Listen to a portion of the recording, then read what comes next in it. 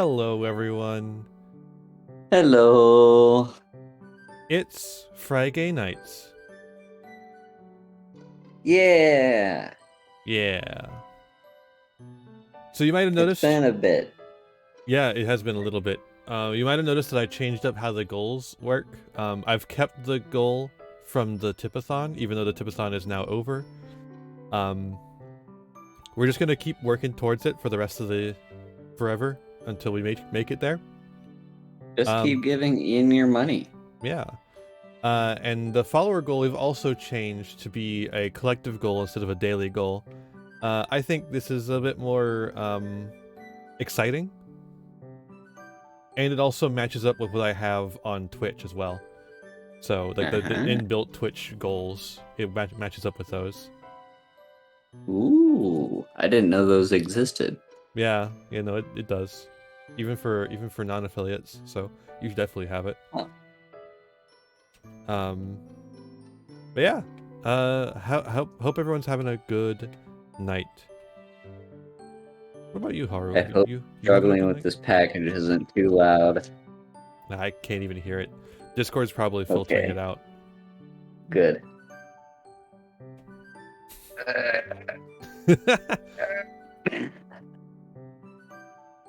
For those who don't know, a package just got delivered literally as the stream was starting, and I want to open it and see what it is. It was one of several things I ordered on Amazon. My girlfriend, the noodle arms. uh, so last time we played Hades on Haru's stream, but this time we're playing Fire Emblem on my stream. We're back to Fire Emblem. Yeah, I believe it's the month of the ball, the winter dance thing. Yeah, that's right. I couldn't remember that. We're going to the game screen. Yeah, time to Game date screen. our students. Hmm. Hmm. All right, It's mandatory. You got to do it. let's explore the monastery. Okay, Sothis. There you are. So Tomas? this? No. Solon, was it not? And the Flame Emperor. It is most clear that something has transpired. And it relates to you somehow. Trans. Or is the fault my own? And you're just caught inside the wave?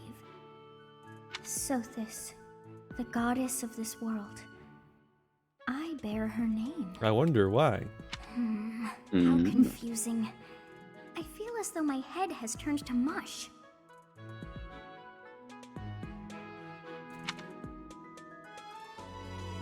This Just adjusting entire the game audio is a trans allegory because she just said some word that contained the name trans. She was just talking about a character who actually changed name mid-game, and she had to correct herself when she said the wrong name. And also, the main character's headmate is very sleepy.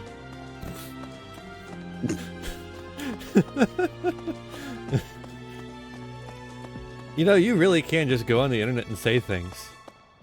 Yeah. There's nothing stopping you. Okay, package, come here.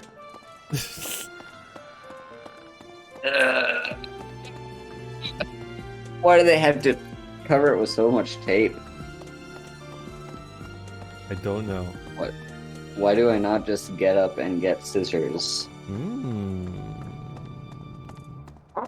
The question of the ages. Ooh, hang on. I've got keys right here.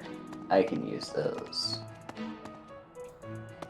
Why do you not just carry a knife on you at all times like I do? Because I don't know, actually. See? I'm smart. You are.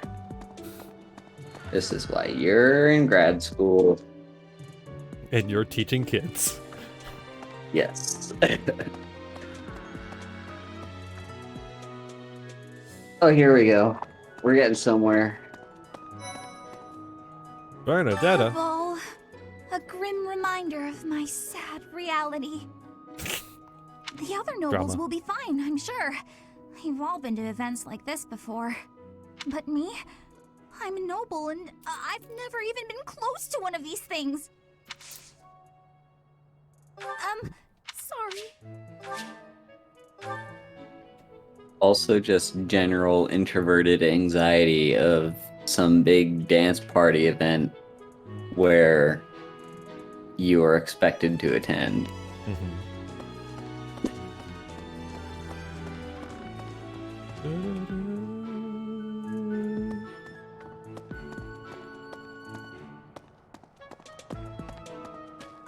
Onward.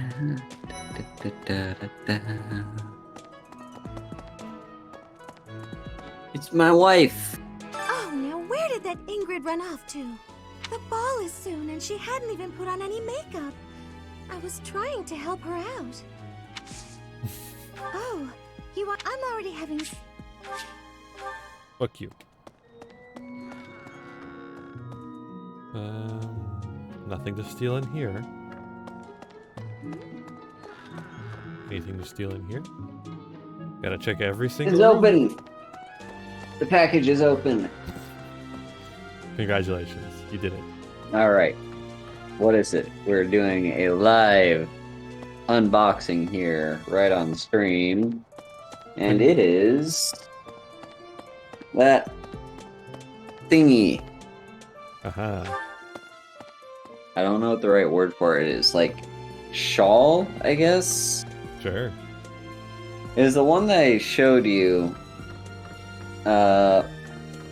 Like it came in several different colors, and I couldn't decide which color I wanted, but purple really stood out to me. I cannot remember the shape of it for the life of me. It's a shawl. Like, ooh, I'll but have it's to got believe you. sleeves. Cat. Oh, my Okay. Now that's Nothing. over, I can relax. God. Out of my way, students.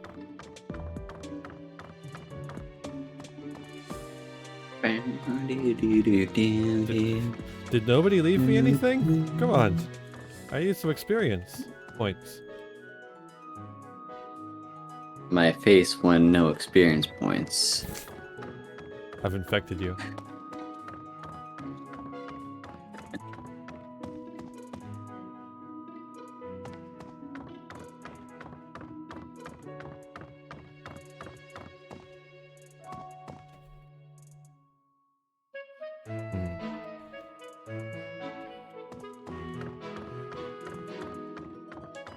Come on. Anything? Just a candle. Yankee Candle. No.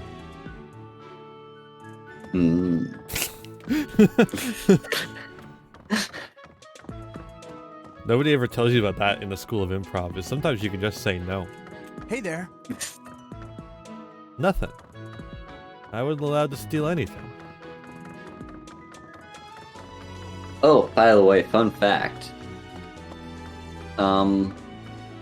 So, you know how in Japan we don't have Thanksgiving?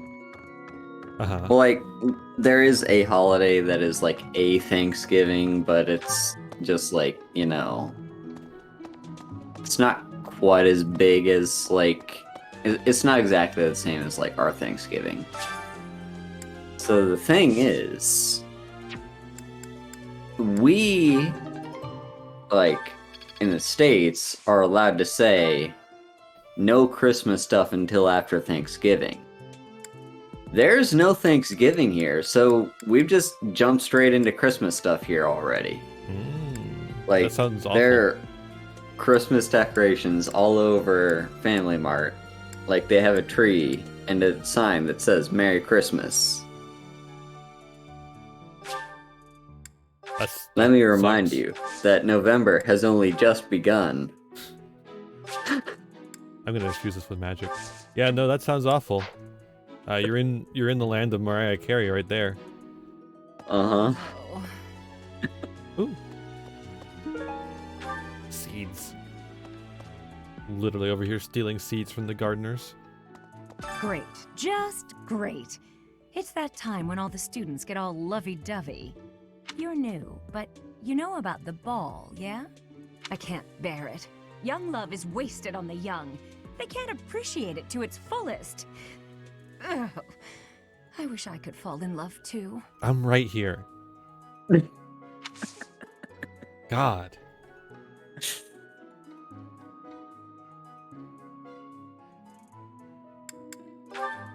You know, I think we've been forgetting to do lost items for like a while. We have. Oh, a complicated love Yeah. life. That's not mine. Oh. Huh. I guess no love life is...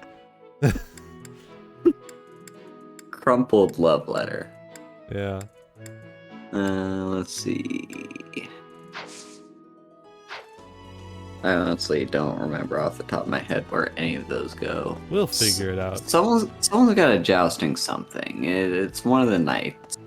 One of the knight people. Well, not the knights. It's a...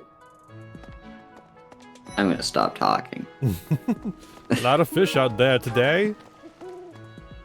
Fish, fish, fish. I We would need like a to fish in the version pond. of the cat song. Fish, fish, fish, fish. Fish, fishy, fish, fish, fishy, fish, fish. There. Not as exciting. No. Yeah, there we go. Let's go. Oh, it's a shiny one. Fuck. Fuck.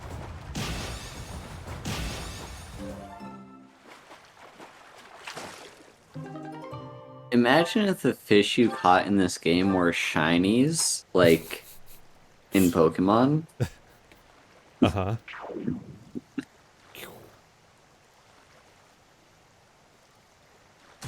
Sure, we'll go for a red.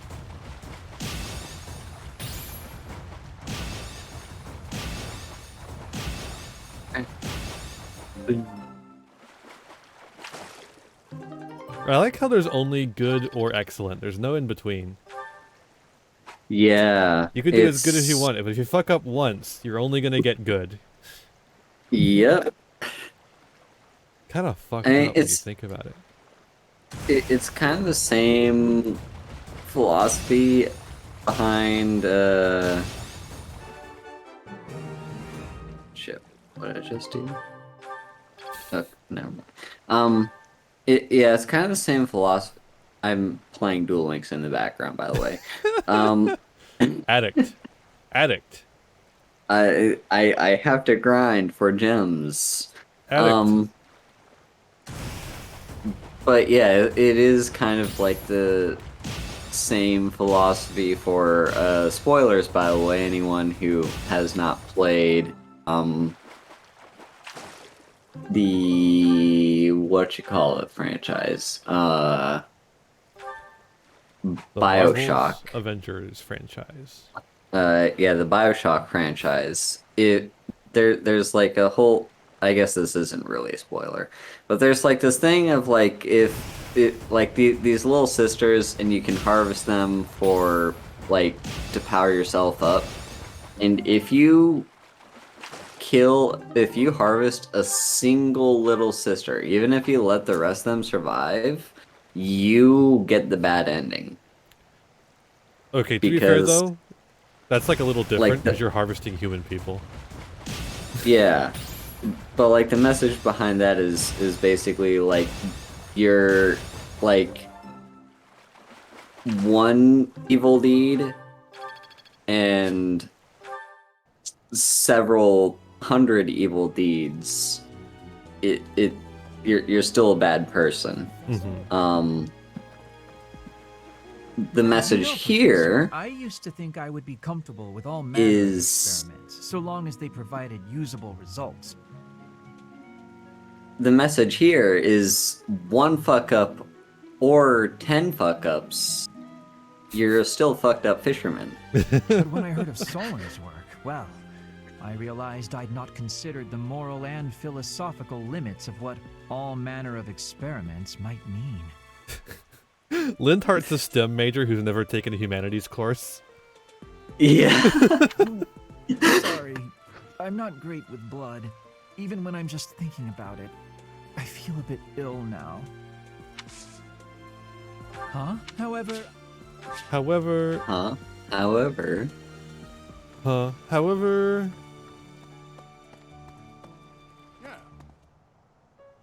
Ha! Ah, the ball. It reminds me of how I met my wife. My wife. I was at a village's harvest festival. There was a full moon, bathing everything in its cool glow. She appeared And she out turned of into a nowhere, werewolf. dancing gracefully in the moonlight. A lovely fairy. Oh, so she's gay. That's a wonderful story. We soon fell in love and tied the knot. Now we have a daughter who's as bright and beautiful as a sunny morning. Ooh. So, whenever I see people dancing, I think of my wife, and my heart does a little waltz. Can I recruit your daughter? Also, this dude literally just admitted to marrying a fairy. True. Like, his offspring is fae. Mm-hmm. Also, that entire conversation, this dog was barking at us. I think that's very funny. Yeah. Bark, bark, bark, bark, bark, bark. Dogs be like that. You would know. I would.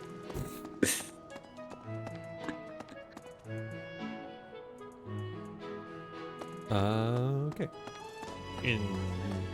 To the cafeteria we go. Big spoon. Are we gonna find Raphael? No, not this time. We will find girl. Don't moan at me. Our life in Ramire village is gone. Father and mother gone. Oh! Why Oh, couldn't you yeah, have arrived I guess- just a little sooner? Fuck you, kid. I guess she might be slightly... There might have been something slightly traumatizing about the events of last month. Maybe. this is a rare Somewhat. opportunity to enjoy yourself. Please, leave everything else to us. The Ramire village incident, the search for Tomas, we have it handled. That's his dead name. Mm-hmm. You just Yeah. focus on enjoying the ball with your students. It's for the good of everyone, don't you think? If the professors walk around in a state of distress, the students will be uneasy too. Should they not be? The students should be happily jaunting and just enjoying life. Dorothea. I wonder if Dorothea. Ramire Village will ever be the same again. No. How do you recover from such a terrible event? You don't. You So many don't. dead, so much destroyed. I can't see how the whole village doesn't just end up abandoned. Our class was also sent out to help put the village in order. But then,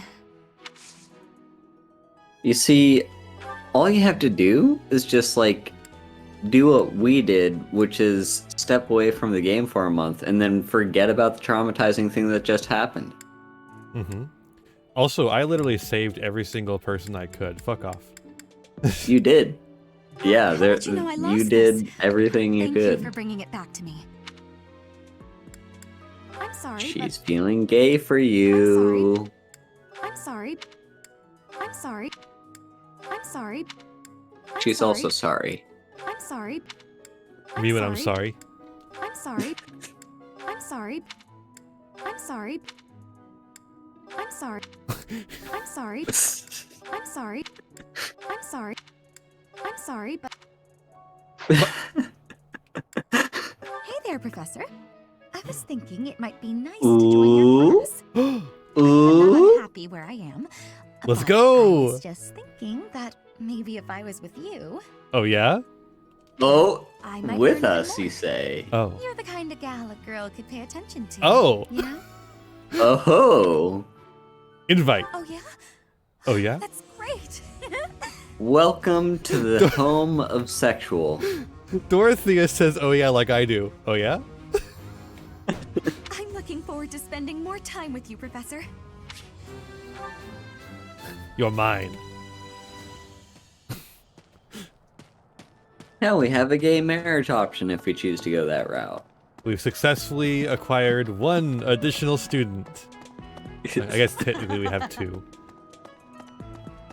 Although, if you marry Claude, that is still a gay marriage. True. Just because the man is gay. Claude is the homosexual.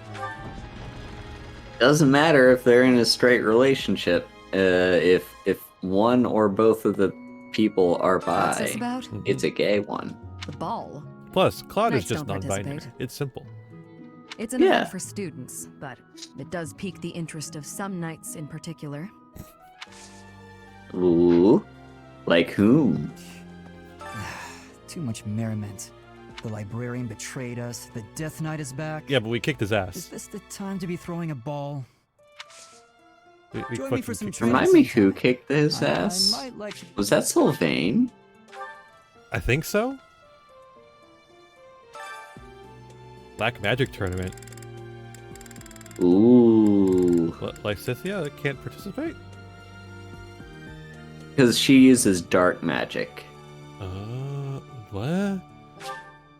What is the Yeah, there's black magic and dark magic. Black magic is like spells like fire and stuff like that. Dark magic is like the miasma and whatever. Why are those I don't separate know. categories? All right, I we'll make don't Hanneman know do why it. those are two separate things. I'm gonna cheat and have a student or a professor enter for me. I could have had Dorothea do it, but Hanneman is slightly better at it. Yeah. Oh, he's not gonna do very well if this is where we're starting. Yeah. Maybe I should have done Dorothea. I don't know what spells Dorothea has. Do try again. I don't know. I mean, we just acquired her, so her level, like, she's probably not very high level. She was 15, so she's only 1 level lower than Hanneman. Hmm. Yeah, I mean, we haven't really used either one. Have we used Hanneman yet? I can't remember. Kinda. We used it for a paralog. I read you like a book. Right. I read you like a book. Not gonna heal him? Wait, was there an opportunity to heal? Yeah. Oh, well, it doesn't matter because he got a critical. Yeah. Yeah, in every one of the tournaments, you get 2 free heals in between each fight. That's, again, they fucking cheated and got a critical hit. Yeah. How dare. Definitely. Definitely. What the? What the? What the? What the? The what? Everyone's in such a festive mood. I feel a bit out of my element here. I can't help but worry something might happen while we're all distracted. After all, our enemies are always plotting. I wonder if there might be someone who would know a thing or two about enemies plotting.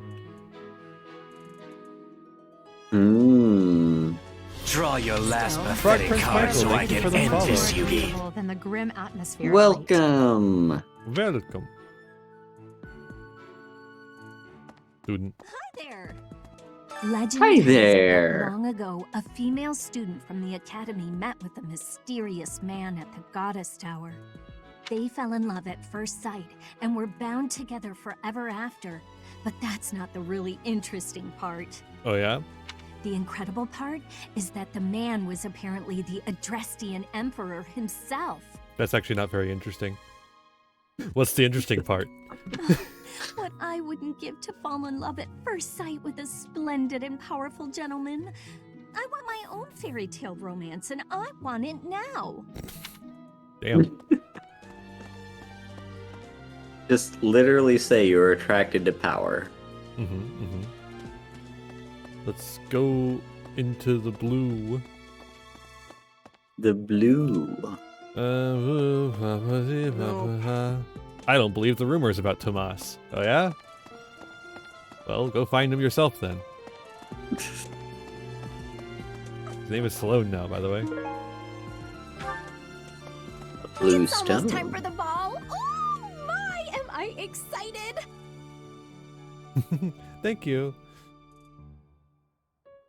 Yeah, I'm doing well. Hope you're doing well too. Yeah.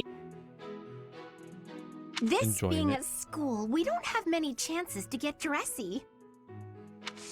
Fair enough. Lost items. I know I have one of your things. Never seen that. Never seen that. Never seen that. Never Never seen that. never seen that. Never seen that. Never seen We are playing as the golden deer. Never seen that thing before. Really, the crumpled love letter's Never not seen yours? that thing. Oh. No, she's more in like getting people to fall in love with her. She's not the one that's like Never seen she's that not a thing. chaser. Never seen that. Never seen that thing. I'd let her chase Never me. seen that thing before. Never seen that. Never seen that thing. Very, very Never poor seen that- use of terminology Never there, seen Haru. that Yeah, I don't know. I'm Never seen that. struggling for words.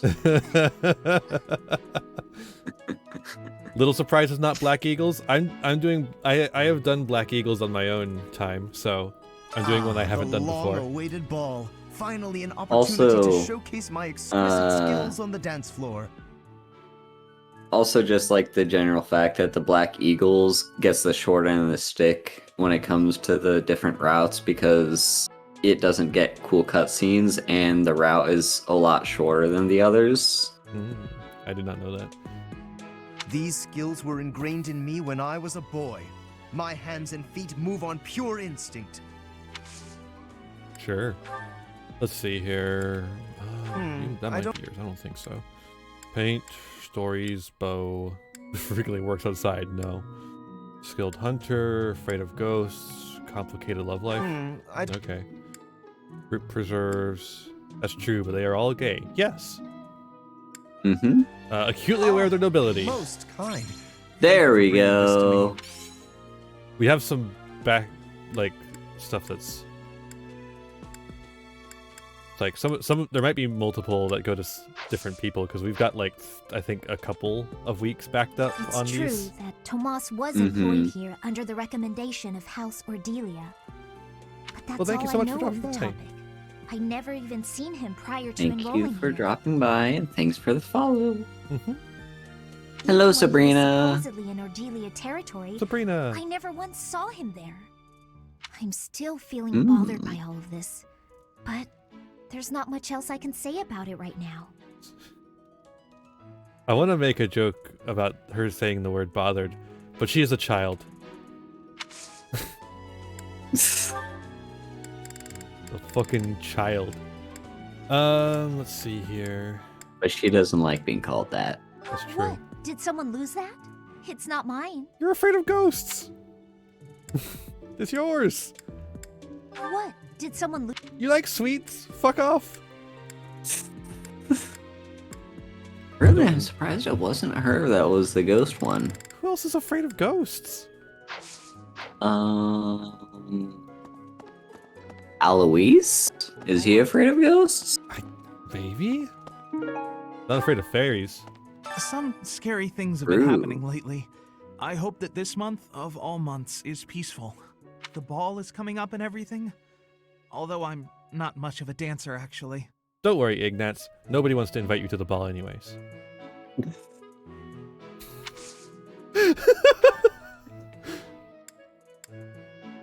Someone Some.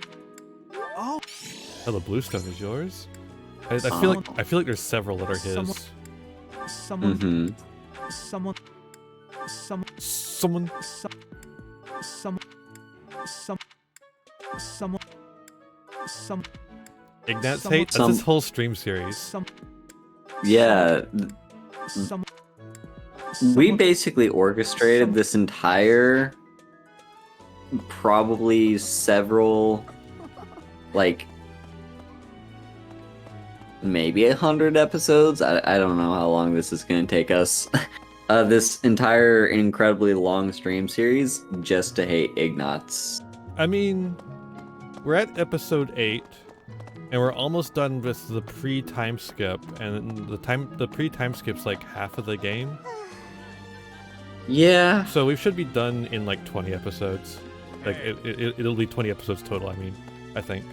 Mm-hmm. The area That of the makes old sense. chapel was supposed to be off limits. It was at risk of collapse, so they didn't even post guards. It's not too strange.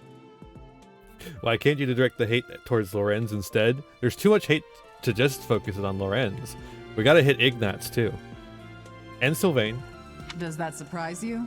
We just have to hate There's everyone. lots of places that are blocked off for one reason or another. Well, no, we're not gonna hate Edelgard. She's perfect. That's true of the underground Holy Mausoleum as well as the Northern Woods. The perfect little war criminal.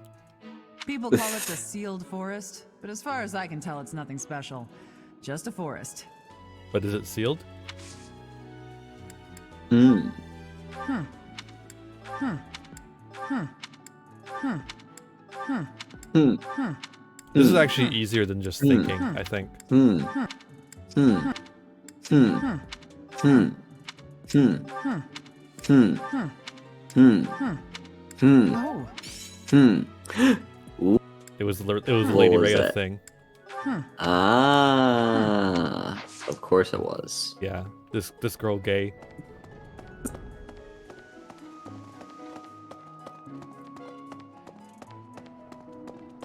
Pardon me. Nothing to Greetings, report. Professor. Nothing to report. Ah, other than the Of legend of, course the not. Goddess Tower, of course. Have you heard the students talking about it?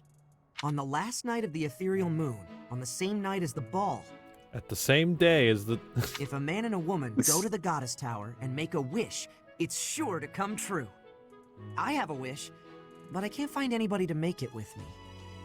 and you never will. Is there someone I feel that way about? Nah. No, come on. No, come on. Ugh. No, come on. I mean, No! It's Claude. Yeah, because the other two are just abysmal. Hello there. Yeah. General Kenobi. This cat is pooping. Yeah, there's something I was gonna say. I wish I had known that was going to happen, and then I wouldn't have done it. I feel like we were talking about something. No, we were not talking about Gatekeeper. We were talking Oh, about how we hate Ignatz and Lorenz. Okay, this is what I was gonna say. The entire tale of the Goddess Tower is just homophobic because they always have to specify it has to be a man and a woman. I've been thinking of inviting a girl from a different house to the Goddess Tower on the night of the ball. Is it just me, or is this guy's audio a little bit crunchy? But here's the twist. She's from a family with a much more significant and storied past than mine. Well, now it Yeah, just became... I'm hearing it too. Wait, it just became like a little bit uncrunchy, but he got like closer to the microphone, and now it's like got a lot of low end. Like if I get close to my microphone here, you'll hear like a lot of low end because I have to talk a little quieter. Yeah. I wonder if she'd ever stoop to going out with the humble son of a knight. And now it's crunchy again. What is with your audio, dude? Hey, hey. Meyer Village, Professor. Who would have ever guessed it was Tomas? I mean, you're the one who killed him. Ah, but no. Now isn't the time to Or get lost you in killed a gloomy Death Knight, thoughts. sorry. Any of this your shit?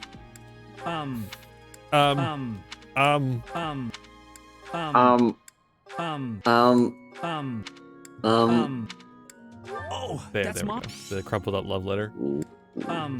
Of course it is. Deserves, though. Um. Um.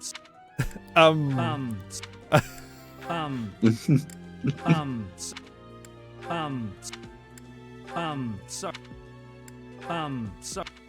I like how it goes.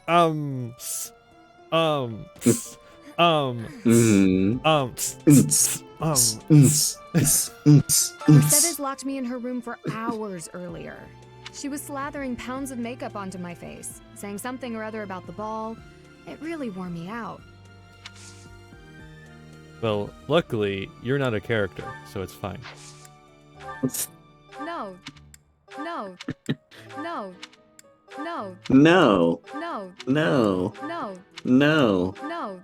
No. No. No. No. No. Yes, that's mine. Yes. Thank you.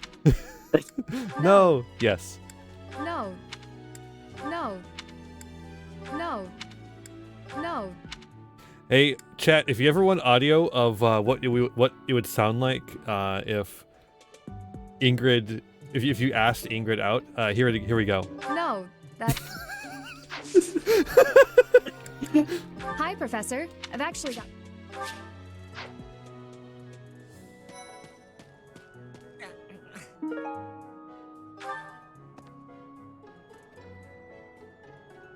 I can't believe this.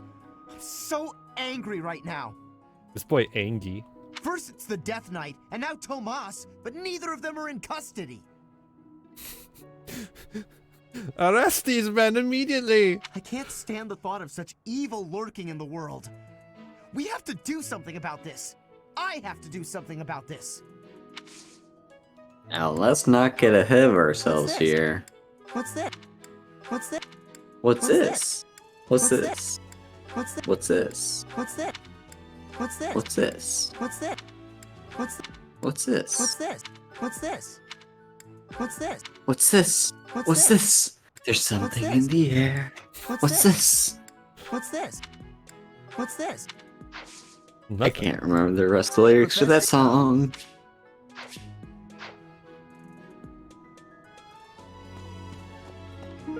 That's mine. Mine. Oh, this It cannot fucker. be true that our siblings in arms could turn against us so. However, I will continue investigating members of the church. I'll continue creating my inquisition. To think that even someone as senior as Tomas would fall under suspicion. It's not suspicion. He fucking transformed in front of us. I know not how far to take research. Not the students. Even the knights. Nah, because I know one of the students is. Yes. A great many strange and terrible things have come to pass this year. I must not dismiss the possibility that someone among the students is behind it all. I mean, I wouldn't go that far, but they might be involved. I have a request. You could be involved and not be behind it all. Yeah. It cannot be true. It cannot be true. No, that. No. No. That, no. No. No. No. No. No. No. No. That does not. No. That. No. That. No. That, no. No. No. No. Ah. No. No. Ooh. No. That There's does, the silver necklace is his.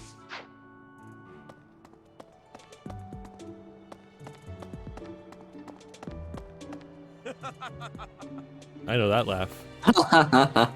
It's the laugh of a man talking about food. The ball is coming up soon. I am so excited. What are you excited about? About the ball, Raphael? I can't wait to fill up on food while everyone's dancing. I even heard there's Food. meat. Food. That isn't. I. That isn't mine. That is. I can tell you right now, he's got the big That spoon. is. Yeah. I That know. is. That is. You might have more though. That- Although we haven't actually run that into is- a duplicate yet, like that a is- double up. That is. We have so many of them. True. Yeah, there's the big spoon. That is. That is. This dude cares only about food. Yep. God, it's actually starting to get annoying. Yeah. I've played the game before, but the fact that I'm doing this stream and I'm pointing it out every single time is actually making it way more annoying than when I played the game. Yeah, it's a I'm very noticing it. repetitive joke that makes his character seem... Like, the thing is, his character has depth, It just but never they shows keep it. bringing up the food thing, so it doesn't feel like he does. So I think part of the issue is the way that the support conversations are handled. You don't see the depth, like, and that goes for a lot of characters too, is that you don't see their inner depth unless you go through the support dialogues. And the game doesn't, if you haven't gone through the support dialogues, it can't show you that stuff yet. Otherwise, it's not a surprise when you do the support dialogues. So, like, everything that doesn't have to do with the support conversations specifically does not have any of it at all. Yeah.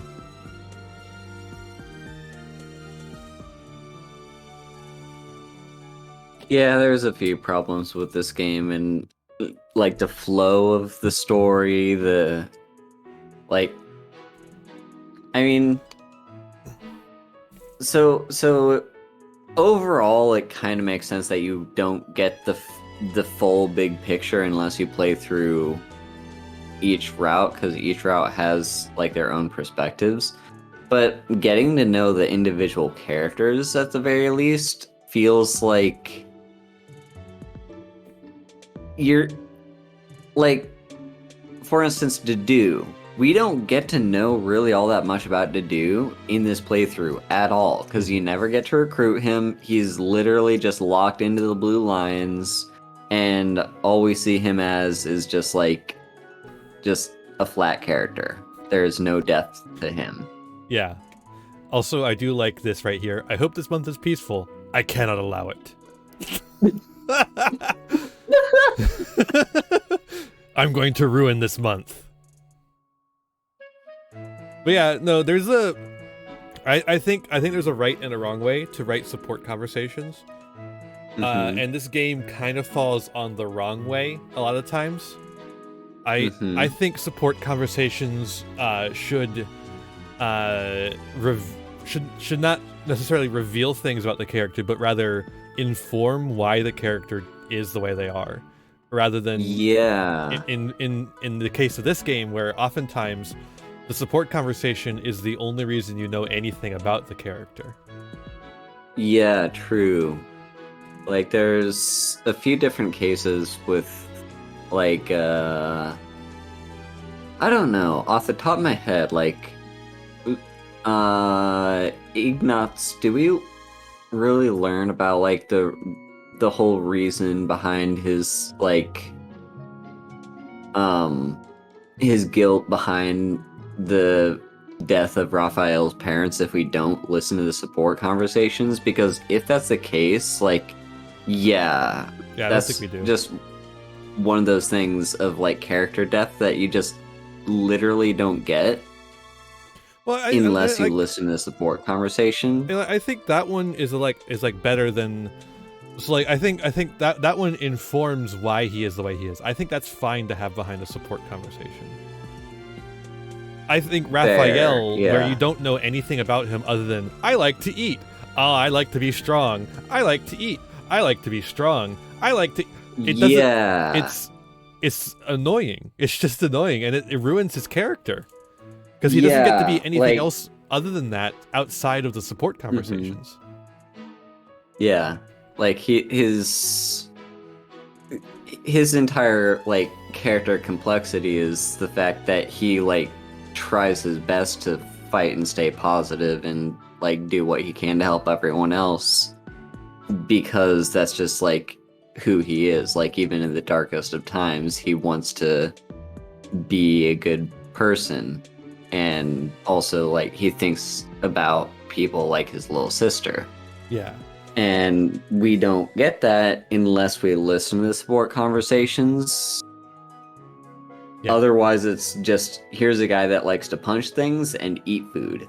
Yeah, it's an issue of, you know, if you listen to, yeah, Ignatz is actually a pretty good counterexample. If you listen to all of Ignatz's dialogue outside of his support conversations, and then you listen to his support conversations, you still have the same idea of him as a character, even if you have now an understanding of why he is that way. Whereas, whereas with Raphael, you don't have the same idea of him as a character. The support conversations completely change his character. Yeah. And I think another example would be Sylvain. Like, we don't, like, the general dialogue that we just see with Sylvain is literally just like, oh, he's like constantly dating and breaking up with people all over the place, and he's like a heart. He's like he's the character that's like trying to find like the right girl or whatever, but he also can't settle on one girl, and it's like he's just that kind of character. But we don't really understand his, like, we don't actually understand his feelings behind that. And, like, the fact that he has this weight on his shoulders of bearing, like, being the family member that bears the crest and therefore has to pass on the bloodline, you don't learn anything about that unless you listen to support conversations. And there's not any hint of it. Yeah. There's no foreshadowing of that kind of thing. Yeah. So all we just see as unless you recruit him and listen to his conversations, which to be fair is very easy to pick female. Yeah, true. All you ever see of him is just like, here's a character who likes to date girls and breaks their hearts. Yeah. Like if you take like previous games as examples, like you can look at Fates, where you like you look at the support conversations in Fire Emblem Fates, and you're not like you might get some backstory that helps explain why some people are the way they are, but you are getting what you see on the table. You're just like, it's conversations of like you getting to know them rather than conversations that reveal the hidden character of the character that you're talking to, you know? Mm-hmm. I don't know. Yeah. There's like things that are hidden that get revealed, but there's nothing that like drastically changes the way the character is. I will say, like, an exception might be Dimitri, in that, like, I don't think his support conversations really reveal all that much that you can't just find out through the main plot, because his entire character development is central to the main plot. Yeah, but also that, you know... Yeah. Even though there is to be a ball, we still have a mission. It would be nice if this month passed by in peace. But Dimitri cannot allow it. He cannot allow it. It seems the dastards who set Ramaya village aflame I love have yet to be dastards. apprehended. Monsters. Trampling mercilessly over innocent lives. They deserve a gruesome end. I cannot take you seriously, Dimitri.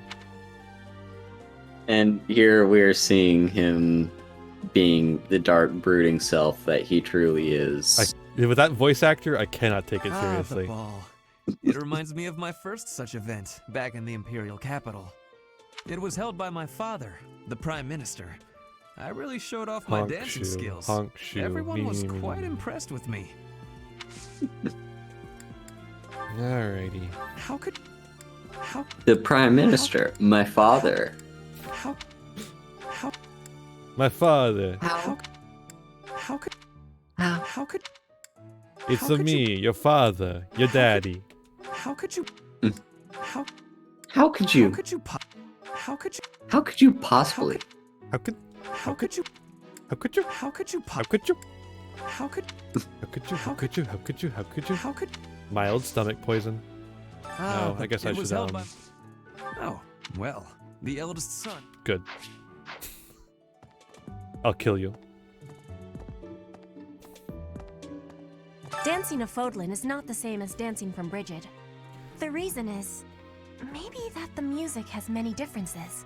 In Brigid, dancing is different for each person. Our dancing has vigor and ferocity. There is no speech of technique for our dancing. This is not, this is not, There we go. This is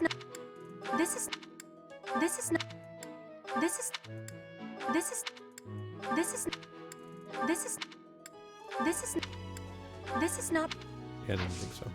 Hey. Training has given me great biz, but you have given... Dang you.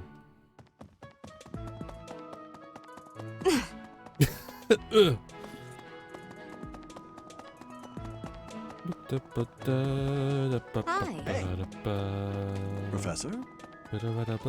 Professor?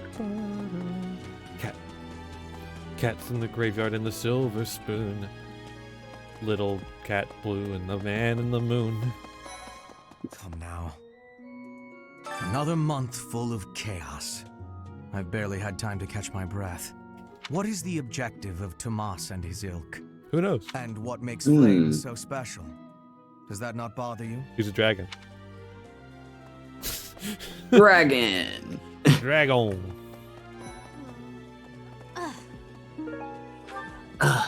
Spotted Annette. Annette spotted. So, Tomas the librarian was a bad guy? But he always seems He's so the nice. bad guy. Oh, come on, Self. You're better than this. You promised you'd be on top of things this month. You got any lost items?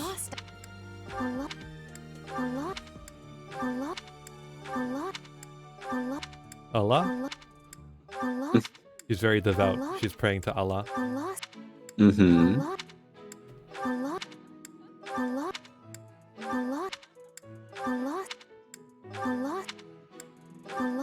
Really none. Okay. Huh? I'm not... How much more do you need, child? Odd. Oh? Someone entered the old chapel. I think the townsfolk used it for feasts and such in the past. With that whole Tomas business, you can't blame the church for being on edge. Or can I? I will always blame the church. The lost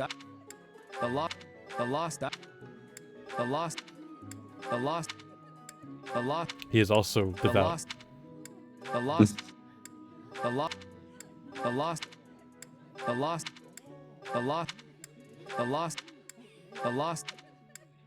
This is probably the poison room. You probably want that poison.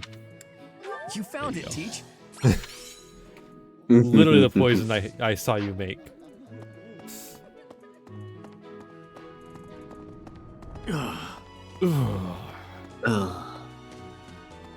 I bumped into him and he shit his guts out.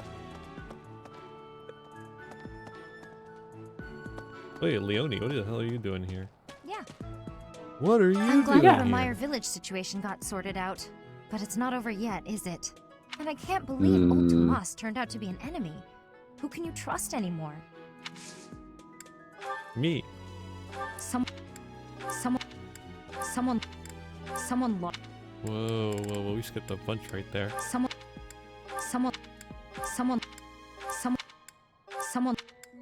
The lens cloth has definitely got to be Ignatz. Did we pick that up after we talked to him? Or did he not do this whole thing with him? I wasn't paying attention. Thank you. It is simply how I do. Would you like a lost item? of some speech and manner of kind? Someone lost that.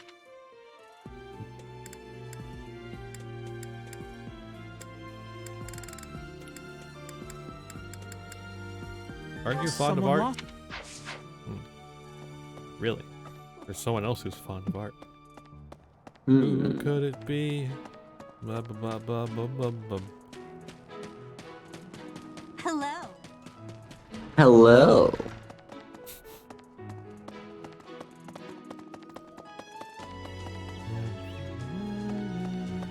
Really? Into the church. Really?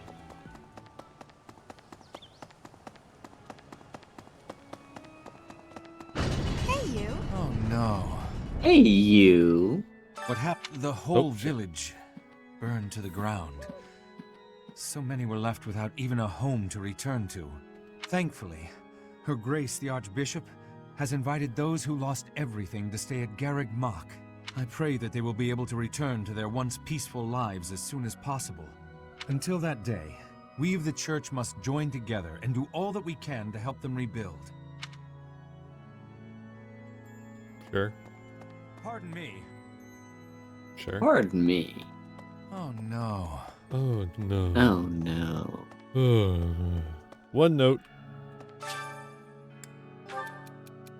You know, I don't even care when people say I'm short. I'm definitely open to suggestions, you know, of a quick way to grow. Should definitely getting plenty of sleep, might help.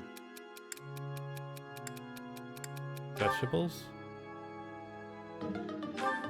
No. Eat your damn vegetables, kid. A ball? I don't think I'll partake.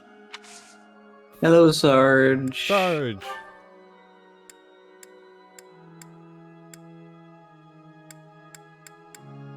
Are you afraid of ghosts? What's this? No. Okay, we stretch. Whoa, big stretch. Secretly loves dolls? What's this?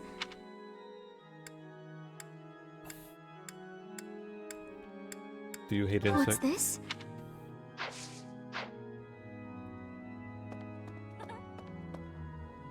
Blaine, you're not going to the ball. You're too young. Hello, Or too Professor. old. The ball will soon be upon us. You're I both. can feel my heart fluttering already. I have never danced in front of people before. Not even once in all my life. I am very much All looking your forward to life? Hmm. Spoilers for Flame? Fuck you, Sarge.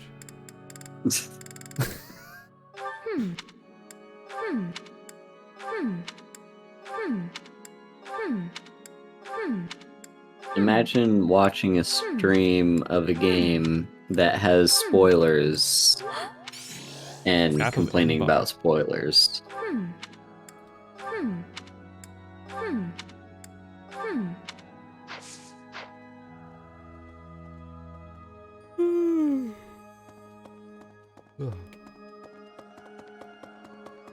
You want me to look up what items go to who? I mean, I could do that. Yeah, you could. It would probably be easier to do it that way, I guess. Need something. But also, I'd need to see the full list of items This and, one? like, I don't know. It might be just This quicker one? to do what you're doing. You're all set. You're all set. This one? This one? Oh, hell yeah. Now You're we all have 2 set. extra See you divine again pulses soon. that I never use. Yo! Me, when I get extra divine pulses I'll never use. Woo. Could you show them real quick? No. Because I can't see them until I talk to someone. You can, but there's a complex number of buttons you Hello? have to press to find the hidden menu. Sounds like a whole lot of not enough. Talk to Flame? Huh? Well. Why would I ever talk to Flame? She's a child? I don't talk to children. Pardon me. Pardon me. Boo! Did you just Boo. try and fucking scare me? You just trying to fucking scare me? I'm gonna fucking murder you. I mean, it is Halloween time. Started pressing buttons. Hello. Hello. Hello. Huh? Spotted Ash. My boy! How did I spot him from there? We are Last magical. month was, well, you know even better than I do. I hope this one will be more cheerful. 12/7 is not a Halloween time? Yes, it is. This ball, though, I don't know. It's all new to me. All of November is Halloween time. Don't you see the bats behind me?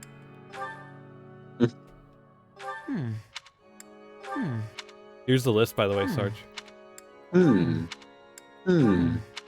Weird that they keep talking about balls.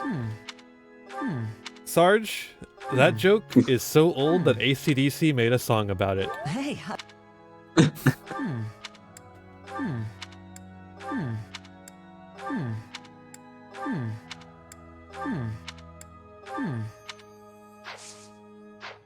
Last month, this ball. Huh? I'm really flattered, honestly. But I... Still life equals Bernie. I don't think Bernie Sanders is in the game, Sarge.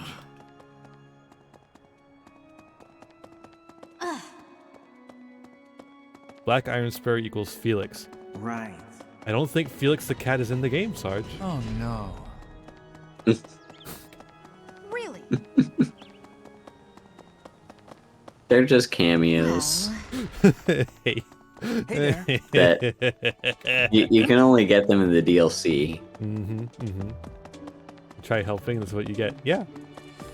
Did you expect anything else? The librarian. You are simply a mod, and Ian is simply the streamer. Is this not how this goes? Oh, you tried to That's give this mine. to him. I know nothing. I know nothing.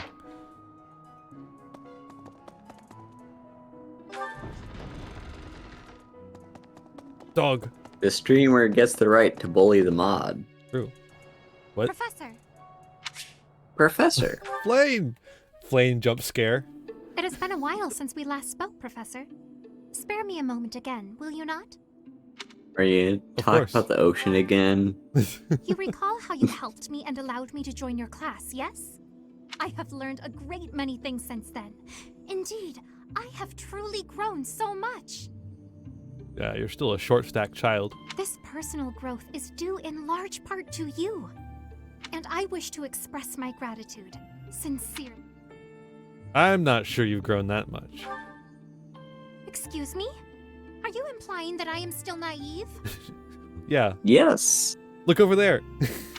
I will have you know that I have made many friends and am constantly learning new things. Have you? That doesn't mean you're not I go naive. to the market alone. I even haggle.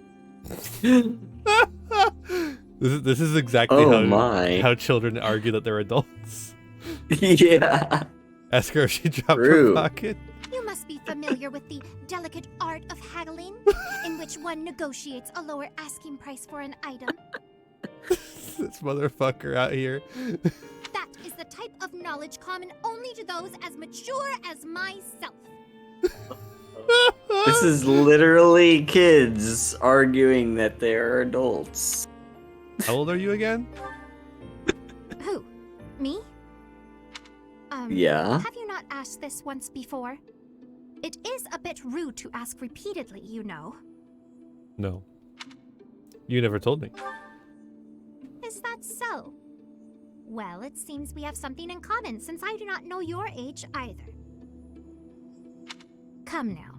There is nothing to be gained from focusing so heavily on age. You're the one that brought it up. Touching on a previous discussion, I think I have learned more about you. I mentioned how you possess an air of mystery. I compared you to any old sea, but I have come to realize you are more like a particular sea. One I have I seen knew she was before. going to talk about it. And the sea that I'm talking about is the loser sea. When I was quite small, my mother would take me out to play in the sea. Sea. She was an excellent fisher, my mother. I grew to love fish deeply because of her. She would always fly out and go get them. Where are you going with this? Well, you see, fish are... Oh, wait. I was talking about the sea, was I not?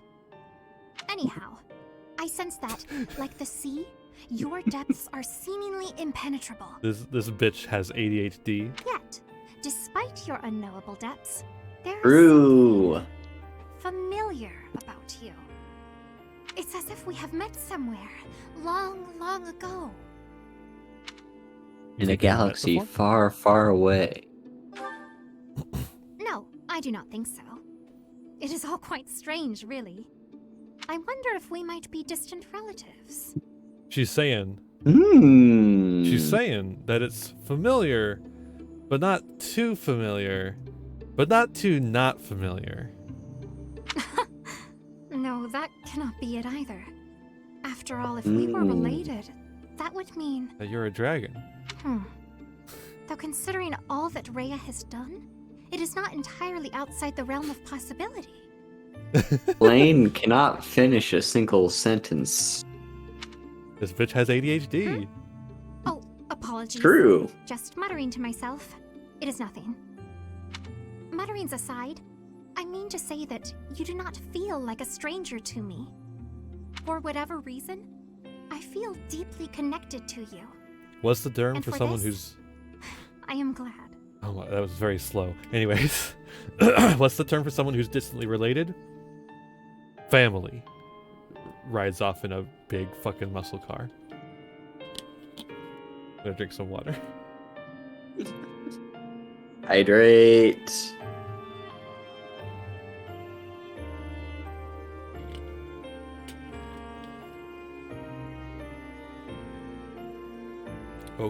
Okay, I guess I'm drinking There more we water. go.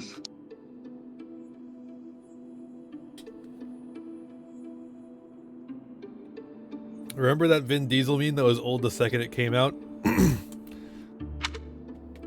Yeah. Posture. There we go. Posture. I'm just always doing the right posture. That's the thing. The thing about the posture check for me is that I'm just doing the correct posture anyways. So like I don't really slouch when I'm doing this kind of thing. It is simply asking if you're in the right posture.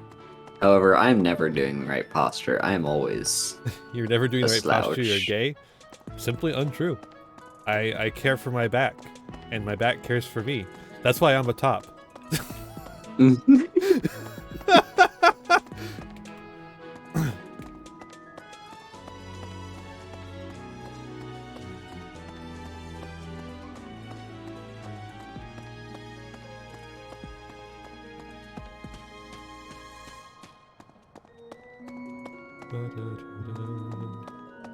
Bernadetta. The ball, the other, but me.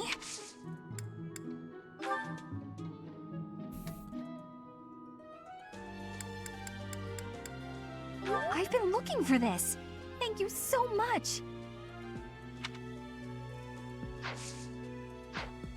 Why are you yelling still life, Sarge?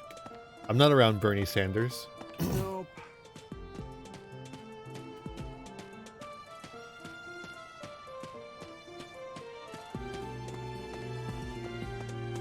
Alright, there's one place... Oh.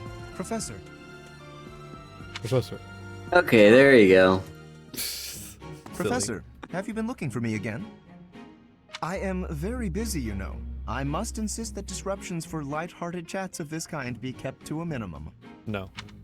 I've been getting more complaints. Oh boy. What did I tell you about falling victim to such salacious and slanderous rumors? Look at the tables here. Ooh. Look how fucked They're up they wibbly. are. This looks like AI art.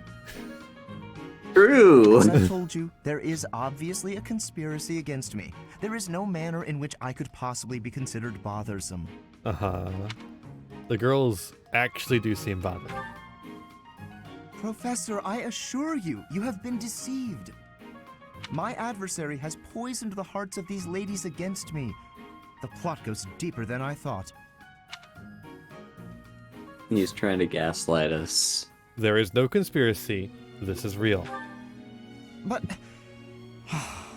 if you truly do insist, please understand, Professor. I am not some scoundrel out for conquest. I am attempting to fulfill my duty as heir of House Gloucester.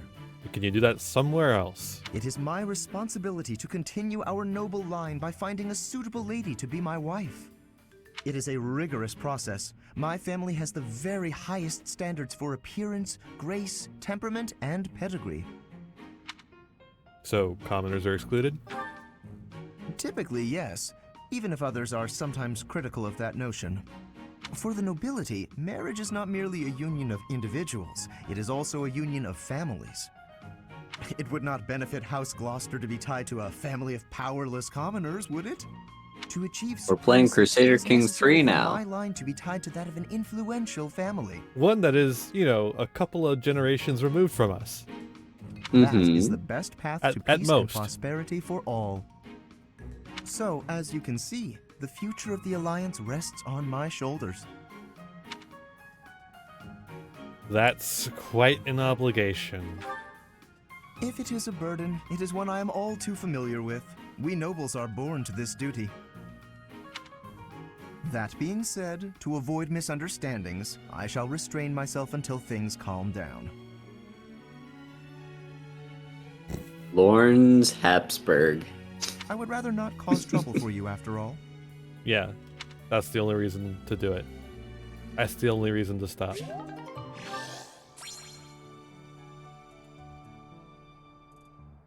Look at that chin. Yeah, I guess he might be a Habsburg. Yeah, there's undoubtedly some degree of inbreeding going on. Oh, hey. Hello there. No, not Hello there. General Kenobi. Hey. Hey. Cat. Cat. Professor. Cat. I did a different cat song. Ooh, a remix version. Remix. Cat. That guy's racist until otherwise. Until DLC is bought. Just normal racist until DLC is bought, in which case he becomes super racist. I have looked into Tomas, but I just cannot make sense of this at all. From his behavior up until now, I never would have suspected that a man like him could turn on us. I have also discovered that his appearance has changed. It is almost as if he is not even human. What in the world is going on? Have you considered that it's not actually Tomas and just someone who was pretending to be Tomas after Tomas went away for a bit? You know, because there's like a period of time where Tomas wasn't here anymore, and then he came back. I'm sorry. I'm sorry. And then he was different. I'm you know? sorry. Have you considered that? I'm sorry. Or I'm sorry. Yes. Oh, the fishing rod. Yes. There is a double up. I knew there was a double up. Yo. I'm sorry to say. I'm sorry. I knew there would be one. You gotta have a fishing rod so you can supply Flame with fish. Before the ball, it is customary that we host a competition of dance known as the White Heron Cup. The students are quite fond of this tradition. Each house must select a representative to compete. Their dance shall be judged by its beauty, grace, and technique. The student who is deemed the winner will be given the opportunity to train as a dancer, should they so please. Oh yeah, I forgot about that. It is a very precious Yep. thing, the gift of dance. I hope that you and your students will choose to participate.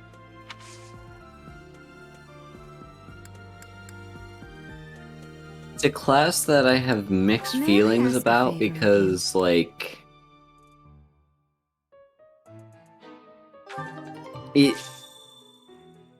I feel like every time I get that class, I'm basically whoever ends up getting the dancer class This is is now mine. just like for the rest of the game removed from combat because I'm always just using their ability to give someone another move. Yeah, I mean that's what This the is dancer in Fire, because Fire This is Emblem, or the dancer class is like a traditional class in Fire Emblem. This is That, and the way they implemented it here is This is actually kind of unique. Usually there is a specific person who is dancer class, and they're the only one who can be a dancer. So here you can like make anyone a dancer. Yeah. It's a way to still make it so you can only have one dancer, but make it so that you can make anyone the dancer.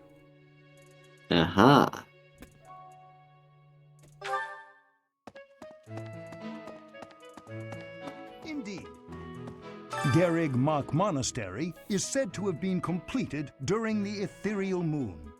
Why, 995 years ago, as a matter of fact. That's rather a long time ago, don't you think? Every year, a ball is held to celebrate the founding, and every 100 years, a very special celebration takes place. It's a grand festival involving all of Gerig Mach. It is thrilling to read of past festivals, and I'm rather excited to experience one for myself.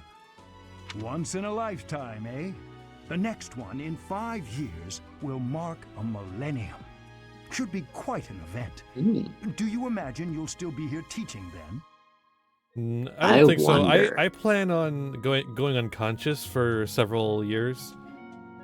I'm not sure. I'm not. Oh, it's his lens clock. I'm not. I'm not. I guess he does have lens. I'm not. I'm not. Right, he's got the monocle. The follower goal is different. I explained that at the start of Stream Sarge. If you had been there, maybe you would know. Not a true fan. Fake fan detected.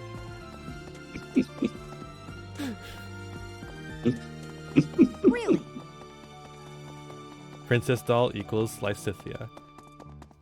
Well, now that doesn't make any sense. Lysithea is an adult. Why would Lysithea want a princess doll?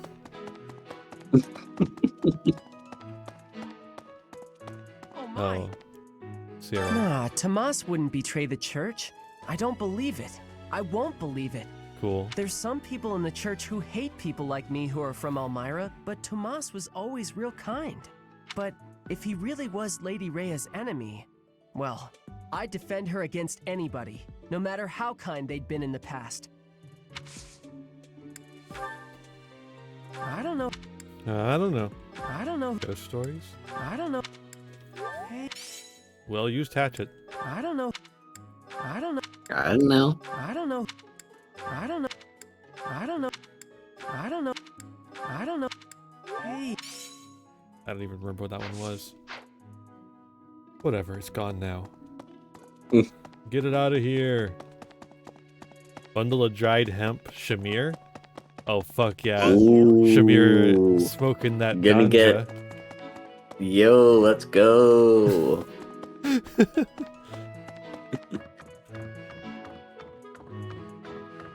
What the? What the? What the? What? What? Nani? I like how there's no one in the library to be like, what the fuck happened with Tomas? Yeah. Like the one place you'd expect someone to be talking about Tomas.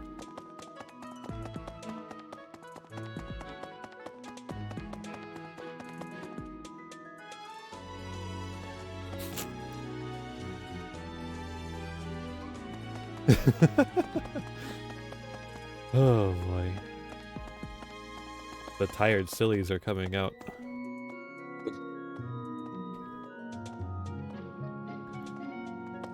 Professor. Professor. Professor. Hello. Hello. Hello.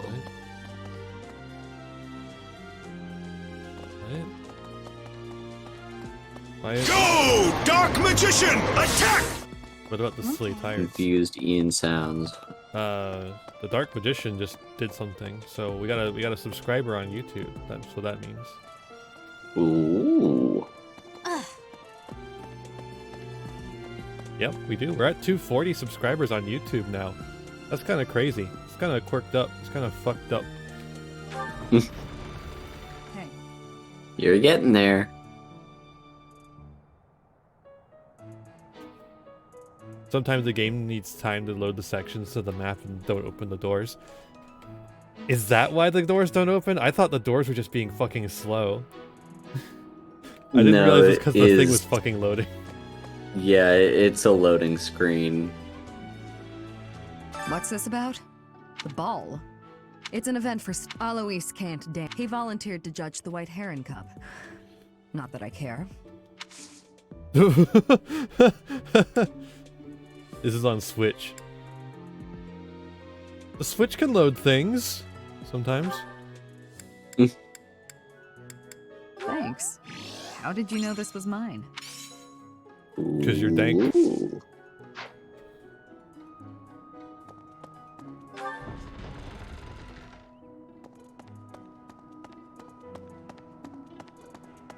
Where's Lysithia?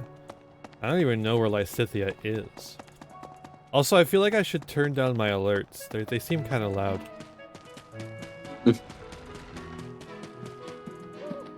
Possible. I didn't hear it on my end. That's true, because I don't share it that way. Alerts are deafening. Is that? Ooh, that's not good. Really? Mm.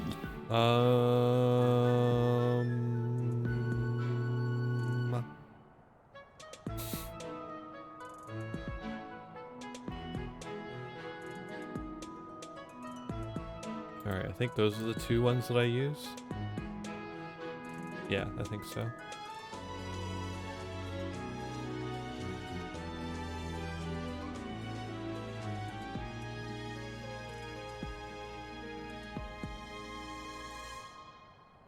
I'm at the 5 and the alerts are at a 9.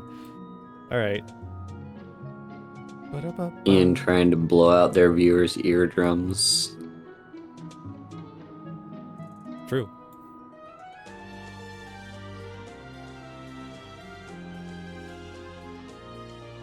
True. True. True.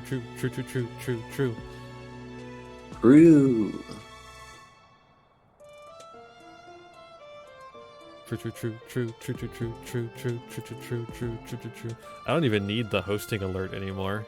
Nobody can host anymore. Yeah, that's true. Quite unfortunate.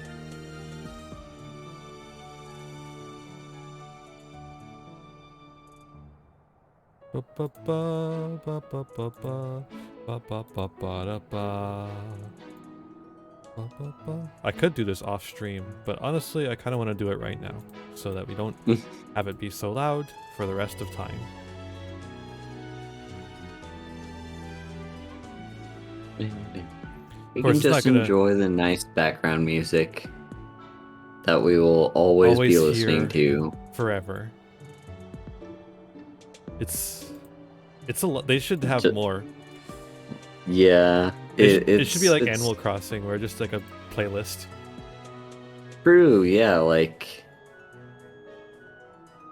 I like how Animal Crossing does its music with like every hour is just like a different theme. Yeah, it's really nice. It's yeah. It's really nice. I like Animal Crossing. They should make another one. I'm kind of done with the one.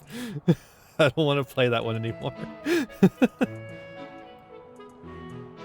That is kind of a mood, yeah.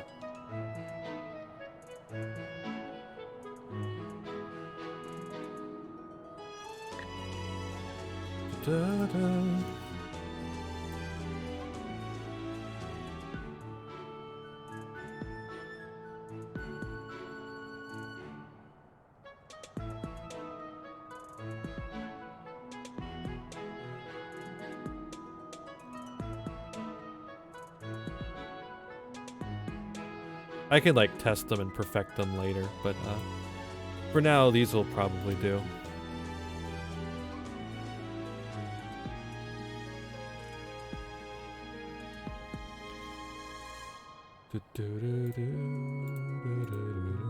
Unfortunately, it's gonna be a little tricky to change the other thing. The YouTube The other one. thing. Because the YouTube one, you have to go to like a separate page for it for some reason. Animal Crossing is so good. Played every day for the last 3 years. Could not.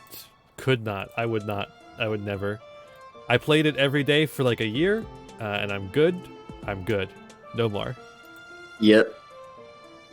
Ian is like me. Sabrina is like my mom. My mom has been playing Animal Crossing daily. In fact,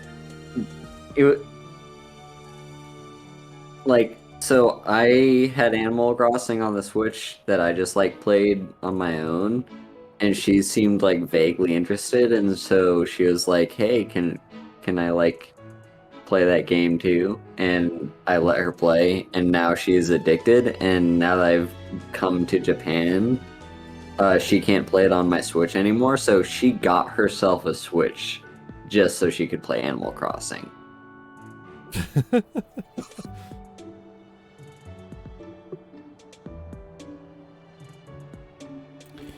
What if we did? Okay, let's do some tests actually here.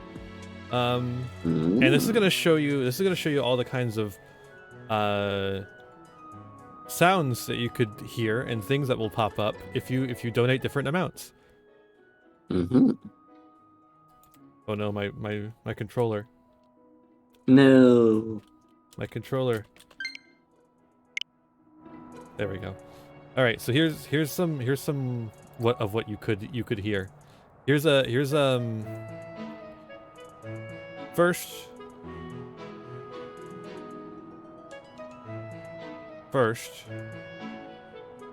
let's do a normal one. That was not a normal one. Howdy, my name is Bill.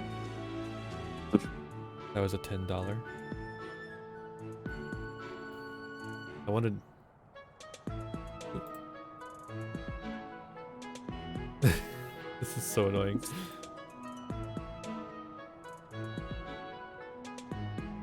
Quick, someone donate, like... There we go. Do not fear a man that spams 1,000 memes. $69. Instead, fear a man that spams a meme 1,000 times. I forgot that Stream Elements has just like the worst additional things to go with them. Alright, so let's hear 25 and above.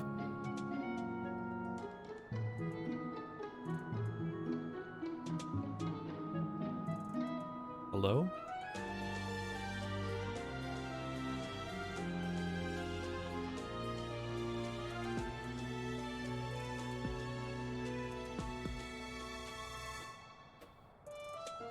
What is going on? Something happened visually. Yeah, I know that happened.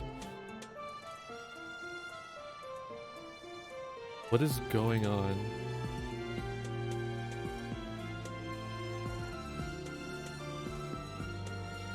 Welcome to Tech Support with Ian and Haru. I don't know what's going on anymore.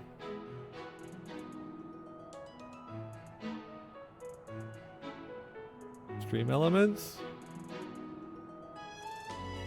Hello? Who are all these people that tipped different amounts at the bottom of your screen? Oh, those are the fake names for the fake tips. That's so silly that they actually show up. Yeah. Yeah, it's kind of annoying, honestly. Oh, this is not good, actually. What is going on?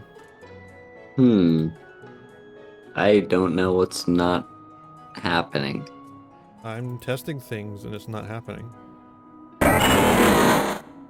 Howdy, my name is Bill. Okay, it happened that time.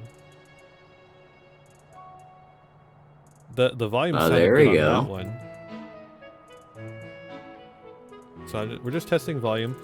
So if you donate 50 and above, this is what you'll get.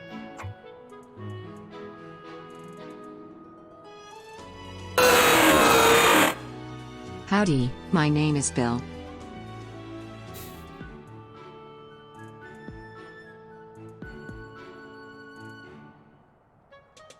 And if you donate...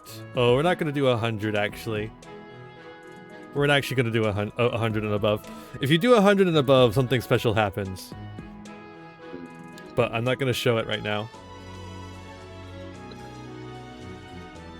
Those are just symbols Anyone the got man uses to try $100 to to spare? propagate social division. See, it's all a conspiracy of the political industrial complex to permeate the so-called free market. Sure, whatevs. Do not fear a man that spams 1,000 memes. Instead, fear a man that spams a meme 1,000 times. I love that one. All right. Fuck the police coming straight from the underground. Do not fear a man that spams 1,000 memes. Instead, fear a man that spams a meme 1,000 times. So that was 420 and then 1312. I'm sure you can figure out which one is which. This one is $6.9. Friendship is wonderful, isn't it? Yeah. Why don't you and I start a friendship right now?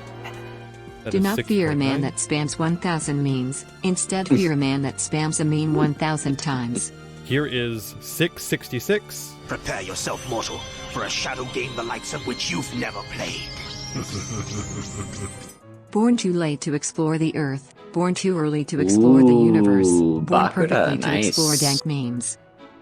I'm actually understanding these Do not references. fear a man that spams 1,000 memes. Instead, fear a man that spams a meme 1,000 times. Okay, so earlier we did 6.9. This is 69. Born too late to explore the earth. Born too early to explore the universe. I Born love that perfectly one. to explore dank memes. This duel ends with number 69.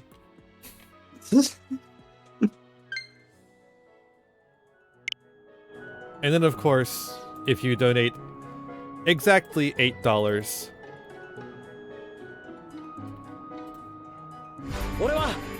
we can synchro summon Crystal Wing Synchro Dragon. Yo! 神聖なる光蓄えし翼きらめかせその輝きで敵を撃てシンクロ召喚入れろクリスタルウィングシンクロドラゴン Do not fear a man that spams 1,000 memes. Instead, fear Okay, a man that those are all spams a sets. meme Hell 1,000 yeah. times.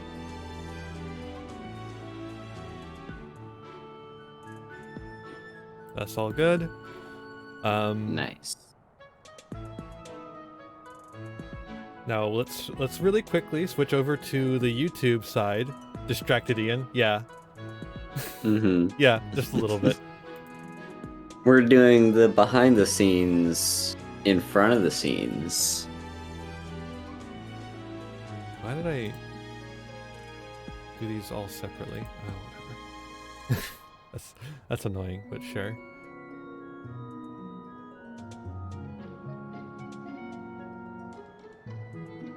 Alright, that one should be good now too.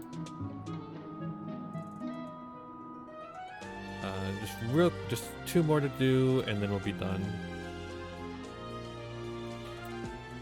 Behind the bastards, in front of the bastards. Yeah. So these volumes are better now, right? Like, they weren't too loud still.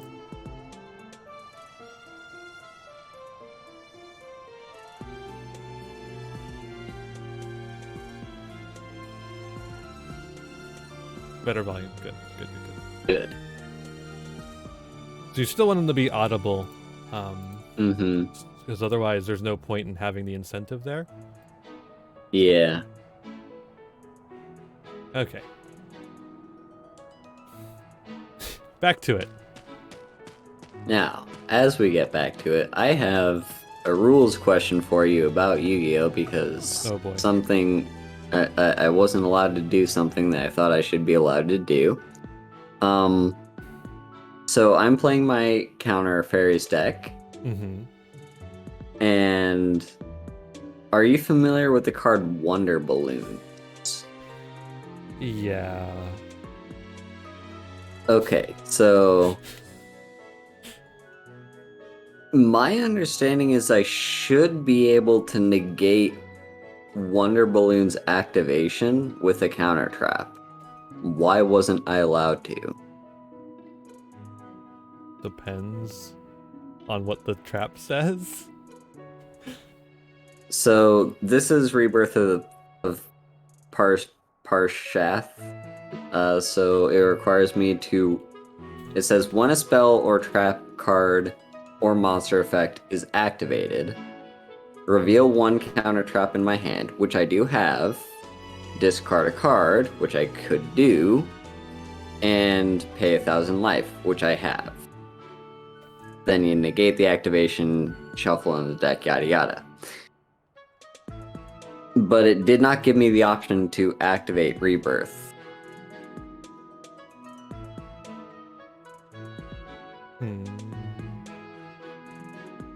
Was the Wonder Balloons already on the field? Yes, it was. It's been That's on why. field for like 2 turns. That's why. It was already activated. But they just activated it. No. They activated its effect. They did not activate it. There's a difference there. Oh. Yep. Yeah, what they did is they activated the effect of the spell. They did not activate the spell, which is different. Gotcha. It's almost time for the ball. Oh my, am I excited! This being a school, we don't have many chances to get dressy. Oh, but first, the White Heron Cup. Who will appear on stage, I wonder? You're choosing the representative for the dance contest, isn't that right? Choose me! I'm a pro! No, you're better at axe. Yeah, you're a big beat stick. We want you on the field. Excited for it. Let me know if you change your mind, huh? Ignatz. Oh, he'd be perfect.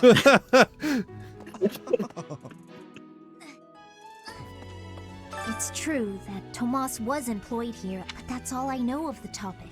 Even when he was supposed, I'm still feel right. It's the dance this month, isn't it? Can't see how anyone would be much in the mood for dancing, considering.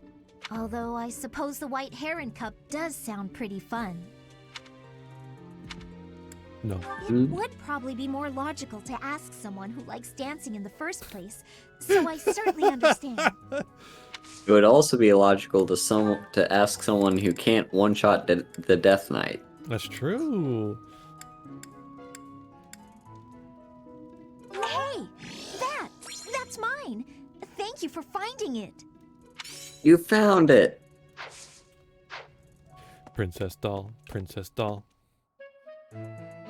Ah, the long These skills were ingrained in me when From what I hear, the White Heron Cup will be held just prior to the ball. Say no more, Professor. I would consider it an honor to represent our class. We could actually do Lawrence. We have quite a few knights. Yeah, but I like having a lot of knights. Some scary True. things have been happening. The ball is watching other people. I've heard people talk about the White Heron Cup. Do you know who will be representing us? I think it's...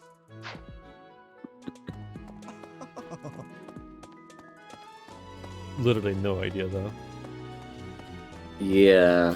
Can I make Dorothea do it? I think so, yeah. We just recruited her, so I'm not sure. I'm glad the Remire Village situation got sorted out. But it's not over yet, is it? And I can't believe old Tom the ball. Doesn't matter. I don't dance. I might show up for the food, though. Food! Not that it's got anything to do with me, but have you picked someone to represent us for the White Heron Cup yet? You. Well, someone's bound to...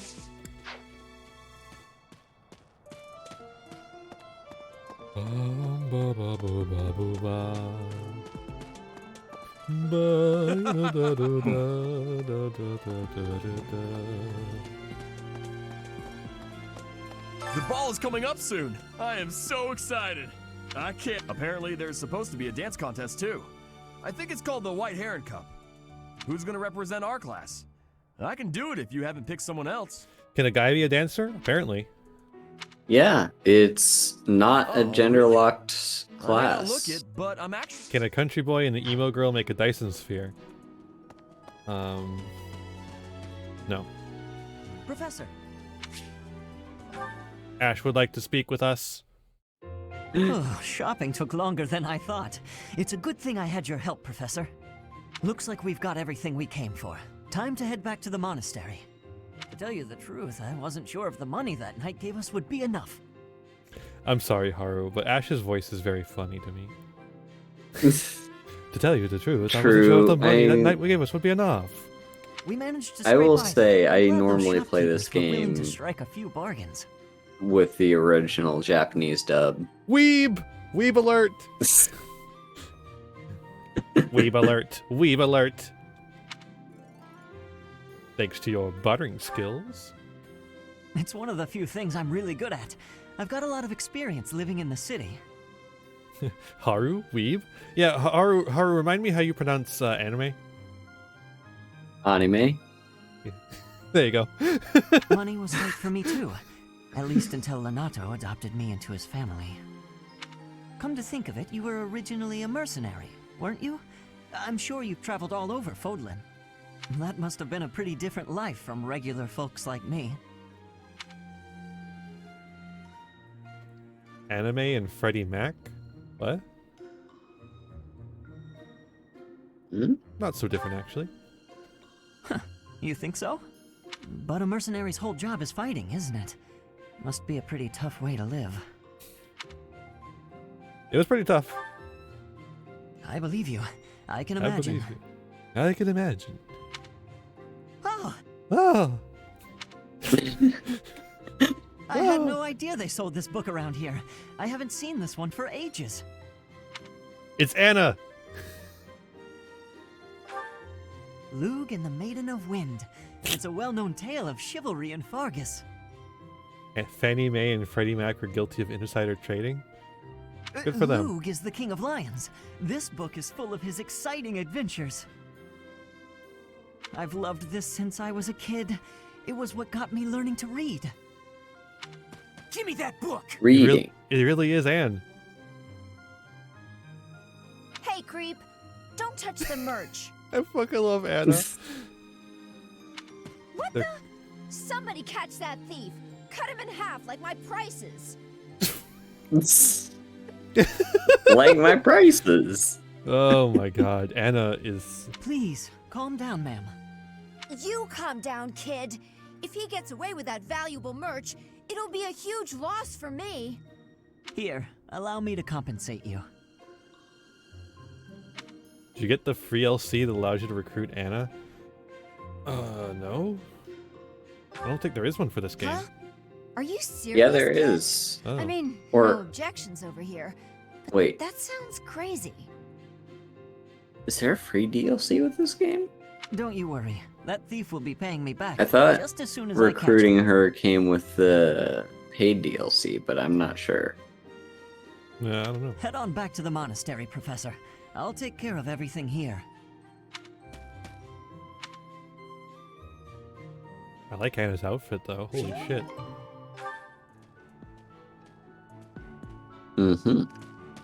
I actually have yet to recruit her. But then again, I kind of like... I got the DLC like around my second playthrough, and I stopped playing the game after my third playthrough. Yeah.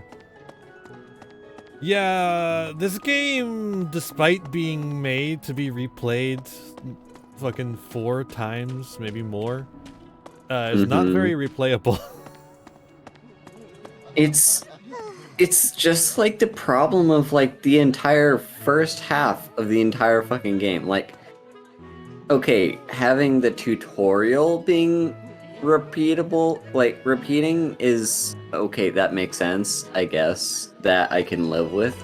But the fact that the entire first half of the entire game is just repetitive. Like, the same exact thing for every single every single house is just annoying. Well, like, also, we've been here for 2 hours and we haven't done any Fire Emblem. Yeah. We're just running around talking to people for 2 fucking hours.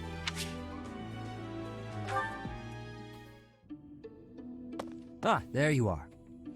I apologize for calling you in so suddenly. Please, sit. There is a matter I would like to discuss with you. What are you sitting on? I believe I've told you this before, but it is my responsibility to aid the Archbishop in all her duties. We're not sitting. They have moved the models lower. Dark Magician, attack! They've just moved the models lower. Also, thank you for the YouTube subscription, whoever that was. They're probably not even watching stream, is the thing. Yeah.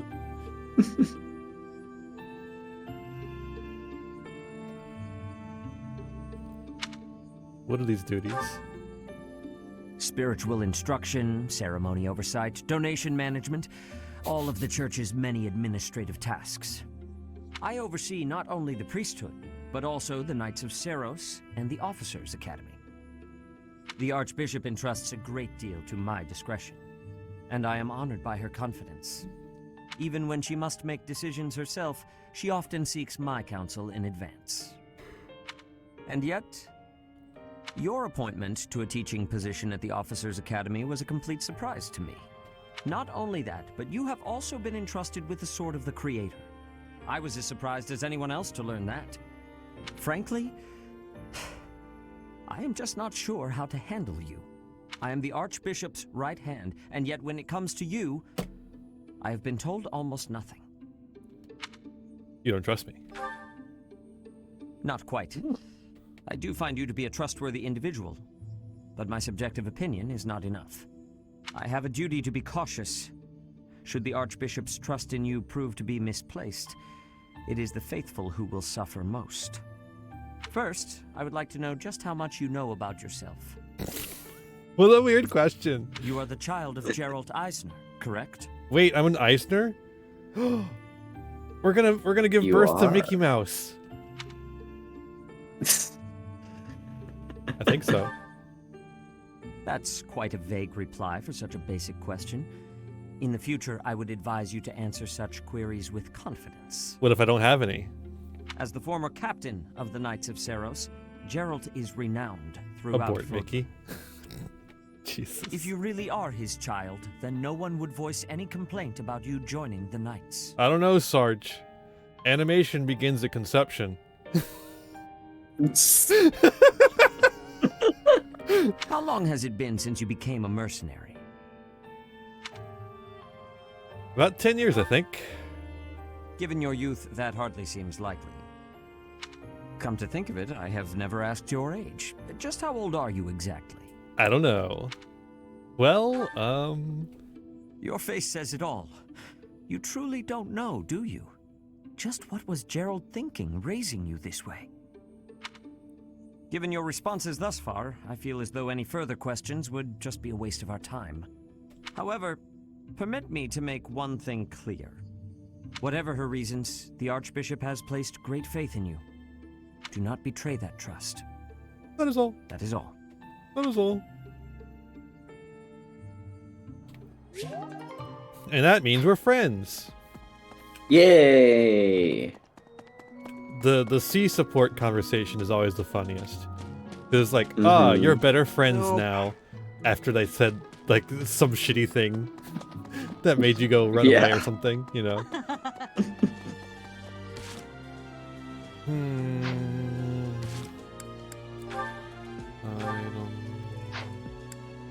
Yeah, we literally just can't see. Maybe it's in the storehouse. There we go. All right. Haru. Haru, can you look these up? All right. I don't want to fucking go around. I wanna leave this place. I wish to leave. As the Black Horses, you can't betray the church. What the fuck are the Black Horses? The Black Horses? Okay, so You've been lost trying items. to help with lost items? Yeah, but like in the worst way possible. One where I can forget what you said.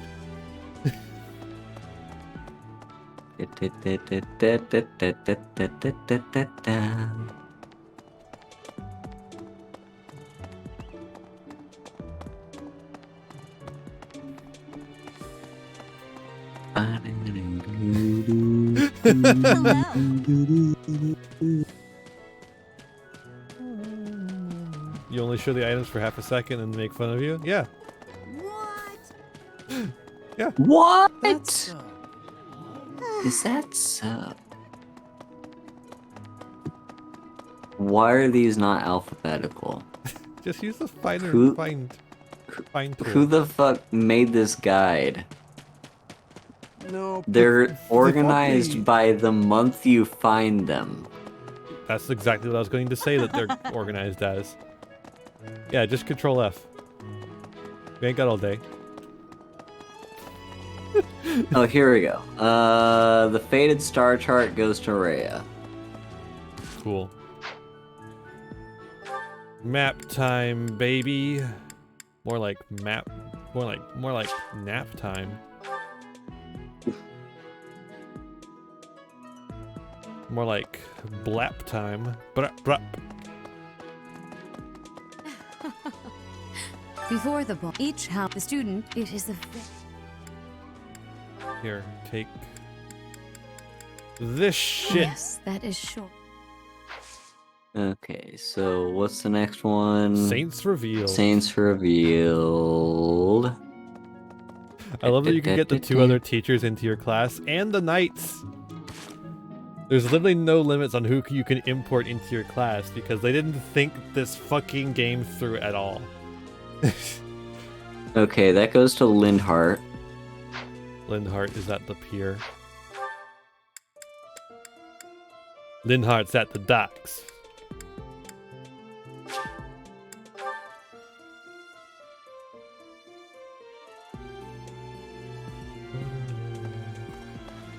It's very funny that they like. You know, Professor, like they made. Not only did they make this pond, they had to stock it with fish for Flame to fish at. Mm-hmm. Oh. Book of Ghost Stories. All next. right. Ghost Stories. Because like this ain't natural. Look at this shit. This ain't natural. There ain't gonna be fish growing here. They have to stock it. That goes to Mercedes. Sarge is saying that Mercedes has 2 things. Oh. Oh no, the ball is. The ball. Oh. There's no fish growing in the pond. Oh, we just did it. We just fucking did it instantly. Yep, there is fish growing. There's fish growing in the pond because they stocked it. Okay, so what was the next one? Who knows?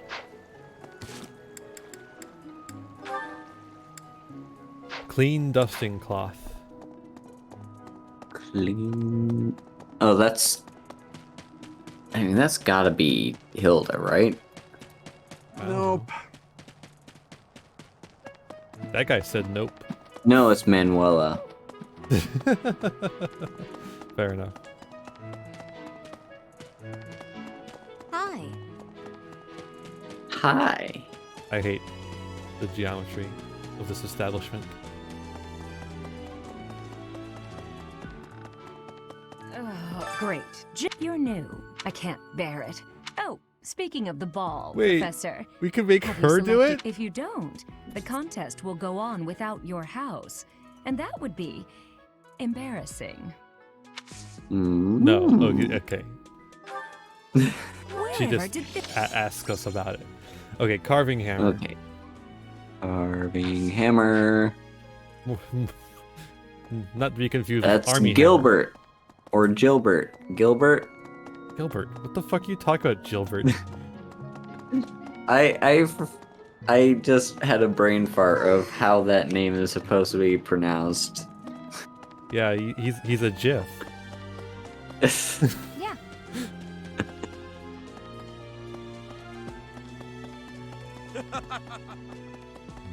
It cannot be true. Foreign gold piece. Foreign. Alois. I did not know Alois liked collecting coins. Yep, he does. Ah, fuck. Professor.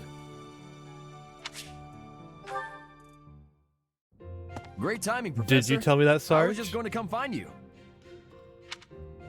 Are you busy? I have a question about formations. I don't understand them at all. Are the speed of battle and the terrain connected somehow? There's too much to memorize. You don't have to remember everything. I don't? Then what do I have to know? Your name? I think I understand the basics. To start, you just...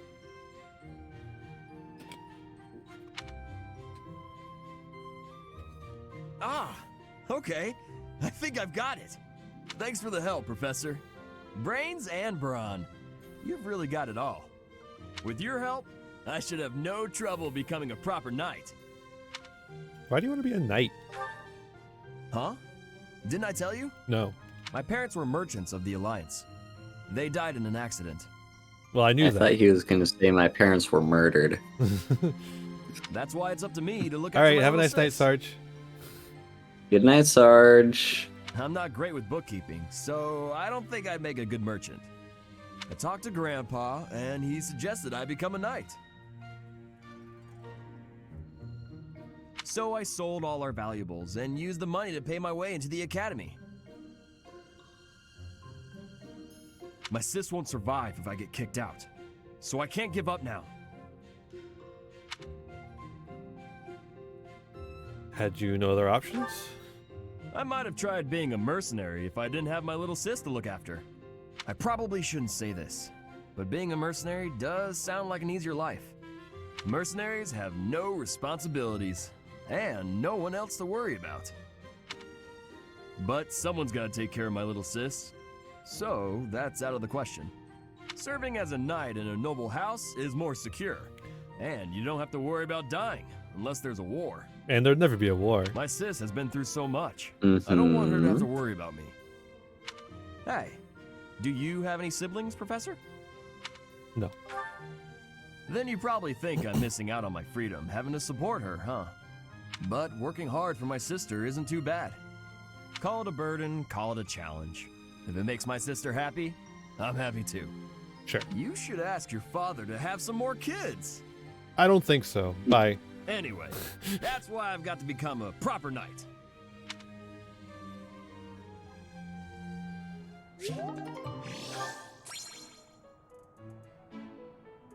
What were you doing, Alois?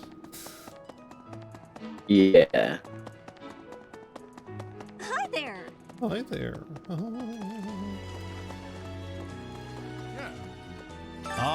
I was at a... She appeared... Take this item. Oh. Centipede Alright. picture. Centipede. Shamir. That's why Shamir's always killing insects with her knives. She hates them. Nope. Nope. Nope. Right. Right. Wish this game would shut the fuck up.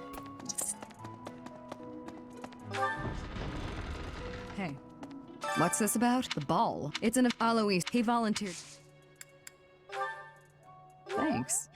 How did you know this was mine? Animated bait. Experienced magic user who loves to fish. Oh, is that fucking Flame? Probably. No, it's Lindhart. Lindhart. Lindhart likes to fish? I guess that's why he's at the docks.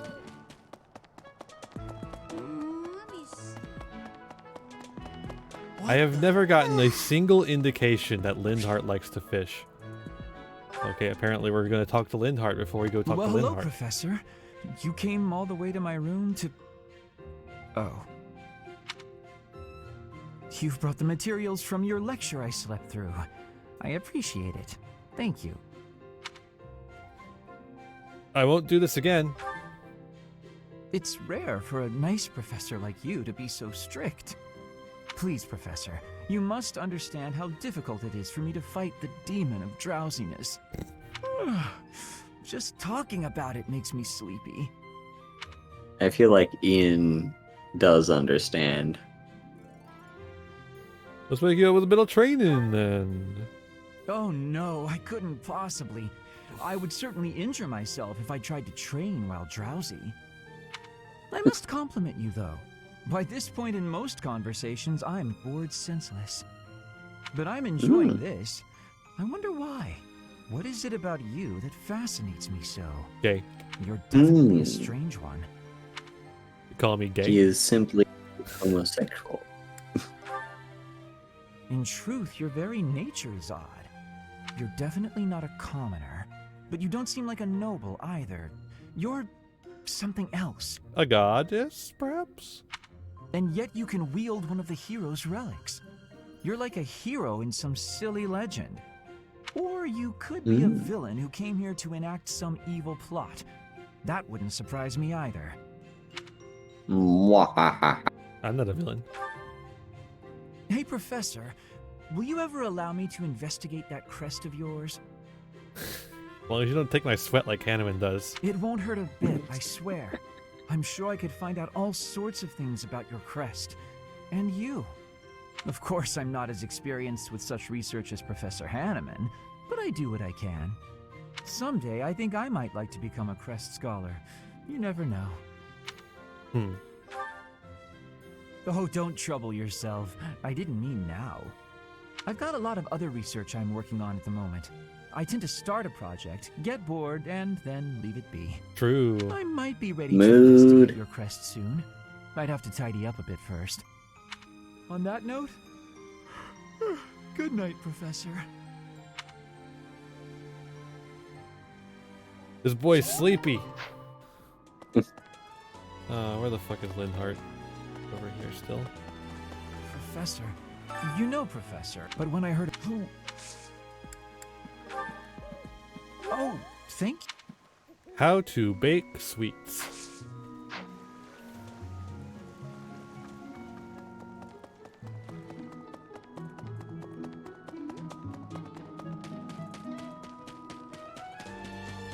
Nope. Nope. Are you finding it? Did you find it? Oh. Sorry, I was distracted. Silly. How to bake sweets, that's Mercedes. Wow, 3 of them. What the fuck?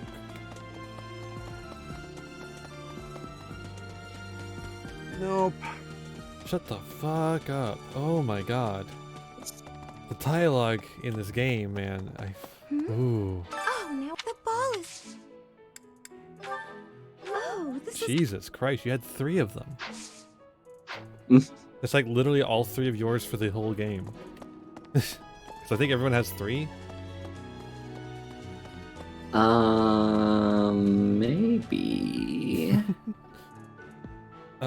It's either 3 or 4, but yeah. We gotta find someone for the dance contest.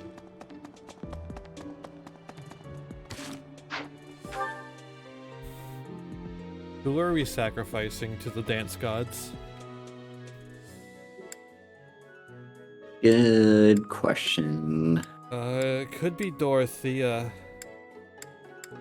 Yeah. I mean, Dorothea doesn't really have a place in our team right now as is. Plus, she really wants to do it anyway, so... Yeah. Like...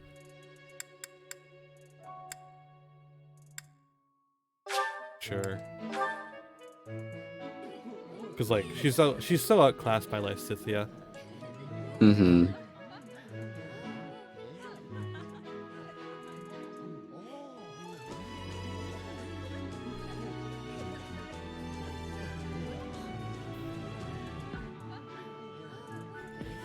Now, where the hell is she? I think she's over here. There she is. I wonder if Remire... So many... I'm sorry, Professor. I'm talking about such grim and terrible things when we could be talking about the White Heron Cup. We could be. It's a big dance contest between the classes, and I simply adore dancing. I'm quite good at it, since I was a diva in an opera company, you know. Yeah. I think my heart just skipped a beat. You want me to represent the class? I'm not sure when I last experienced such flattery, Professor. She's gay. Hey, Professor. You're here to help me practice for the dance contest? Yeah. Please dance for me. Dance for me. Good girl.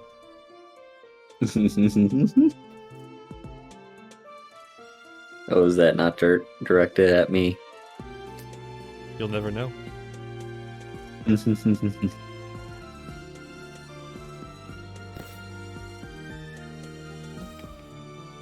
I'll just watch this for a little bit.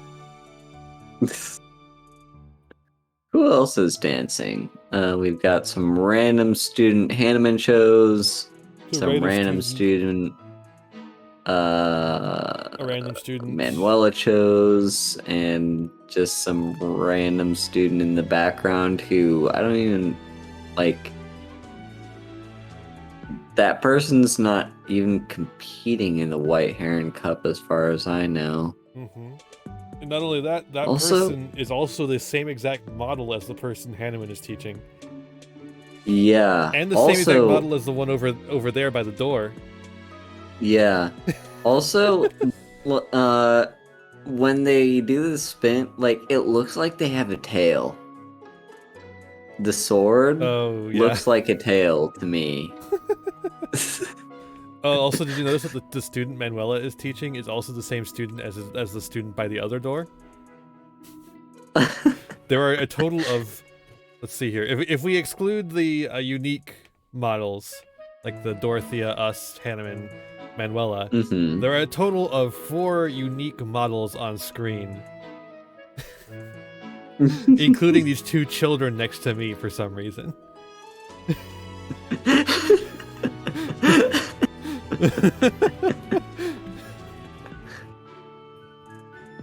This game's kind of cheap. Alright, in dance practice. How was that? Was my dancing everything you hoped for and more? I certainly enjoyed it. We simply must do it again. Soon. Soon. Soon. TM. How was that? I mean, she's got enough charm, probably. I don't know. I don't know a damn thing about anything. Yeah, I mean, if you wanted to, you could sing with her in the cathedral just to make sure. I think we've done that a few times, actually. Yeah. Oh? Oh?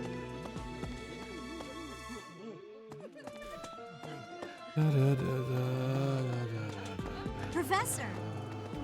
Professor! That's basically all we have to do now is Really? use up our energy, I think. Yeah. Oh no. Oh no. Oh no. Whoa, did you see that? Fucked up. Anyways. Look at Hilda in here. Hilda and Dorothea. Let's make these 2 friends and gay lovers. I'll keep my voice down. Don't want people thinking I'm vying for attention. But how loud is too loud? Singing's okay, but I should really have a cute dance to go along with it. It's look at how much bigger Dorothea is than Hilda. Yeah. Dorothea is giving off trans girl vibes. True. Also, out of curiosity.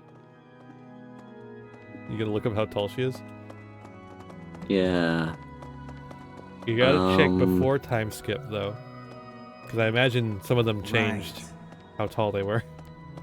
So, her pre-time skip, Dorothea is 170 centimeters. I have no context for what that looks like. It's 10 centimeters shorter than I am. Aha. I have no context for how long that is. Let's see.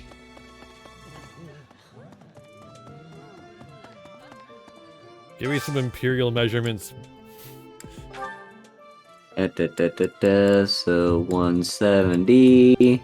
Oh, we could have a meal with her. 5.5 feet tall. Dorothea is 5.5 feet tall. Aha. She's fucking short. How short is Hilda? Yummy.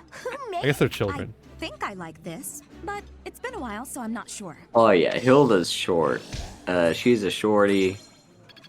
154. She's 5 foot. So Dorothea's got half a foot on Hilda. That was not half a foot of difference on them two. What the fuck?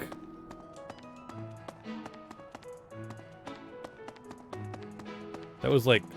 it felt like a whole foot there. Maybe Hilda was wearing heels? Maybe. Nope. That actually would make a lot of sense. But Dorothea would be wearing heels too. Okay. Yeah. I'm gonna get to the bottom of this mystery someday. You're gonna get to the bottom of something. Shut the fuck up.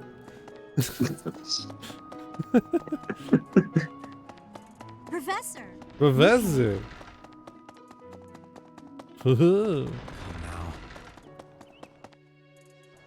Professor. Professor, I am not understanding where the meaning is here. I'm not your teacher. Get out of here. When and how is this expression used? I fell for it. I fell in love? No, that is what you say when you meet the mate of your soul. The expression is, I fell for it. Allow me God, to it explain. feels like I'm at school. This is literally me at my I school. finally have understanding. Can I ask you about another word? The one that is written here. Is something on my face? Your cheeks are on your face. I admire you. Is that really what you are thinking? Or maybe you have curiosity about the mark on my face. The mark? You are already knowing that I am from Brigid. This is a mark from Brigid. It is a prayer to the forest spirits, a prayer to be protected. Hunters ask the forest spirits to have safe and bountiful hunting. There are many spirits in Brigid. I have more marks on my arms and back. They are prayers for my family's health and triumph. Are you wanting to see them? Oh yeah? Oh. I would love to. That gives me happiness. I will be showing them to you soon. Can I see the marks on the front too? Yay! Much gratitude for you, Professor. You always listen with patience.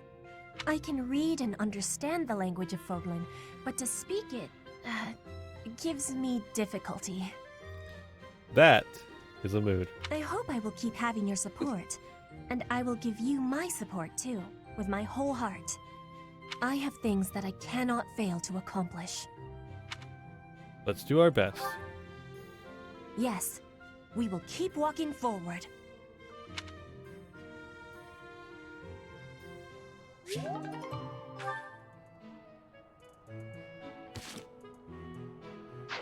Yay.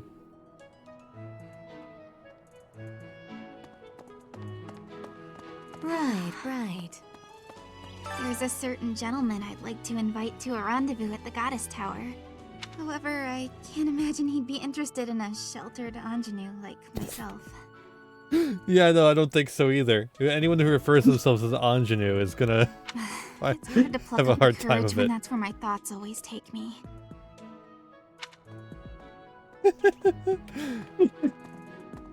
Never self-identify as an ingenue. That's just a Just bad. Just bad. Yeah. Wait, was that cat pooping? That cat's pooping. A moment, please. A moment, please. No, I gotta run away from the stinky cat. What the fuck am I doing? I have like a bunch of energy left to get rid of. Whoa, there's something glowing over here. Mm. Did I miss something? Oh, I did.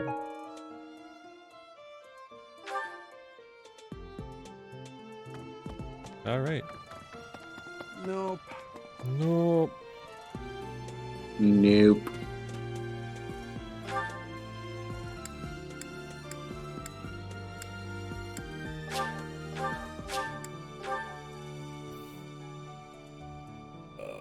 Gotta go talk to fucking, what's his name? Gilbert. Thank you very much. That's why we missed it. We looked for it before we got to him. It cannot be true. Could do some faculty training. That's a way to get rid of energy. Shamir might be even better though. You know, Hey. get some bow. What's this about? The ball. It's an event. Mm. Alois, he volunteered.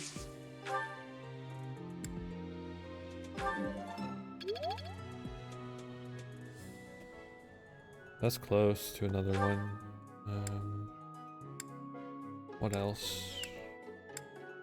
What next? What next? Where's... I guess I could go to Hanneman and learn some magic.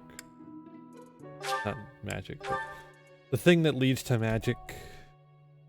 Although, actually we should go to Manuela instead and learn white magic. Probably. We want to try and recruit any last people before. Manuela has extra to say? I hear you've chosen your representative for the White Heron Cup. In that case, a word of advice. On an average year, the winning contestant has about this much charm. 13. Charm is important, wouldn't you agree? Who wants a partner with no charm? Not me. Do I have charm? Do your best. Make sure to You put in do. the practice. And good luck. You are very charming. I hear you've chosen on an average I hear year, you've chosen charm your... is important. I hear you've chosen. I hear you've chosen. I hear you. I hear you chosen. I don't know why I'm doing live action YouTube poops.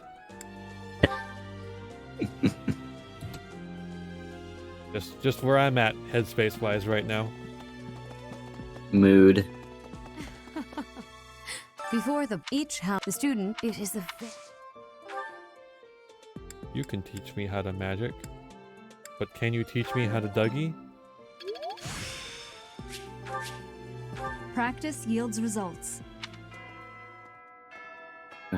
Bum, bum. We're finally Is done. the day finally over? We're finally fucking done. But first... 2.5 hours. I feel like I'm fucking dying. We gotta check the charm. That charm right there? There's no way. That's like charisma. Yeah, that's charm. Her charm is 20. Her charm is fucking 20? It's fucking easy to win the White Heron Cup. You don't even have to try. As long as you pick the right lady.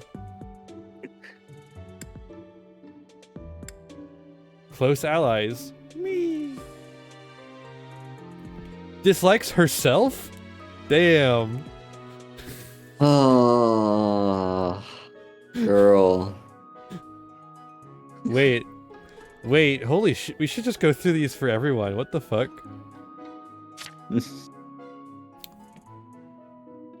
Dislikes, unclean spaces, jealousy, hot days. Hmm. Dislikes, Sedeth, essentially. Yeah. Lies. Excessive sleeping. Weird. Ooh. She does not like excessive sleeping. Cooking, messy rooms, unkempt clothing, corrupt nobles, politics. Wait, he dislikes corrupt nobles and politics? Huh.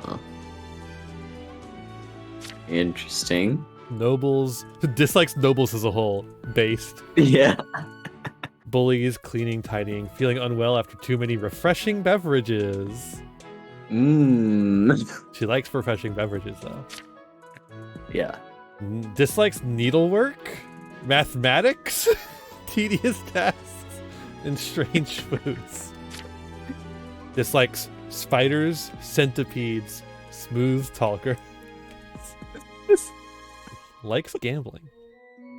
Ooh. Interests, silence. And paychecks.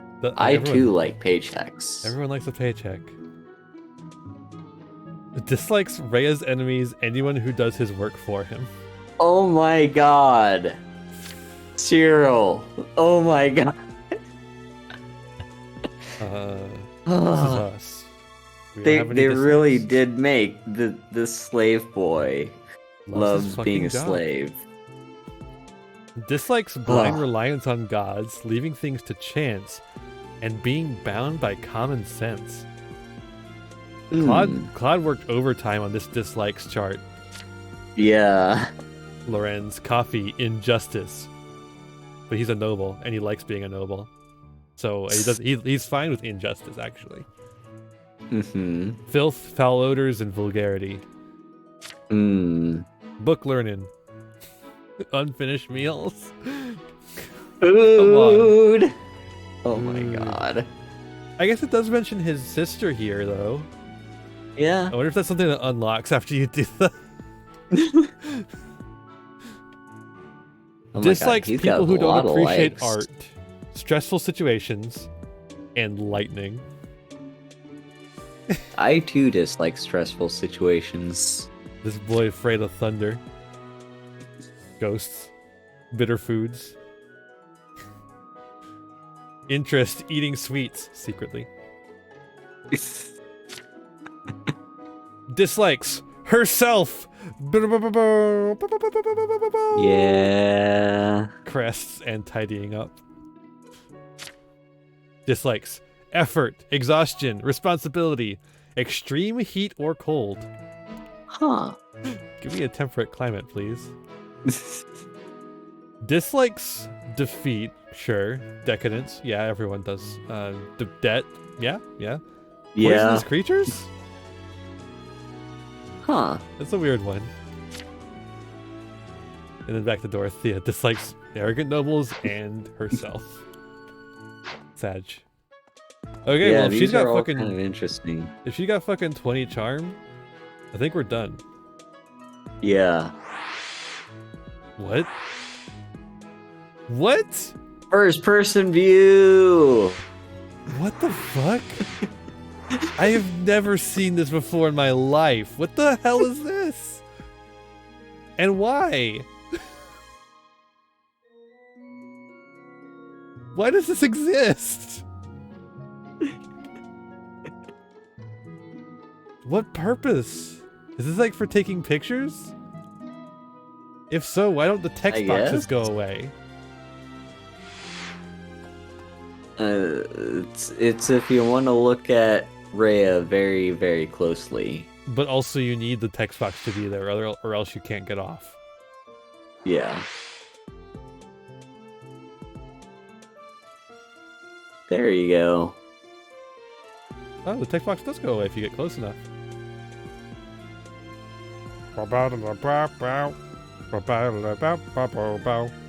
Those hips. They don't lie. The face does, though. Yeah. What the hell? Anyways, yeah, let's fucking end. Get me out of this hell. Man, the day is over. The longest time to start day. teaching. The longest day Seriously, in the history of time. like, whatever happens in the next game, please shorten the amount of stuff that you have to do in like the interim stuff. Please let me fucking fight. It's a Fire Emblem game. Why am I limited in the amount of fighting I can do? Yeah. We gotta get you some teaching, Dorothea. We'll get you a B. Sagittarius. Oh, I see now. Uh-huh. Oh. We'll teach you some of this too. Oh, she's kind of bad at it, but she's also kind of good at it. I That's appreciate weird. your coach. See, she's got like it's her weakness, but it's also a secret strength. Yeah. I don't fucking know. Yo, Flame, you want to learn some shit?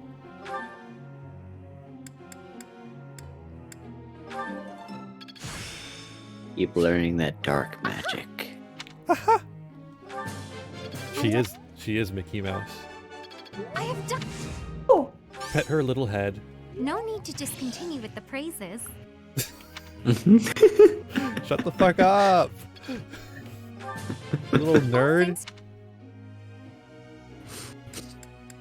No need to discontinue with the praises.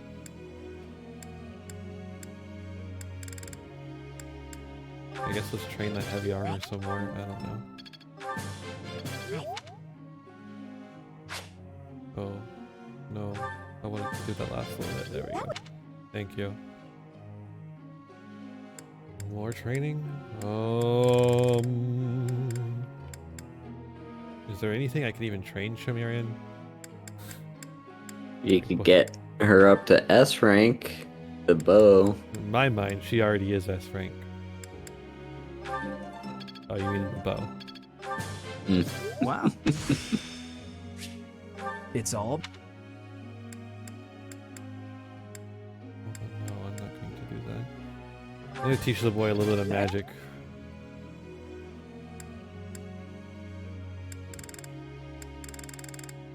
I guess Leone? No, Leone's like really fucking good at shit and things. I could teach Shamir to have more authority. That's basically it, though. Let's. I'm getting it. And then, like, just put in some points into this, try and whittle away at it, I guess. I don't fucking know. Mm-hmm. Alright. You're finished. A question. Some people hate spiders or centipedes, but they have no strong feelings toward flies or crickets. Why is that?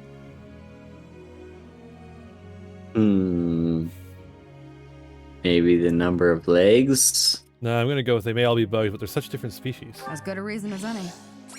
Yeah, I figured she'd like that one. Remember, she hates bugs, the two other things. She's talking about it herself. Yeah. Since I spend most of my time looking after horses and praying to the goddess, I think it makes sense for me to be a holy knight. Yeah. Yeah, let's do it. I want everyone on a horse. Or a Pegasus.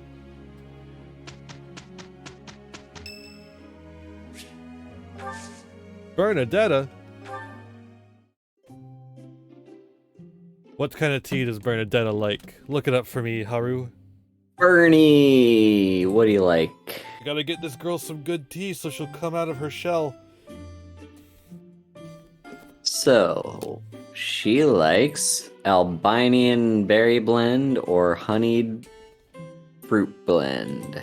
We have the berry blend, so let's do that. What is it? Did I do something wrong? Yes, you didn't drink this tea. You went out of your way to get my favorite tea? That's so nice! Well, Haru did, but yeah. So much!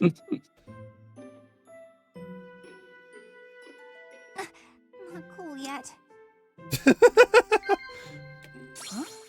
Huh? The opera? No. Yeah. Favorite sweets? There we go. There we go. This bitch love a candy. Close calls. Tell me about yourself. There we go. Aha. My mother works in the Imperial capital. People there say she's a genius. Commend. Yeah, I figured. Or laugh. Yeah. There we go. Observe.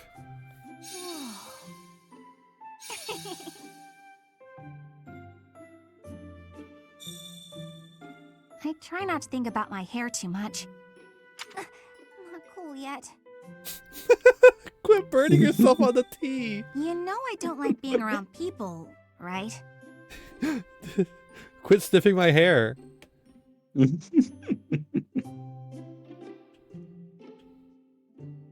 I love how there's face view I try not to think of and there's then boob view. So you can really like observe all the boob of these children.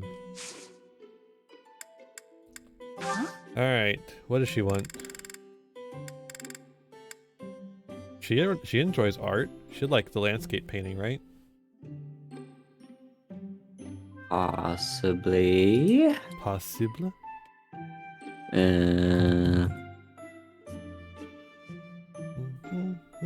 Bernadetta gift guide. Tell me what she likes. Bernadetta gift guide. Bernadetta gift guide. So, yeah, she'd love the landscape painting. Hell yeah, let's do it. It's all yours, Bernie. Wow, thank you so much!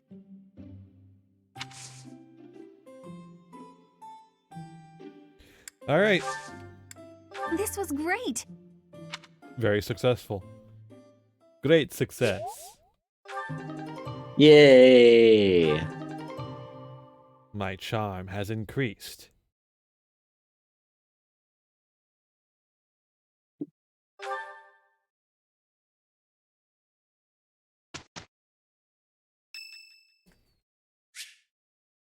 Oh, let's go check on her. Thank you, Lady Bernadetta. I will take my leave. Oh, good. Bye! Goodbye! Mood. Oh, that was awful. Just terrifying. I forgot that Bernadetta wears spats. I love it. Mm-hmm. Please don't sneak up on me like that! It was nothing big. That lady just wanted me to show her around a bit. It's fucking incredible, the expression, the range of expressions that are on the character art, and then the lack of anything on the models. But strangers are just so nerve-wracking. You never seem scared of me. Now that you mention it, I think you're right. I don't know if I ever had felt scared around you. I wonder why. You know, Professor, you might be the first person I've been able to speak to normally since I got here, and I have no idea why. That's awful grammar, but sure. I'm glad regardless. I'm happy about it too. When we first started out here, we had to do drills outside. I skipped those every chance I got. It's a terrible idea going out in the forest with all these people you don't even know. Thanks to you, though, I can actually make it through class now. I'm grateful for that. I don't know what I'd do if you weren't here.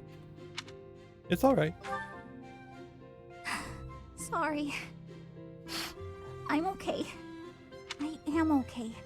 I'm doing just fine. I feel safe here, thanks to you. By the way, was that you singing in the greenhouse? What? You saw that? Why would you see that? You were watching me? That crosses a line, Professor. Singing? Me? Why would I be singing? I'd never be singing. I've never been so humiliated. Useless, worthless, unmarriageable. I love Bernie.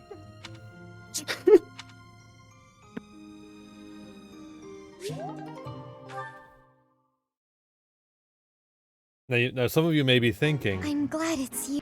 We'll knock their socks. why do you like Bernie so much if you hate Ignatz? Can't argue with results. And it's because Bernie is cute and Ignatz is not. Yep. That's it. That's the only reason. I always was a quick study. What? Wait. Why is she learning sword? Not actually sure. That's very weird.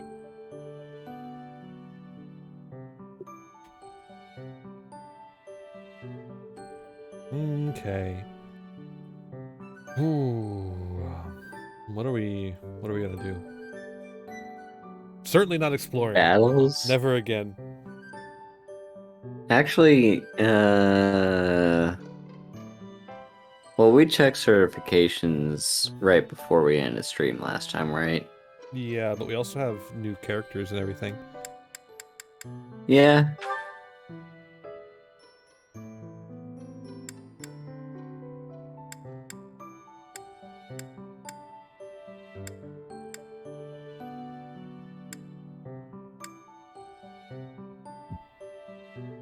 Okay, well, I guess nothing for... I guess nothing, yeah. Wait. Oh, okay. Thought I saw something weird. Yeah, I guess... What time is it? About 1 o'clock? Mm-hmm. Yeah. We could do battles, maybe? Yeah. I mean, that's pretty much what we always do. Yeah. That is typically how we do it.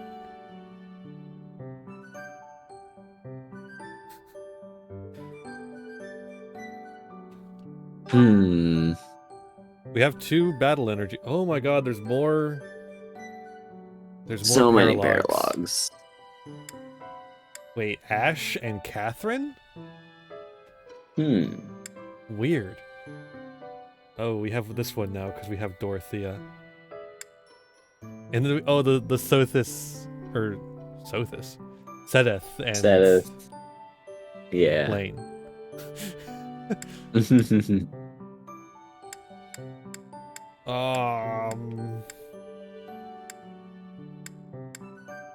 Yeah.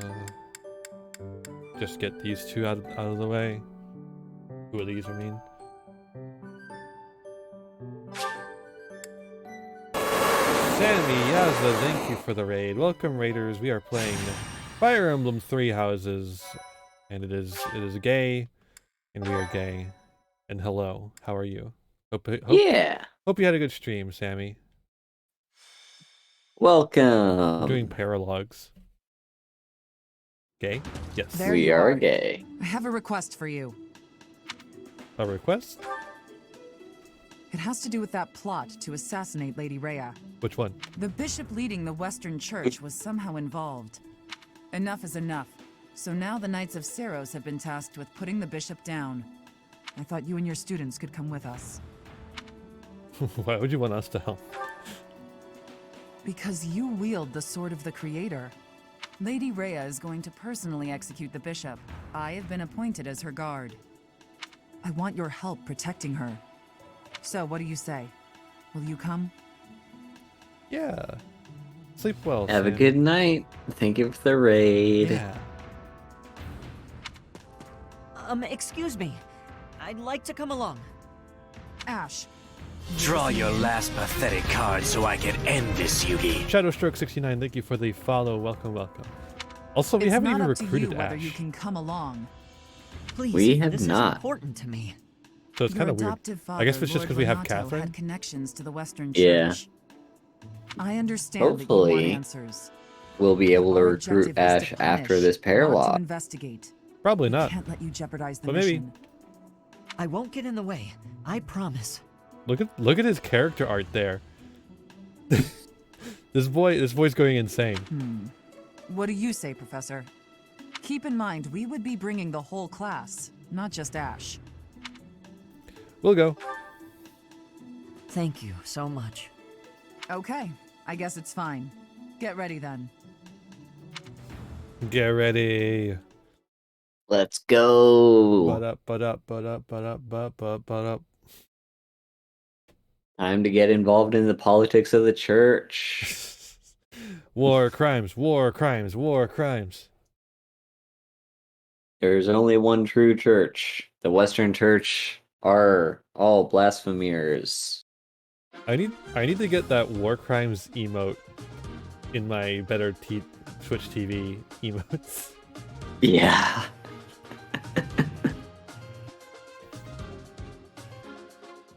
Speaking of which, I never did see it showed up. It does show up now. Yay! Oh, the Halloween hats are still around. Well, not gonna complain. Yeah, it's still Halloween. It is Halloween day 6. Yeah. Give it up for Halloween day 6. 16. It's been Halloween since October 1st. Mm-hmm. Sorry, Shamir. I want Dorothea to be my adjutant.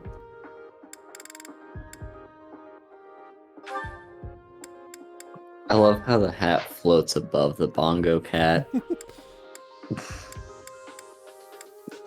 Ooh, spooky. I guess this is good. I don't like not having Shamir, but... Mm-hmm. Today is the 40th of April? What? What?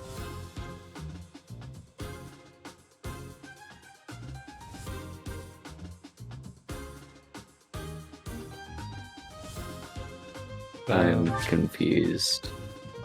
Niche anime reference. Is this... Is that There a she Haruhi? is, I don't know. a I don't know sneaky anything. little witch, trying to pass herself off as the goddess's envoy. Look at this fucker. Archbishop Rhea, I'll bring judgment upon you in the goddess's stead.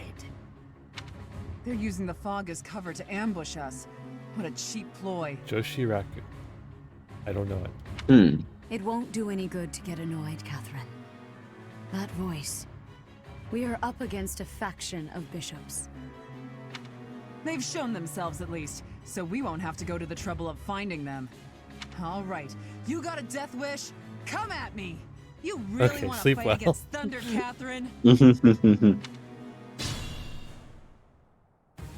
Please, Professor, don't let Lady Rhea get hurt. Our mission isn't just to wipe out all the enemies, but also to protect Lady Rhea. Ready? Enemies will advance within the fog. Protect Rhea for 10 turns. Oh. We can do that.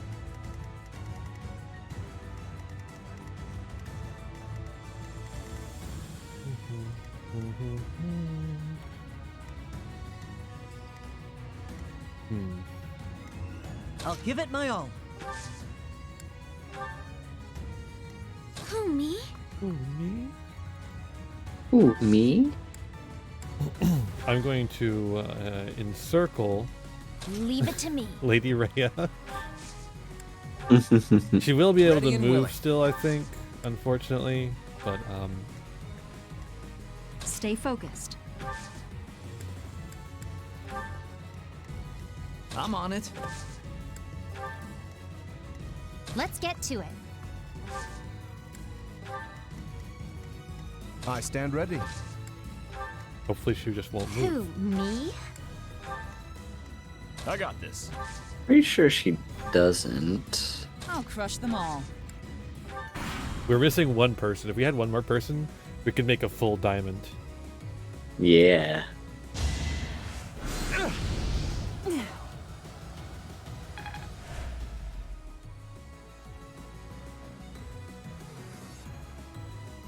It's gonna be a long time of sitting here watching nothing, because it's loading all the enemies that are in the fog that we can't see. Yeah.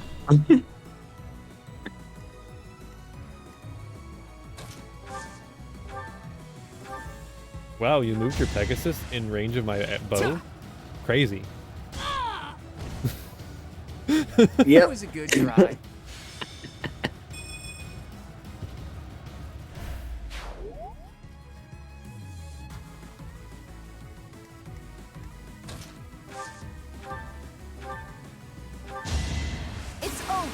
Jesus. Oh Unnecessary. my god, the crit. Should I have held back?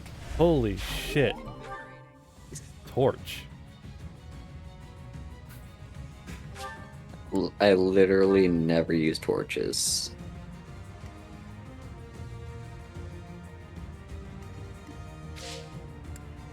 End turn. Oh no, don't attack Lysithia. Oh my god, the 5%. Of Jeez. God. I don't. Is that all? Catherine, too OP. Catherine's like, I'm gonna do a backflip. Wow. No, stop attacking Lysithia. You underestimated me. Stop it. No. Oh. Of course I won. Stop. Oh my god. Good thing that guy missed. Oh, She's too powerful. She's killing all of them. That's but, actually like, the problem. Yeah. If she wasn't killing them all, they wouldn't be able to attack her. Is there anywhere you could put... Oh wait, yeah. not that. Marianne. I need Marianne to go over there to heal her. There we go.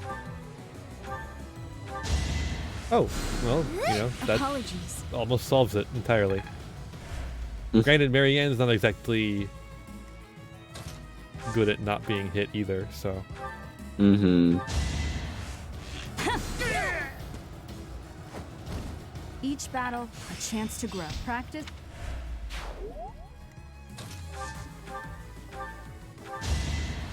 Everyone wants a piece of Lysithia. Yeah. Mm-hmm. I mean, they know she's... Sorry, but victory is like, mine. your strongest character, so they're trying to pick her off. Yep. And unfortunately, apparently, Rhea doesn't have any fucking healing. Or doesn't feel like using it for us, so... Piece of shit.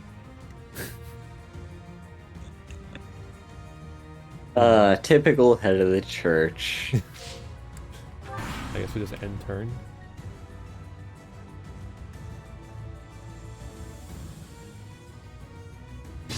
Cool. Something happened over there.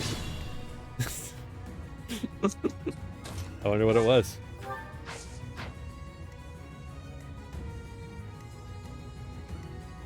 Dang, they're too far away. I We have mean, to, like, Claude move could get people. them. What? Claude could get them. Or at Yeah, least one of Claude them. can only get one of them, though, is the thing. Which means we have to break formation. Hmm.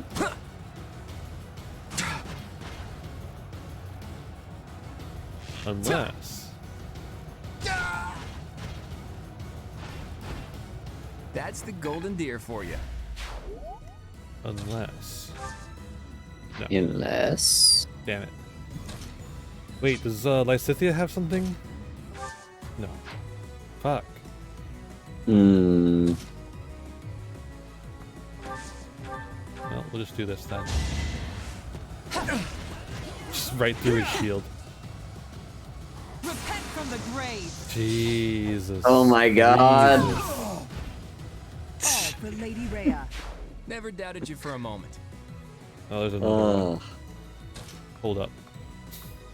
There won't be. Actually, let's not move. You can actually kind of... Oh wait, no, never mind. I was forgetting how the game works. I was seeing the red, I'm like, oh, that shows us where the enemies are. It's like, no, that's just like the edge of where we can move. Breathtaking. Oh, that allows us to reform formation, kinda. Just like over this side is not as protected.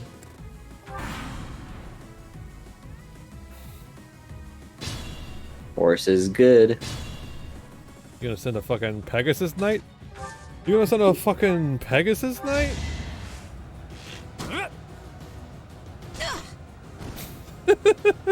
Sorry, but victory is mine. Just another body to the pile. I'm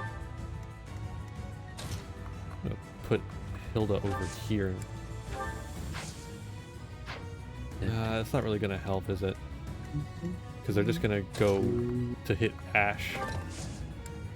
Yeah. Actually, Ash is probably important to protect too. More so than Lysithea.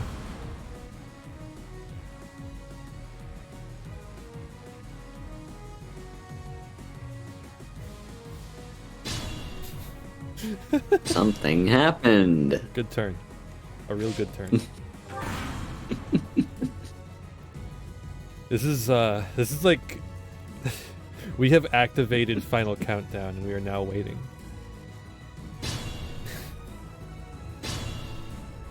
The enemy is really trying hard to win this one. Not only have we activated Final Countdown, we are also we have also put down magic or Mystic Mine. We are really just out here stalling. These guys are too fast. That's fucked up. How dare.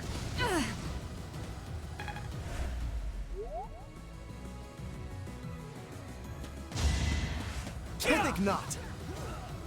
An offensive sight. Oh hell yeah! Oh yeah! To be fair, the Killer Lance gives him 40% critical hit rate. So yeah.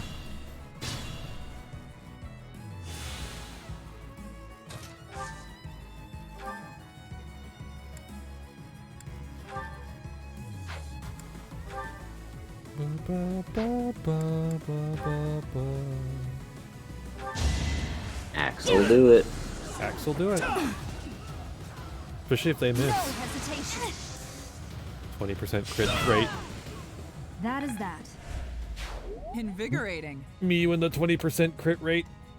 My face when the 20% crit rate. My face when the 20% the crit rate 20%.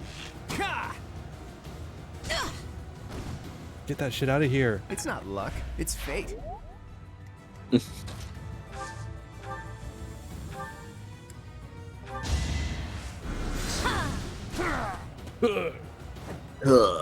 I just worked harder. I love Lysithea. I just worked hard. Yeah. Sorry, don't know my own strength. Huh. Huh. Guess he didn't eat enough. 3.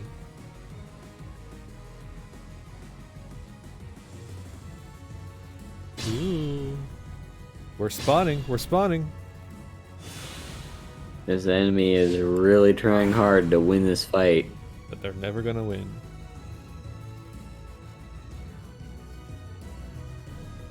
Invigorating.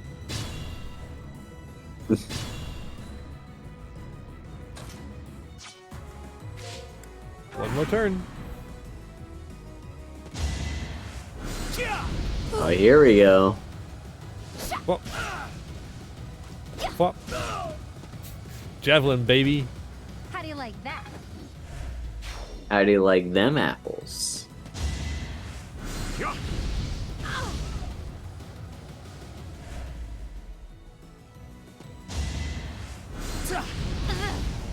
Javelin, baby.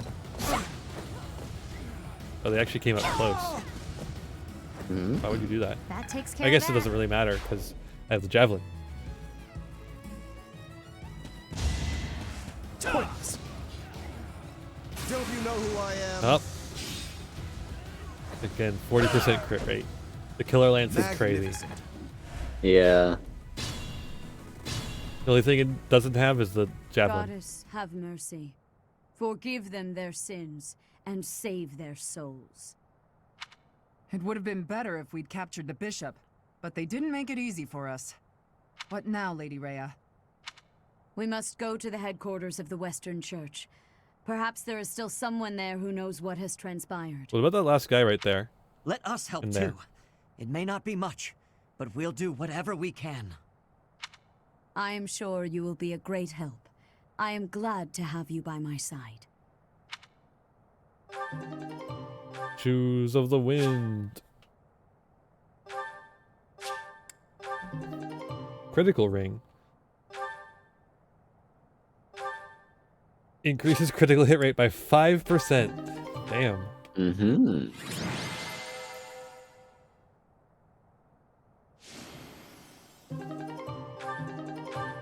Yeah, Claude got a lot of those Pegasi. Yeah, he did. He fucked him up. Thanks, Professor. I really appreciated your help with the investigation. That's it for today. Cool Head back to investigation. Garreg Mach. The church will have to choose a new bishop and do whatever else is necessary to rebuild the Western Church. Lady Rhea is grateful to all of you. She said she would send along a reward. You should feel very proud. Receiving a gift directly from Lady Rhea is exceedingly rare. Still, that was a real mess, huh? For them to come out and charge us so boldly. I'm glad we made it out. As am I. We kept Lady Rhea safe, thanks to you. Hey, where did Ash go? I haven't seen him for a while. No idea. Could he still be back there? I'm glad he's so dedicated to his work, but... There you are, Ash. We were just talking about... Why the brooding expression? Hey, what's that bundle of papers in your hand? Uh-oh. This was given to me. It has to do with my family. Given to you? I haven't finished reading it all yet. But I think it might offer some clues about something I need to know. Professor, Catherine, thank you for letting me come with you on this mission. I'd better get ready to go. It's a little painful to watch. I do hope that those papers, whatever they are, will help him get over his past. I suppose it's time for us to start heading back to the monastery.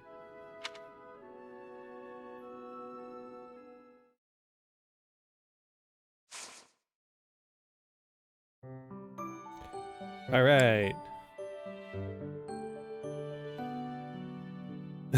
Oh, I remember this paralogue. Fuck yeah, let's go. Oh yeah.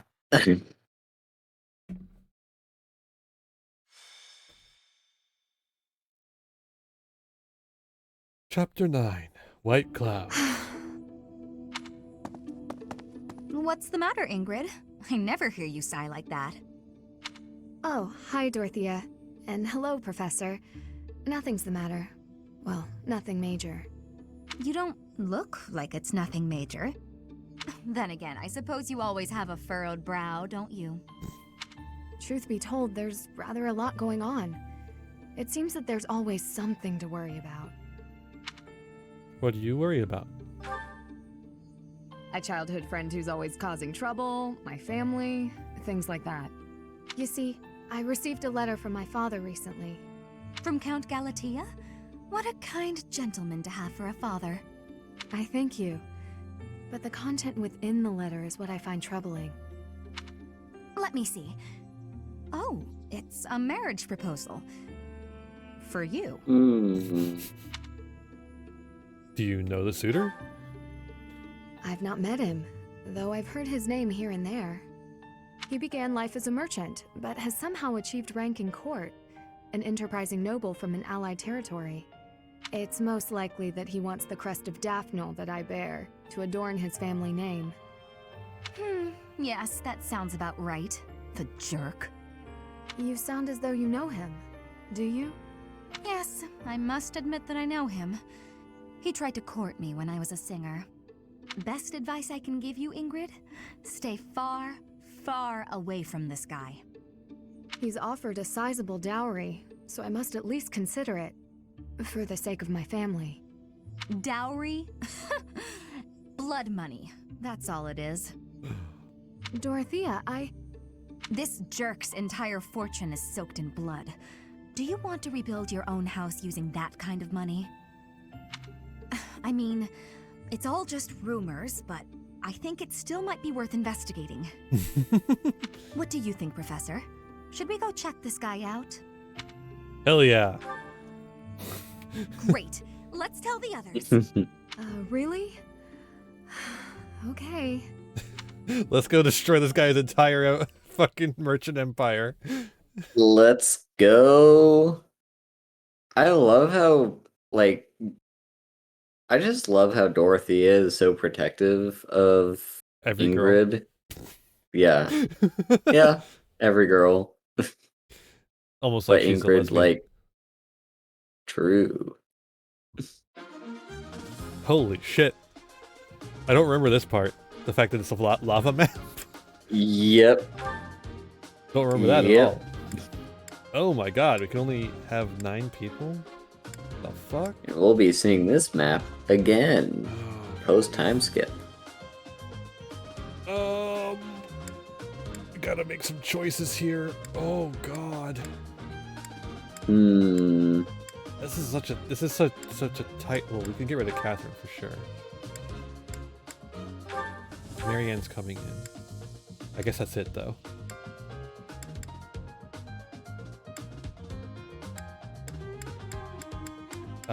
And then we'll make Blaine my adjutant, I guess. Oop, wrong button. Blaine! Yeah. Yeah, I guess so. We could remove Lysithia, since we have Dorothea,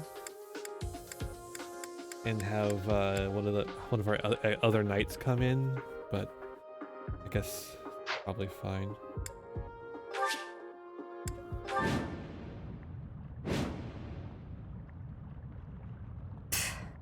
The more we look into this guy, the more I see he's a monster and no good for my Ingrid. Oh yeah? No kidding. There's no denying it. We better get back to the monastery. Hold on a minute, you brats.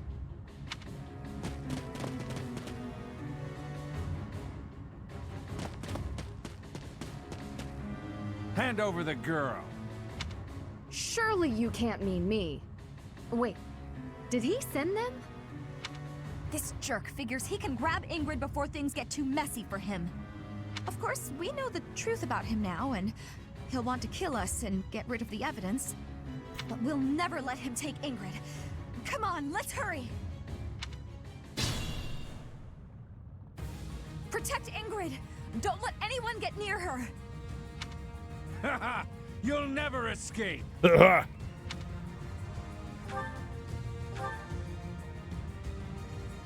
You know, this guy kind of reminds me of a character who, last night, I was actually recording Me? the next part of my Assassin's Creed 2 series, which, by the way, if you want, you can go and find my YouTube channel and subscribe to Haru. watch that series. Leave it to me. But yeah, I was doing my Assassin's Creed 2 thing, and the character that we just recently assassinated kind of reminds me of this guy in a lot of ways. Just like a massive spoiled brat with a lot of blood money. Yeah. Whoa! Marianne critical. I won? I think it's coming up. No. Marianne. Oh my god.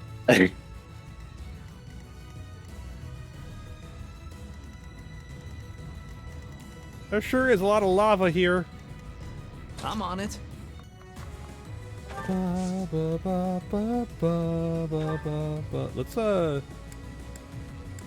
Let's switch off of the Lance of Ruin. Why don't we? It's got 2 charges left. We've been using it a little bit Ready much, and I willing. think. Yeah. Stay focused. Literally, Stay I know we can win by getting Ingrid to the place. But also, what if we just killed everyone?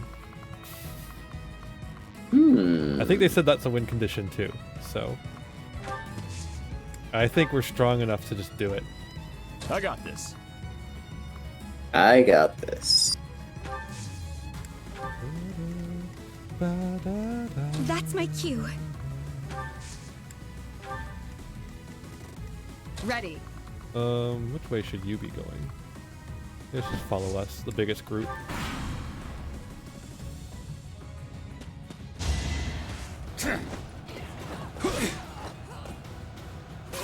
Yeah, I figured. I did equip the killer lance, so 54% critical hit. Literally every other attack should be a critical hit. God damn. Easy. Easy. That went as expected. Guess I've gotten better.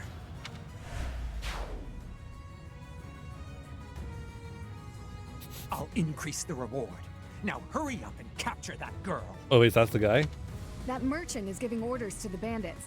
I bet if we take him out, reinforcements will cease. I sneezed on my Yu-Gi-Oh cards. No! Were they sleeved? No. I God didn't sneeze damn. directly on them, so they're probably fine. Okay. We're good. Like, there might have been a little spray to them, but probably not a lot. Mm. You know what I'm saying? Mm-hmm. It'll be fine. I'll just sell them. Yeah. Nobody has to know.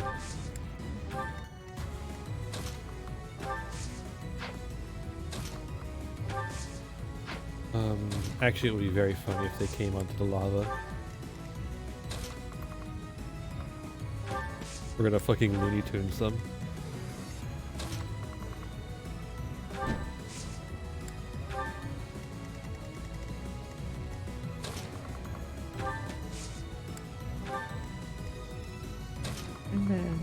So like, what's the idea here? We're just like fucking running on lava before it becomes liquid? Okay. Fuck. So nobody has been informed that like lava kills you. I guess. I guess it's not hot lava so much as it is just like molten rock. Like it's kind of like walking on hot coals. Like you can just kind of run over them and you barely feel the burn. That's not how lava works. Yeah, but this isn't lava. It's just hot rock. Why is it glowing? Because it's almost molten. Oh no.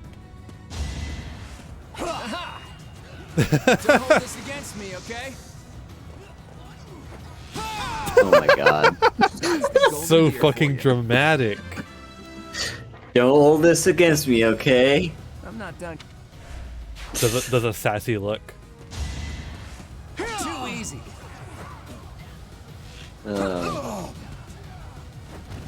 It was a good try. Claude is simply gay. True.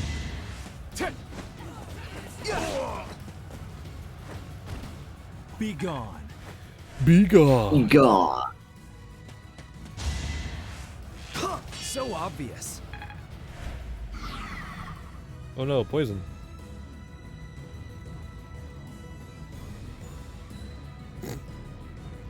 Ah. Ah. Mmm. Ah. Mmm.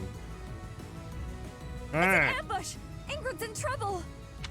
That was a lot of Oh them, no! Ingrid's in trouble!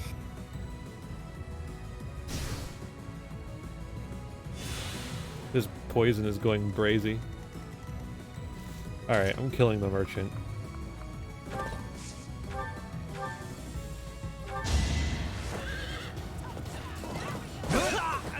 Sylvain to the rescue. What's next? Antitoxin. Alright, well, no, we're just gonna put... I don't need it. I'm just gonna sit on the healing tile.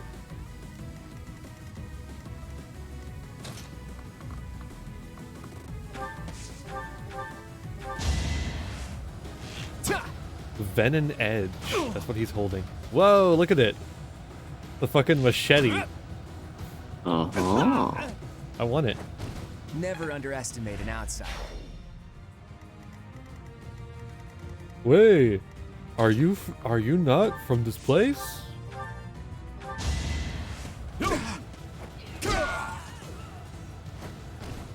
Should have trained better. I like how the Should've venom trained better. I like how the venom bow is like bubbling with poison, just in case you weren't clear. Yeah. All right, come at me.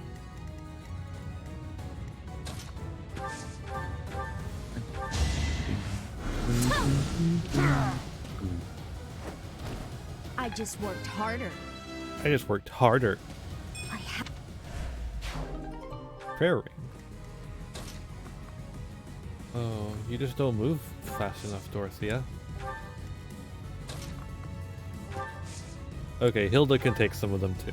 Fine.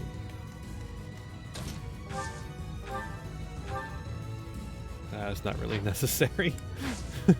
We'll just wait right there. I think Ingrid's also gonna wait right there because there's a lot of archers.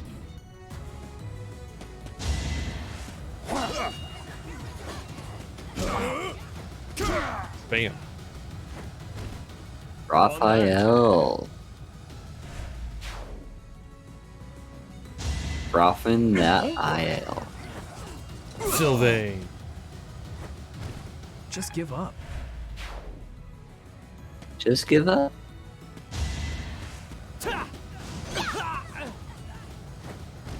Hilda. I called it.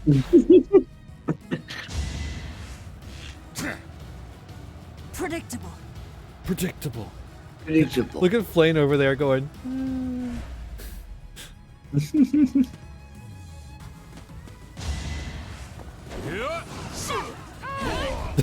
Oh my god. Should I have held back? Flane just warped out of existence.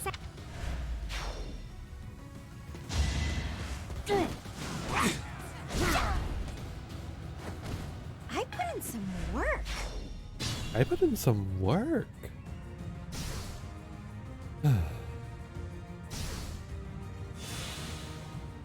Oh.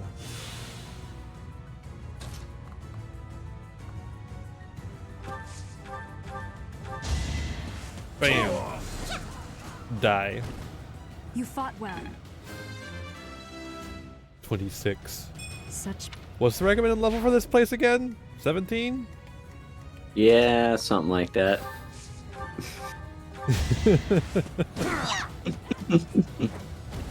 Hilda! Hilda! Hilda. Hilda, Hilda.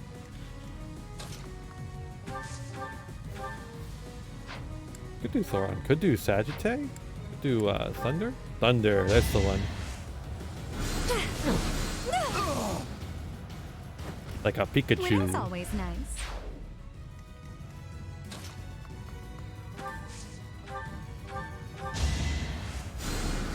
How sweet.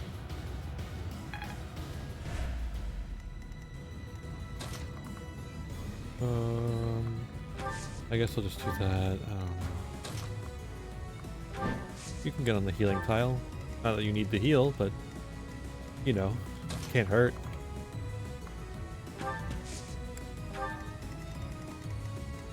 Sylvain's just gonna stay right there, I think. Makes sense. Because he's dying from poison. Yeah. Of course, you know, we could just make him go anyways.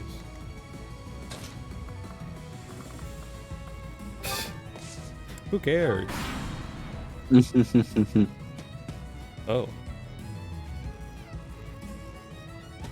I thought we were done with the reinforcements because we killed the merchant guy. Should have trained better. Let's think carefully. Let's think carefully. That almost sounded like, oh, what's his name? The voice actor for Trunk and Brock Sampson. Patrick Warburton. Yeah. Yeah, it did kind of sound like him. Let's think carefully here.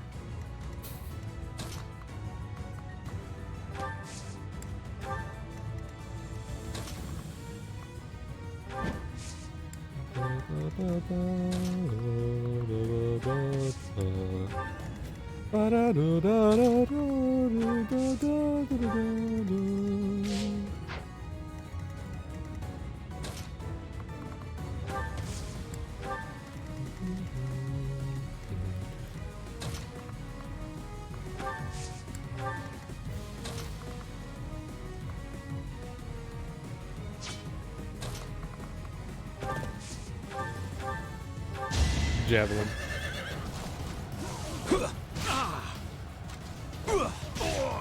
Just infinite javelin. I love it. That went as expected.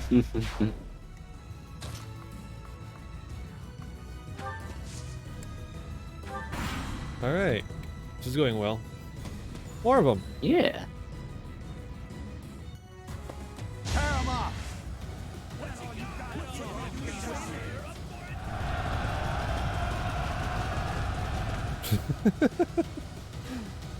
Missed me. Watching them. I like how I'm using this shitty ass axe and I'm murdering people with it. Yeah. Like Hilda's got this really nice axe made of great steel. And I got this like shitty woodsman's axe. Mm-hmm. And yet we're both killing just as much.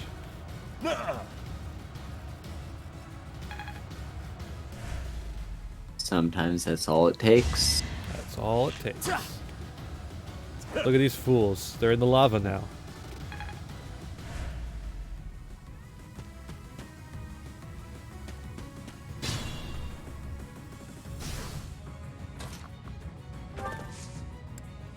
Unfortunately, that does mean that we're going to have to get in the lava.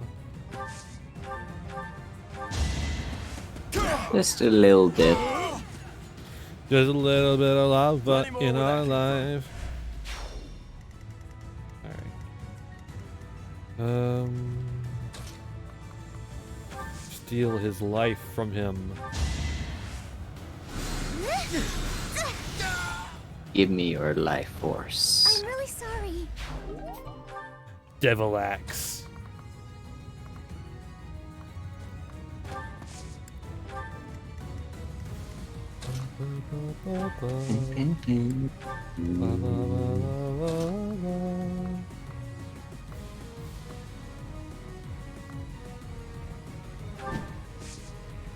Oh no. Yeah, none of our guys can reach him, so I have to do something else. That works. Yeah.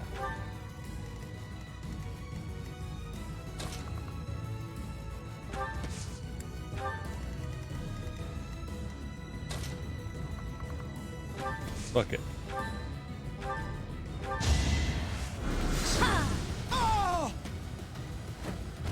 Lysithea can handle one of them. I mean, Lysithea can handle both of them because Lysithea killed one of them. Yeah. I can have Claude go over here. Ew. Let me run over here.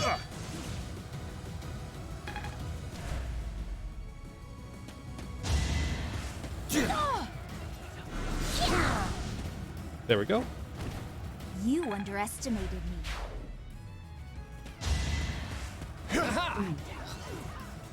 Enough is enough. Holy moly.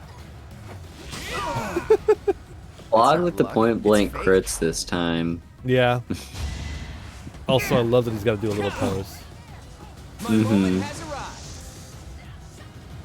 Buddy. Come That's on. the golden deer Hurry for up. you. I see. I see. I see.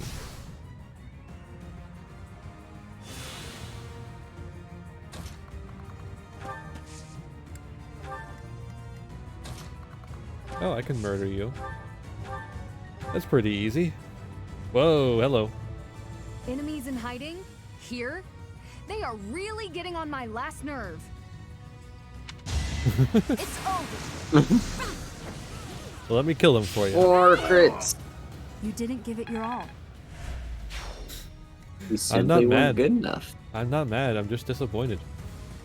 Mm-hmm.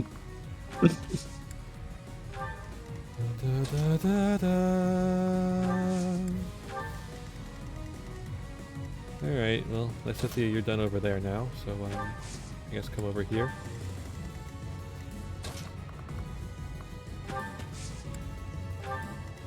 Do that, and Sylvain can go kill this guy. He's healed from the poison, it looks like, now.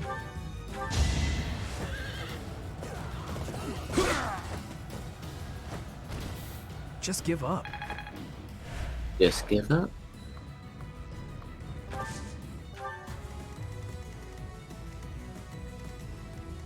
Is it just Ingrid now? I think so.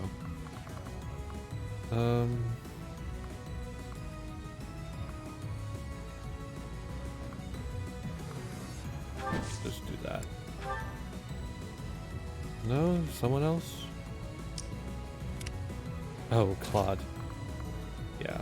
Okay. We'll put you right there, bud. There we go.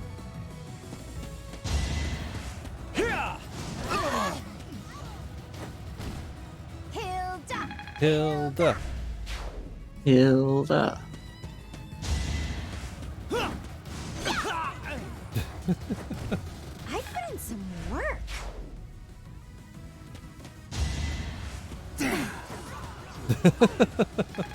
Wow. Incredible. Okay.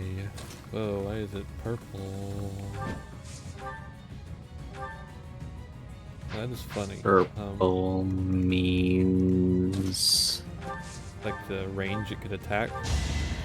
Yeah. I would have Ingrid finish this guy off, but really I just want to use the Sorry, did I Ingrid hurt you? movement to get us the fuck out of here. Oh, we don't need to. Oh, there we go. Yeah, you can just kill everyone. You are allowed to just kill everyone. The game does not forbid you from killing everyone. Ingrid, welcome back. Did you speak with your father? I did. I just returned to the monastery. What happened with the proposal? As soon as I informed him of the suitor's unsavory tendencies, he rejected the proposal outright. Were we to form ties with such an individual, it would bode poorly for our family, regardless of the weighty dowry offered. Oh, thank goodness. I'm so glad it all worked out. Now I can have you all to myself. I want to thank you. Of course. We couldn't just do nothing while you were facing a life of being married to a monster. I could never hand over my lovely Ingrid to some jerk who only wants her for her crest. Oh. Do I belong to you now, rather than to myself? Yes. Yes. Hey, Dorothea. This is probably Will you more than marry a me? little awkward, considering where it came from, but... Here. A ring? Is this... What? Is it... A proposal? Oh, Ingrid, I accept your offer. Yeah. We'll be together forever. Stop teasing me, Dorothea. I'm trying to be sincere. I wanted to find a way to emphasize how grateful I am to you. So I looked for something from among my things that I thought you would like. I mean, you may already have one like it, but I thought on the off chance you didn't. Ingrid, you are just adorable and I love it. But perhaps we should lend this ring to our teacher for now. Our dear teacher can best decide how to use it. Okay. You fought hard enough. You've earned the right to have a little fun. As you wish, Dorothea. I gave the ring to you, so you can do whatever you please with it.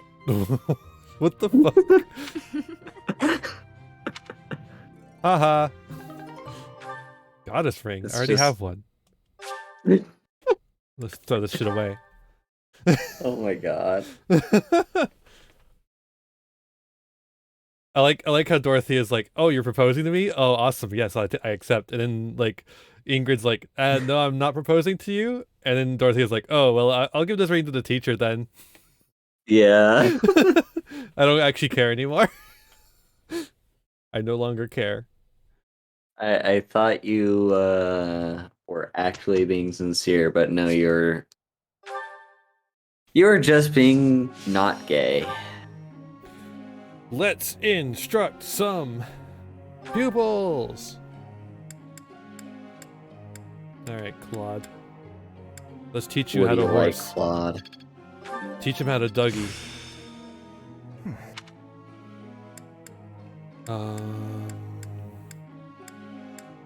Could teach him how to lance.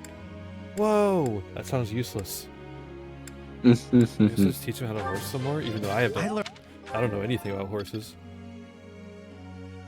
You know that they exist. I know that they're good for my students to have. And that Marianne really likes them.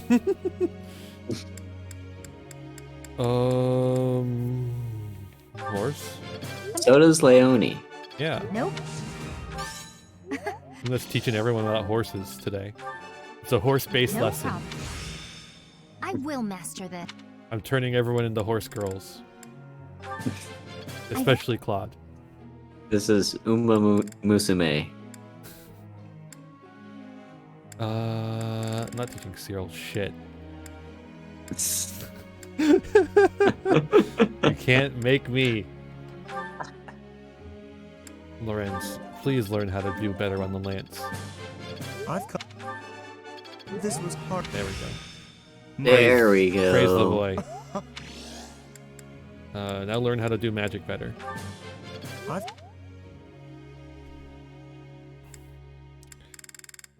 Sylvain or Raphael? Probably Raphael. Sylvain has a lot of A's and A pluses.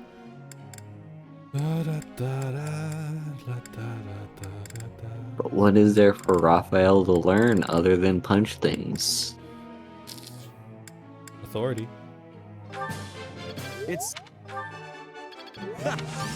you...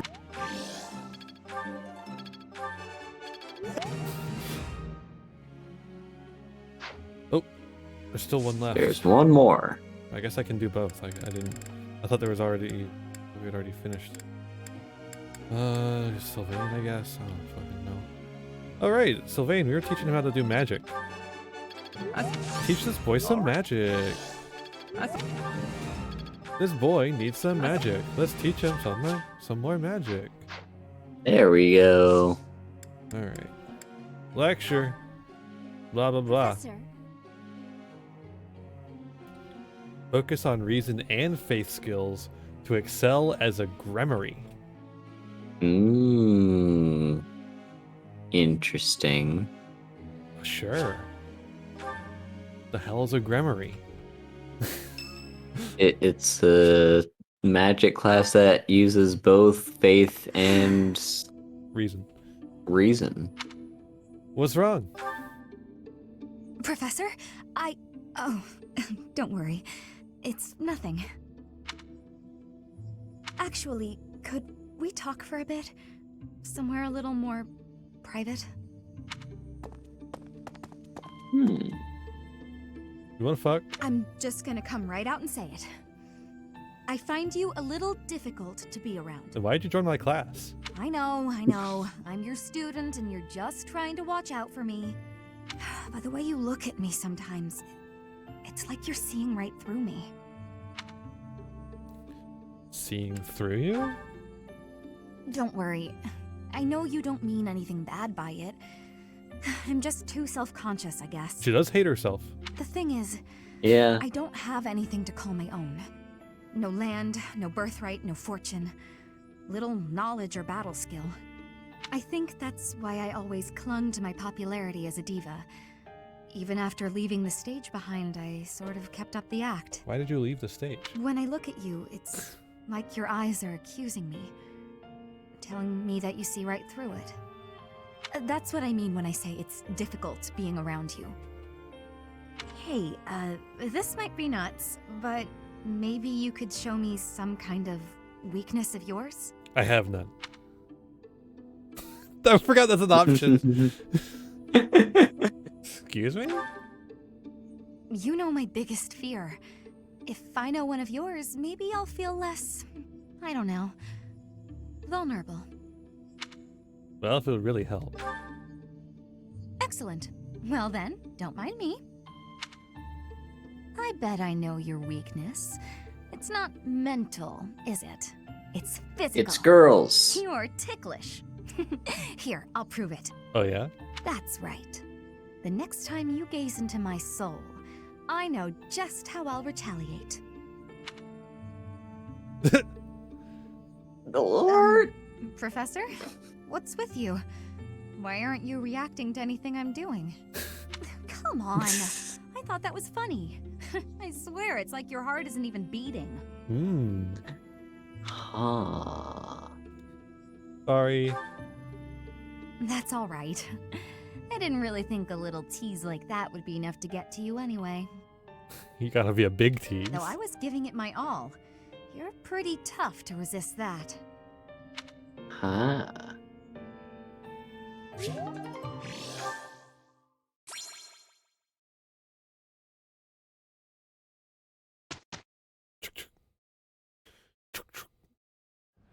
Ahem.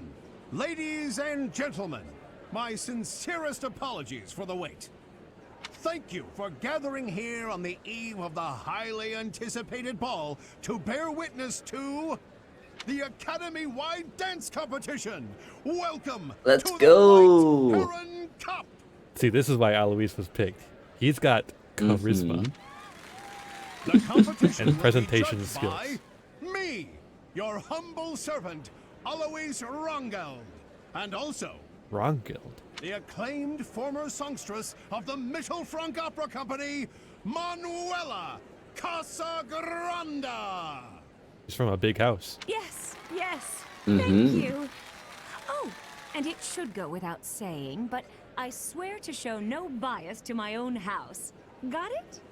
Good. I don't believe you. Last but not least, the glamorous assassin who does all of her dancing in the dead of night, Shamir Navrand. He is simply gay and wanted to watch girls dance.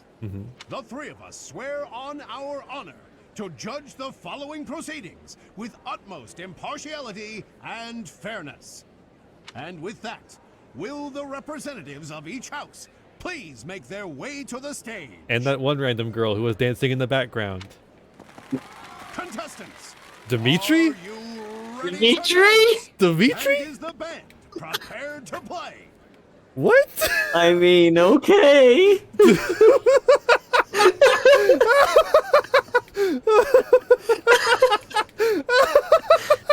Was there no one in the blue lines? Annette? Maybe Annette? No, Dimitri wanted to do it. Dimitri. Imagine making your house leader the dancer. Oh, that's so fucking good. Also, I like that they have to bring in Casper because we stole Dorothea. Very well. Begin!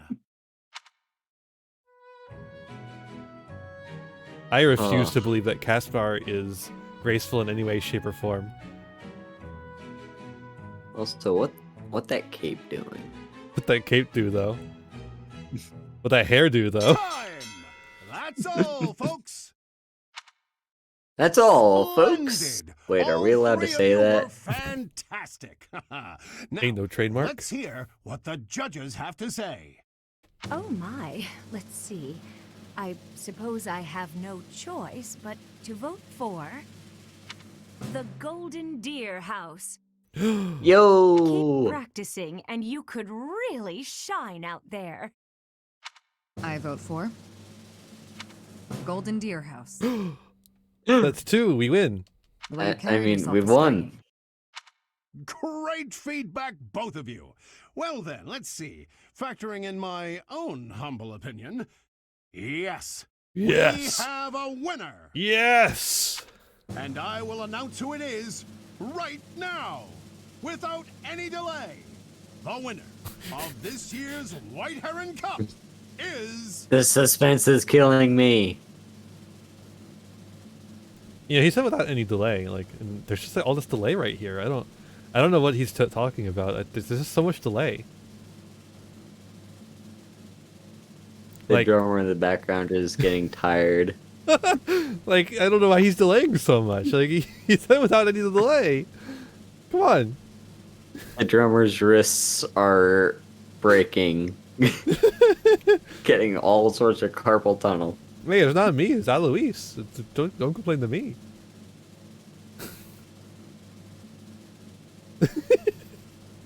Well. Yeah.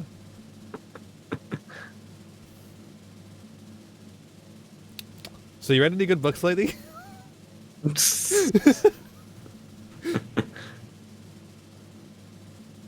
Has the bit gone far enough? Probably. I don't know. I'm just observing the symmetry of like each of the three judges' outfits. Like, like Shamir and like Shamir and Alois both have this weird thing on their shoulder. But like if you're staring specifically at the chest, like oh, I'm staring at the chest. Yeah, as am I. Alois has this funny little like V-shaped thing going on. It makes him look like a superhero kind of.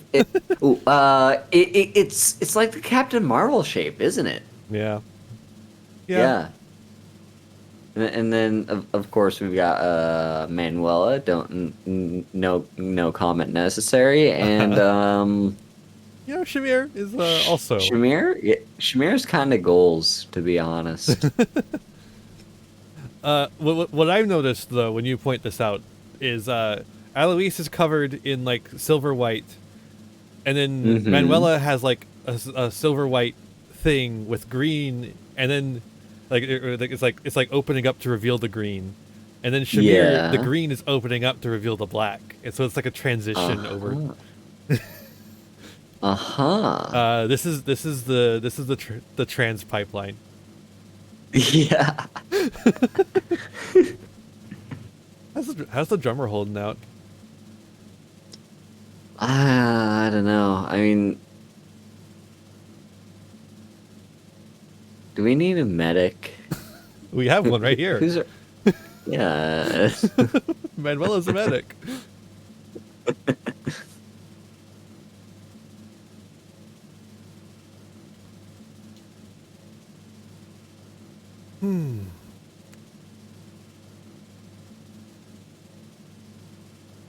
So, you read any good books lately? Not really. That's fair. I haven't really been much into reading I've been as reading of a lot late. of good books lately. Yeah. About a book a week.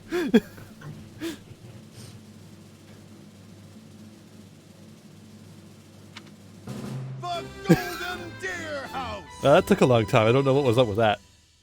I wonder if I can use this to bolster my singing career.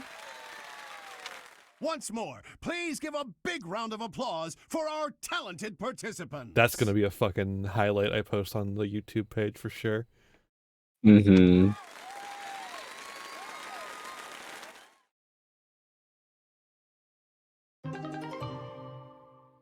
Yay! Dorothea can now be a dancer. Aha. Sword dance combat art.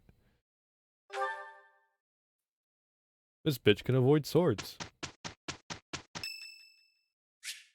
Dimitri's birthday. Dimitri. Let's go cheer him up after his glorious loss. Yeah. Let's see. What kind of tea do I give the sad boy? Not that it matters that much. Yeah, it's not really gonna, but let's see. He only likes one kind of tea, chamomile. It's like it's some like basic ass tea. It's like he only likes the tea that calms his fucking frayed nerves. I apologize for the wait. Are you doing a deep voice for me, Dimitri? Shut the fuck up. This smells good. I wonder how it tastes. Thank you. Thank you. You know, he... How warm and comforting. There's a trauma response right there. Yeah. So it is. He kind of... let's see. You're doing great work. Or... Indeed. There we go. So it is. Ideal professor? Indeed. Yeah. Mm-hmm. Hmm? You seem different? No. No. Okay, that's fine. We got 2 out of 3. That's good. Please, join me for training when you have the time. There is much I could learn from you. Blush, disagree, or nod.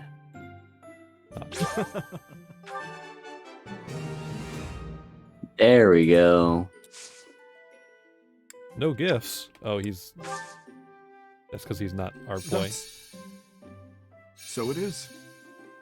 Hmm? I am not good with facial expressions. Is my smile passable at present? What the fuck? This is a robot. He is simply a robot. Is something the matter? Oh my god, look at him. He's gonna fucking reveal his keikaiku. He is absolutely going to snap at any minute. This Thank boy you for the unstable. treat. I had a wonderful time. I would love to do this again, if that is acceptable to you. No. Only for birthdays. But I was gonna say, his, like, deep voice kind of sounded so bad. to me kind of like the Pharaoh. A little bit. Like, that's the vibe I got. Yugi, you have to believe in the heart of the cause. Oh yeah, getting the hang of it. I've grasped it. How lovely. Perhaps I'll expand the scope of my research. Are you ever not? Nerd!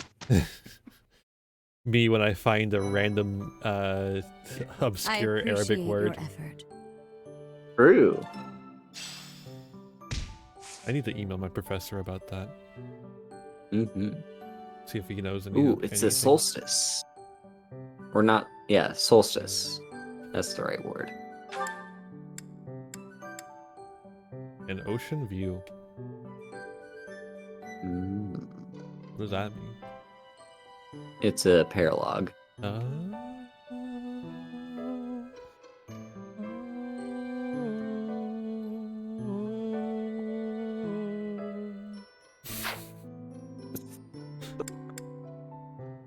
I don't know. I'm tired. Yeah. So. So. So.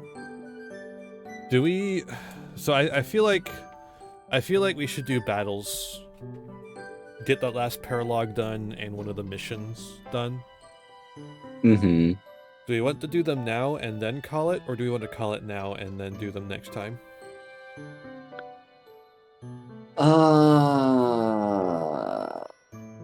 I'm not sure. I feeling really low energy at the moment. Same. I do feel like we're not going to make it to the end of the month either way. Yeah. Because, yeah, I just feel like I'm not really contributing much at this moment, so, like... So I don't feel like I'm contributing much to that at this moment. I'm the one fucking playing the damn game. My greatest bit I guess... at this time was the fucking pausing forever Mm-hmm. and the drum roll. I guess 2 things we can do are check certifications and parallel or support. Supports. Yeah. I don't see Jack. Oh, hello, Hilda? Hilda? Oh. Hilda's ready. Hilda's fucking ready. Let's go. Hilda's about to become so powerful Maybe we'll see her panties again or something. I don't fucking know. This game's kind of that fucked boost. Ah, shucks. I guess I did it. up. Okay. Not much of a boost, but sure.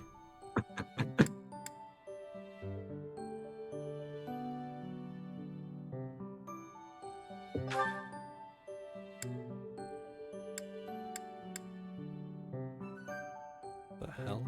Is Dorothy a dancer? That's what it looks like.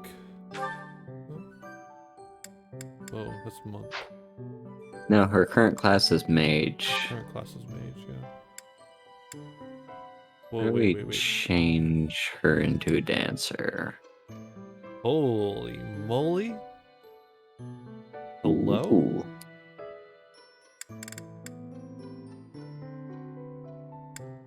I kind of just want to see Dorothy and all the outfits, if I'm being honest.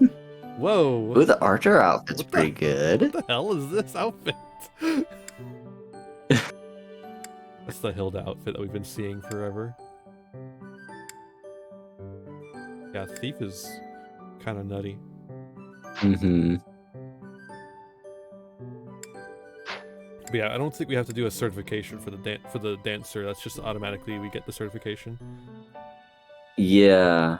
We could How do make we Flay switch the her over Pegasus to that Knight. class, though? Does the Pegasus Knight do magic? I don't remember. It does not. I don't think it does. Yeah, I don't think so. Alright, that's fine. Dorothea. Dorothea. Oh, Dorothea's 19. Okay, cool. It is a... Mhm. we're allowed to be horny.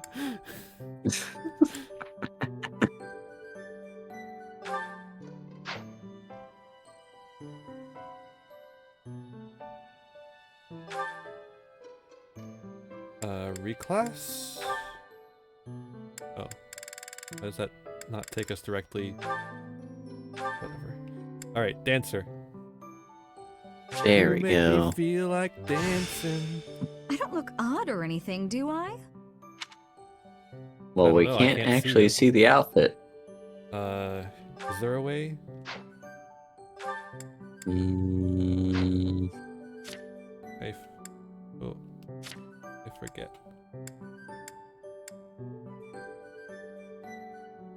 maybe if we go back to certifications.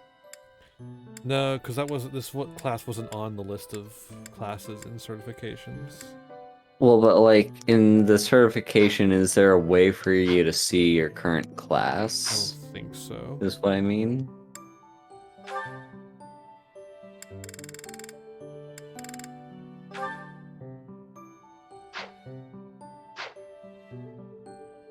Wait.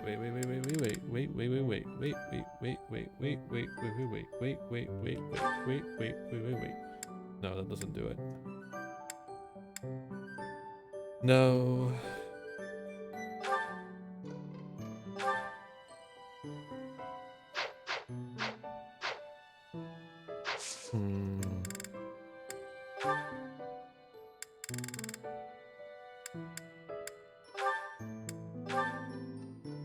Wait, we can.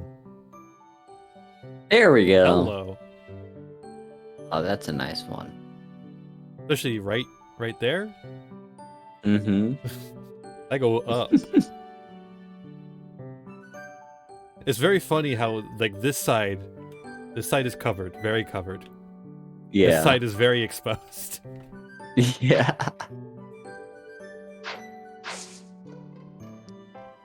If you don't want to look like you're wearing very little, just make sure to show only one side. Mm-hmm. Oh no, Lorenz and Catherine. Interesting. Whoa. Hello, Catherine. A moment of your time. Oh, it's you. Yes? Appropriate response. That sword you wear upon your hip. How did you come by it exactly? I don't found it. appreciate your tone. Are you implying I swiped it off someone? Not at all. But heroes' relics are typically passed down through the bloodlines of the 10 elites. You are descended from a noble family, are you not? That's none of your business. Actually, Actually. Let's say I was a nobody, with no relic, no crest. I would still be me, wouldn't I? That's not to say lineage counts for nothing. It just doesn't count as much as how you live your life and what you live for. Or, let's say I was descended from some noble house. Would that change how you treat me? Yes. Yes, it would. Yeah, to here he treat you goes. differently from the common folk would only be appropriate. You're so narrow-minded, tied down by foolish, antiquated notions. But the nobility and the common folk are different. If the few did not have capabilities to set them apart from the many, then they would not be the few. Wow. What kind of fucking circular ass logic is that? Wow. You really think nobles are better than everyone else, don't you? I didn't mean to suggest... He You pay does. so much attention to people's lineage and status that you have no idea who they actually are. Even if I was from the prestigious house whatever, I would never associate with a blowhard like you. Hell yeah. You tell Let's him, go. Catherine. And that means they're friends now. Yeah. I would never associate with a blowhard like you. No. No. Sylvain in flames. Stay away from her. At least it only goes up to Hey there, B. Flayn. I thought I'd drop by and see if you'd care for a... Sedeth is gonna come here and boom. Now, just a moment, Sylvain. If you must speak with me, I implore you to do so from where you stand. Amazing. My Immediately apologies if setting it comes across as rude, boundaries. but please do not come any closer to me. Excuse me? I am sorry. My brother has explicitly warned me not to go near you. Sedith said that? I bet he also told you any woman who comes too close to me is, how does he say it? Doomed to misfortune? He used those very words. Is it true then? Come on. He's just messing with you, obviously. No, he's exactly right on this one, Of course, actually. I would prefer to believe that, but one can never know for certain. Particularly when similar stories are constantly in circulation about you.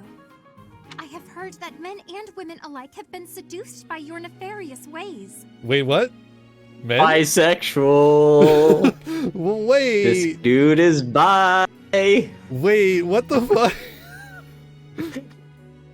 I hate to suggest my talents are being oversold, but... I have heard that you toy with people's emotions, like a cat toys with its prey. Do I really look like such a villain to you? Yes. Well, perhaps not.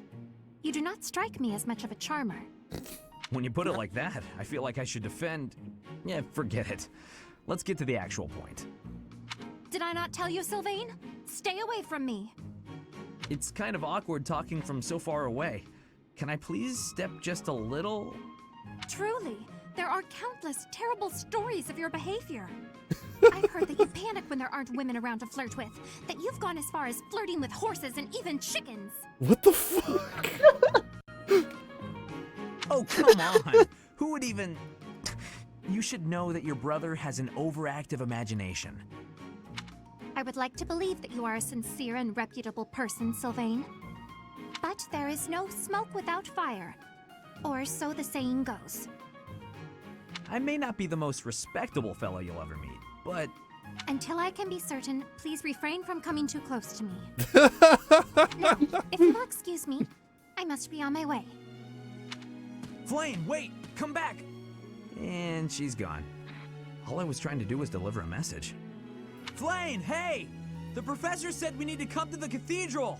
I'll run really far ahead so you don't have to walk near me. There, I tried telling her. The professor can't be mad about that. Why did we send him? Yeah. Why did we send Sylvain to tell anyone anything? Why didn't Especially we a woman. just do it? Because we're the ones that everyone sends quests on. Yeah, we walk all over the goddamn cathedral. Okay. Monastery, whatever. Cathedral Yeah. too, really, but... Mm-hmm. I just realized I never reset the, the donation, like, or tip stuff after I was done testing it. Ah, well, that's fine.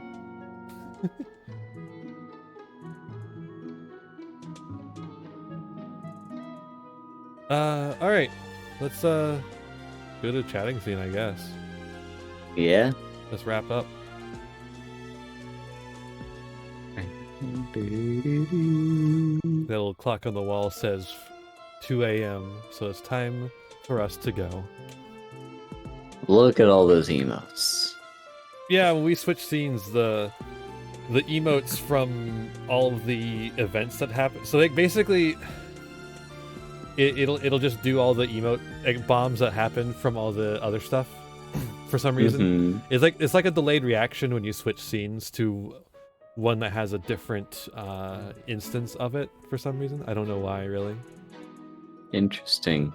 Yeah, I don't get it, but it's what it happens. Yeah.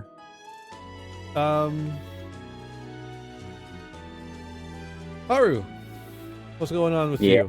Tell everyone what, where, why, things.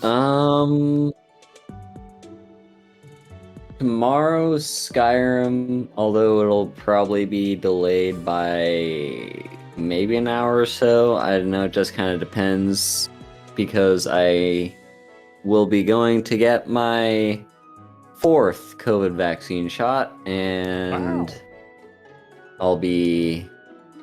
I should be groovy like the day of, so like right after I should still be up for streaming, so I'll be doing Skyrim. The day after, however, I am predicting to be at death's door. Fair. I predict I'm not going to be doing too hot the day after, because the third shot that wiped me out. Yeah. But yeah, point being, Skyrim, I'm still planning on it happening. It'll just be later than its usual time. I also have stuff on YouTube. I mentioned before, I have an Assassin's Creed 2 series, which actually should be... The next episode of that should be going up tomorrow? Yeah. So, if you want to check that out, I'm playing through Assassin's Creed 2, and I'm sprinkling a little bit of history discussion in there.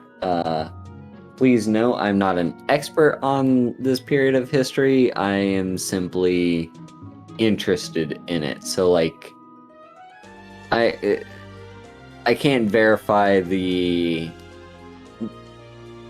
how factual some of the statements I say are.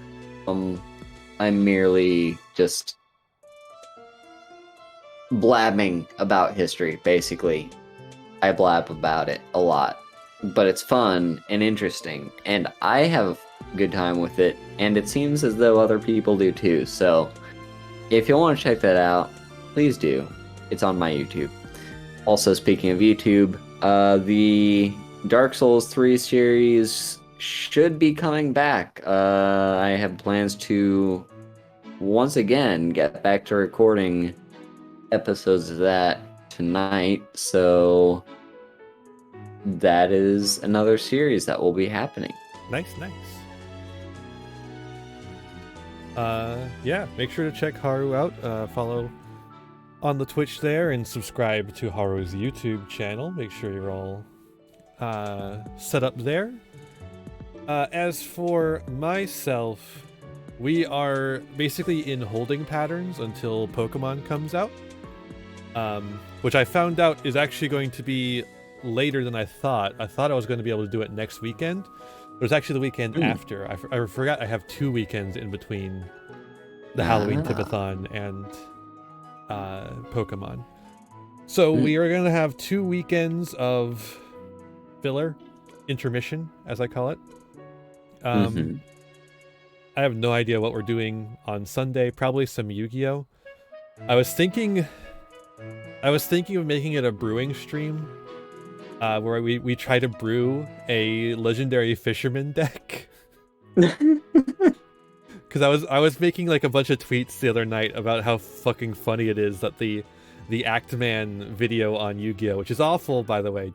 I wouldn't watch it, but you know, watch it if you want to. It is really funny bad. But he complains a lot about Legendary Fisherman number 3, which is, for those who don't know, not a meta card in any way, shape, or form. It's so bad. But because of that, I want to build a deck around it. I mean, it looks like my kind of card. Yeah, but my previous deck building streams have not really done super well, but, you know, maybe we'll try it. Skittles Witch, welcome. There was that one game I showed you a while back. Oh, look at all the cards getting hats. Nice. There was that one game that I showed you a while back. It was like Inscription but Pokemon. Oh right, yeah. So I don't know if that is an option for filler content if you want. Yeah, I just don't. Is it just like a continuous game, or is it like a? Does it have a story? Yeah, it's just kind of like I mean, it's been a while since I showed you it, so it might have had some development since then. But as far as I know, it's just like your typical roguelike. It doesn't have like a. It doesn't have the inscription end game to it. Yeah, it doesn't have like an inscription like story or like finding different things. It's really just like something you really could just use as like a one shot or a two shot. Yeah, well, maybe we'll think about doing. Wow, but yeah, maybe we'll think about doing Legendary Fisherman 3 deck building on Sunday. And then maybe that game the next Sunday, as a lead up to Pokemon Scarlet/Violet. I still don't know which one I'm going to be playing. But yeah, I gotta get my copy ordered too, my copy of the game, so it can be here before then. But yeah, that's basically all that's going to be happening though. Is Sunday stream. I got a fucking paper to write. Yeah. In fact, restricting Pokemon to Sundays is going to be what helps me get through this semester. Otherwise, I would be non-stop Pokemon, and that would not be good. It's how I usually play Pokemon. Is I play it non-stop until it's finished. Yeah, that's gonna be the case for whatever the next game is that comes out. Probably Fire Emblem for me would be the next one of those types of games where I normally like to play it myself, but now that I'm a content creator, I want that first reaction. So like probably when the next Fire Emblem game comes out, I'll be like having to constrict it to only streams. I will say that'll help me not burn out on it like I did on Three Houses my first time through. But then again, hopefully it's a better game than Three Houses. Yeah, who knows? I'm here, like... Weapon Triangle's back. I'm hearing a lot of mixed feelings about it, but hopefully it fixes the problem that we have with Three Houses with the... Which is the writing is bad. Well, it's not the writing, to me at least. I don't mind the writing. It's more just the grind of spending so much time just walking around the monastery and not actually playing the game. If they put me in a fucking school, I'm fucking breaking the cartridge. If I have to teach one lesson to one other unit, I'm breaking the cartridge. I actually don't mind the teaching system all that much. Like the lecture, and it's because they just they're just very quick. Yeah. I just hate the exploring monastery because it's like it's like an expansion. So you haven't played very many other Fire Emblems, right? I have not played any of them. So this is basically an expansion of the fortress system in Fire Emblem Fates, where you built your own fortress, and you got to set up like you could set up things that like give you daily stuff that you can use, and you can also set up defenses so that people can like raid your castle and you can defend it and you both get stuff from it. Which also leads to the most broken system in the game, which is the ability to get skills from other players. Which allows you to create the most broken archers in the world that have sniper and just like so many skills geared to being critical hit machines.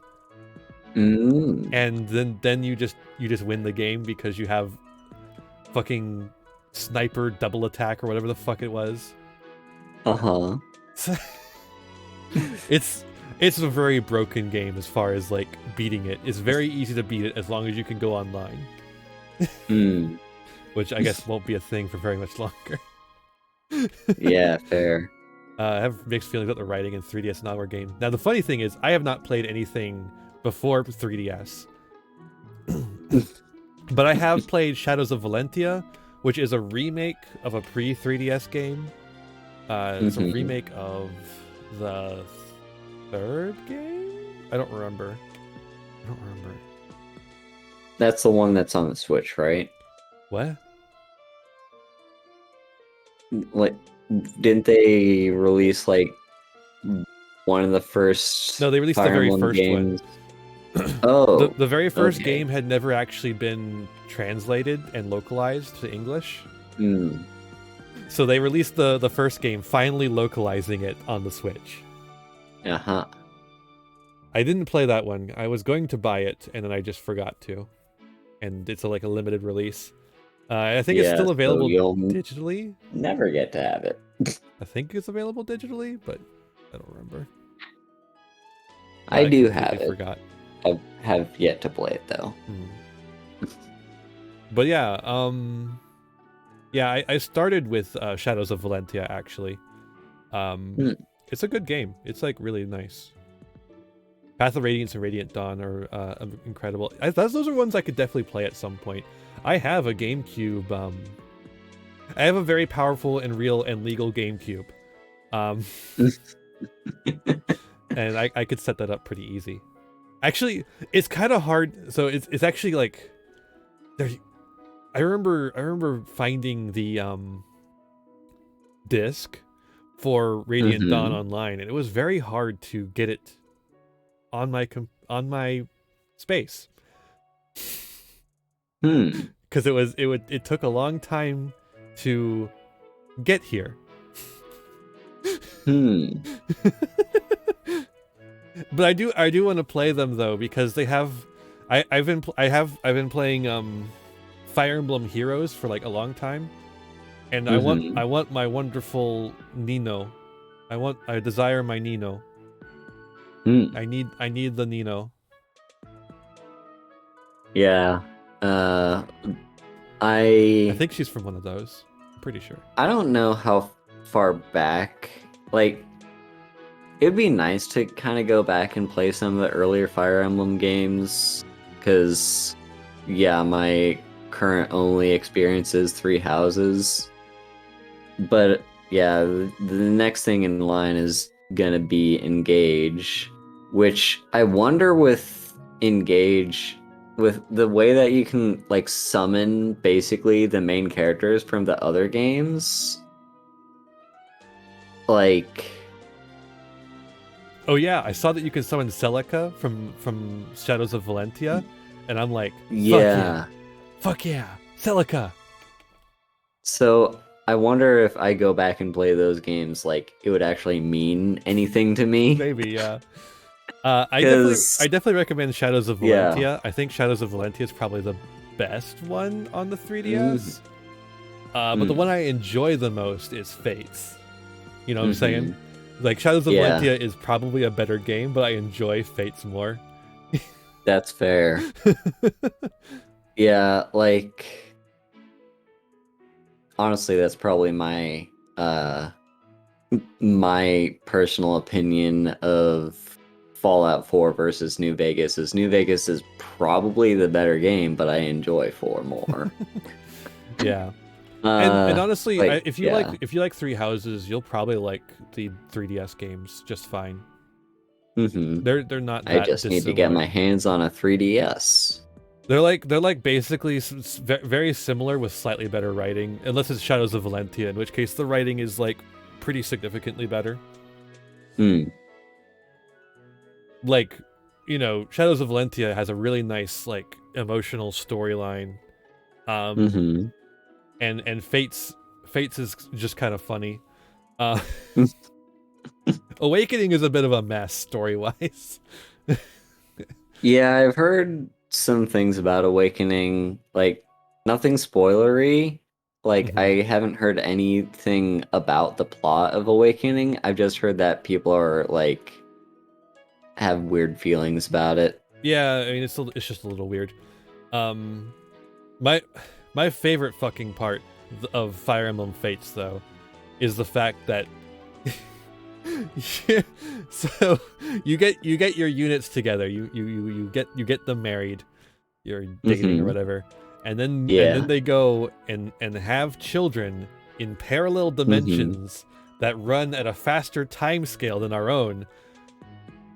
And then you can recruit the children that they make that they have as units. So they're the clones from Star Wars. They age faster. Well, they age at a faster rate for the sake of us being able to see them grown up. Yeah, without their parents having to be old.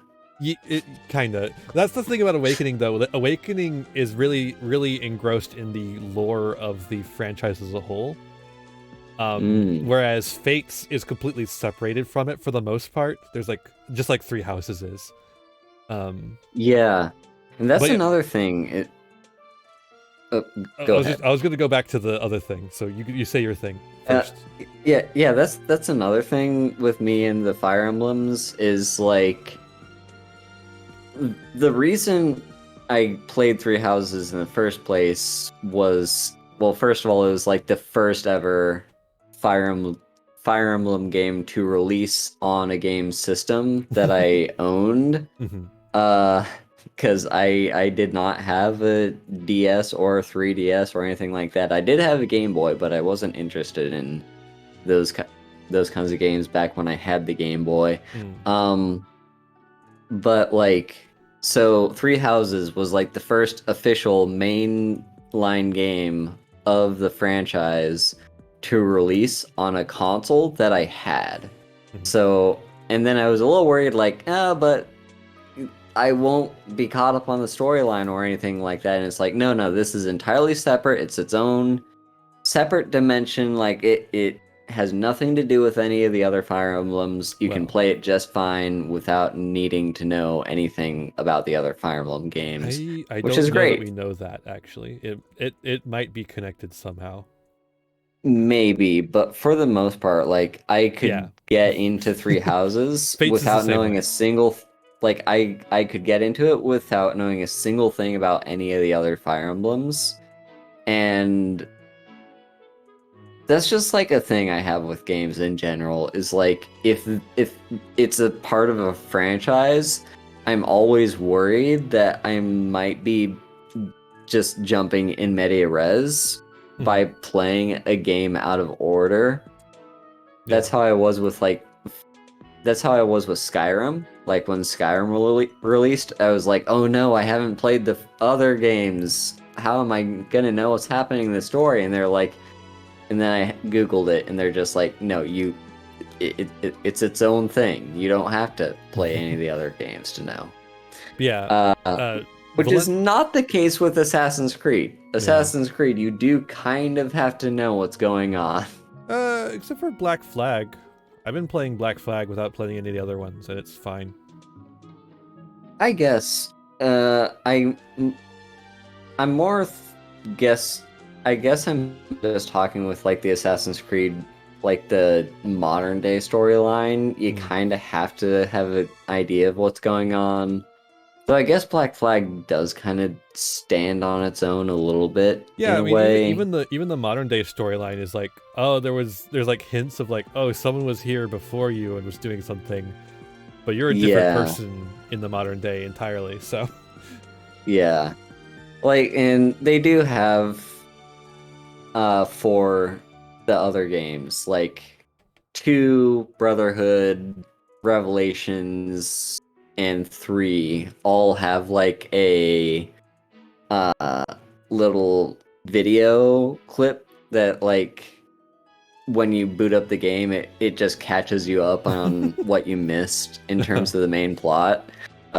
So you, like, I guess you don't technically have to have played any of the earlier games if you want to. That's actually how it was for me in Brotherhood, because Brotherhood was my first Assassin's Creed game, and it follows the plot line. So Brotherhood's an interesting one where both the modern day storyline and the, like, actual historical fiction storyline, they're both sequels to the previous one. We're in our current day and age, like, the historical stuff is no longer sequels, like, they're all standalone. The Ezio stuff is all, like, that's the one case of them actually having been sequels. And so, like, I played through Brotherhood and, like, I have no idea who any of these characters are. And I guess I'm supposed to be sad that my uncle died. I guess I got to know him in the previous game. yeah. But yeah. Yeah. Yeah, so Shadows of Valentia and what's it called? Fates both have separate stories, so you could use those as entry points very easily. But yeah, back to the kids from Fates thing. So it's actually different than what you're thinking. Worse actually, because the kids are living their full lives. Like they're living an entire life, like, in full, away from their parents. Like, the parents go away and then they come back and it's been years for the kid. So they all grew up without parents? Basically, yeah. Like, to an extent. Because the parents are with us fighting the war. Like, but why? What motivation do these parents have to just, okay, we're just gonna jump into a parallel universe, do some baby making, and then we'll hop right back? Here's the thing. They don't know. They don't know that these parallel universes run on a different time scale. So they come back and they're like, what the fuck? You really, like, there's literally, like, dialogue like, oh wow, you're growing up fast. It's been years. Oh my god. Oh god. And then you bring them to your world and you have them fight for you. And then you can fall in love with your friends' children. In fact, some of the few gay romance options for the main character are the children of your friends. Oh my god. But also, Fire Emblem Fates is also the game where you can romance your siblings, both by birth and by raising. You have to you gotta choose between your biologically related kin or the kin you were raised with. And you can date every single one of them, assuming you choose the gender that they like. Interesting. And also, each of them has an underage girl. Well, not underage, because they have specific dialogue to inform you that despite the fact that they act and dress like they're younger children, they are in fact 18 years old. I see. But I guess at least they're not 1,000-year-old dragons. You have to go further back in Fire Emblem for that. Yeah. All the way back to Fire Emblem Awakening.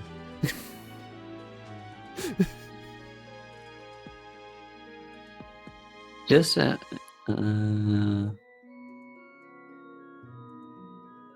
does remind me. There's da, da, da. And yes, you can romance the child dragon that acts like a child in Fire Emblem Awakening. So let's see.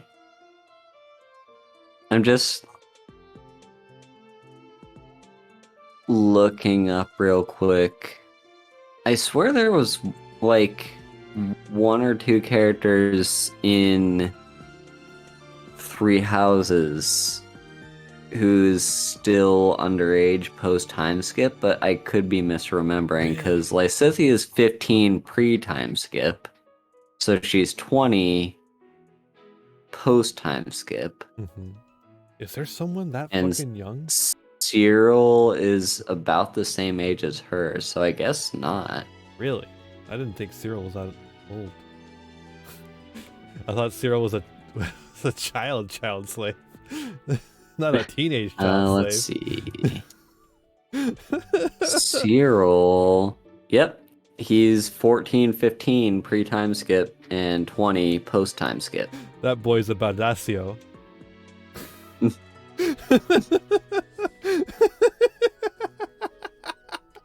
God, I hate Three Houses in a lot of ways. There's a lot of things about Three Houses I really fucking hate, and Cyril is one of them. Yeah, like he's yeah.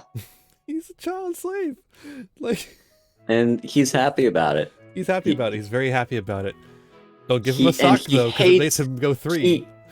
He hates when other people do his work. Yeah, like that's one of the things he hates. That's his work, which he does, because he's a slave. But he also likes it. He also loves Rhea. Yeah, he loves Rhea, the enslaver. Yeah. Ugh. Yeah. Like playing through this game. Because when I first played through it, right, I played as the Blue Lions, and the Blue Lions are the ones that are like most closely affiliated with the church in terms of like their respective alliances. Like so basically, like if you play through the Blue Lions route, the church is painted as like being the good guys, and the Empire is painted as being the bad guys. So my first playthrough, I was like, oh yeah, like go church. Hell yeah. The church is great. The church is awesome. I love Rhea. We gotta save her, because spoilers for the Blue Lions route, by the way.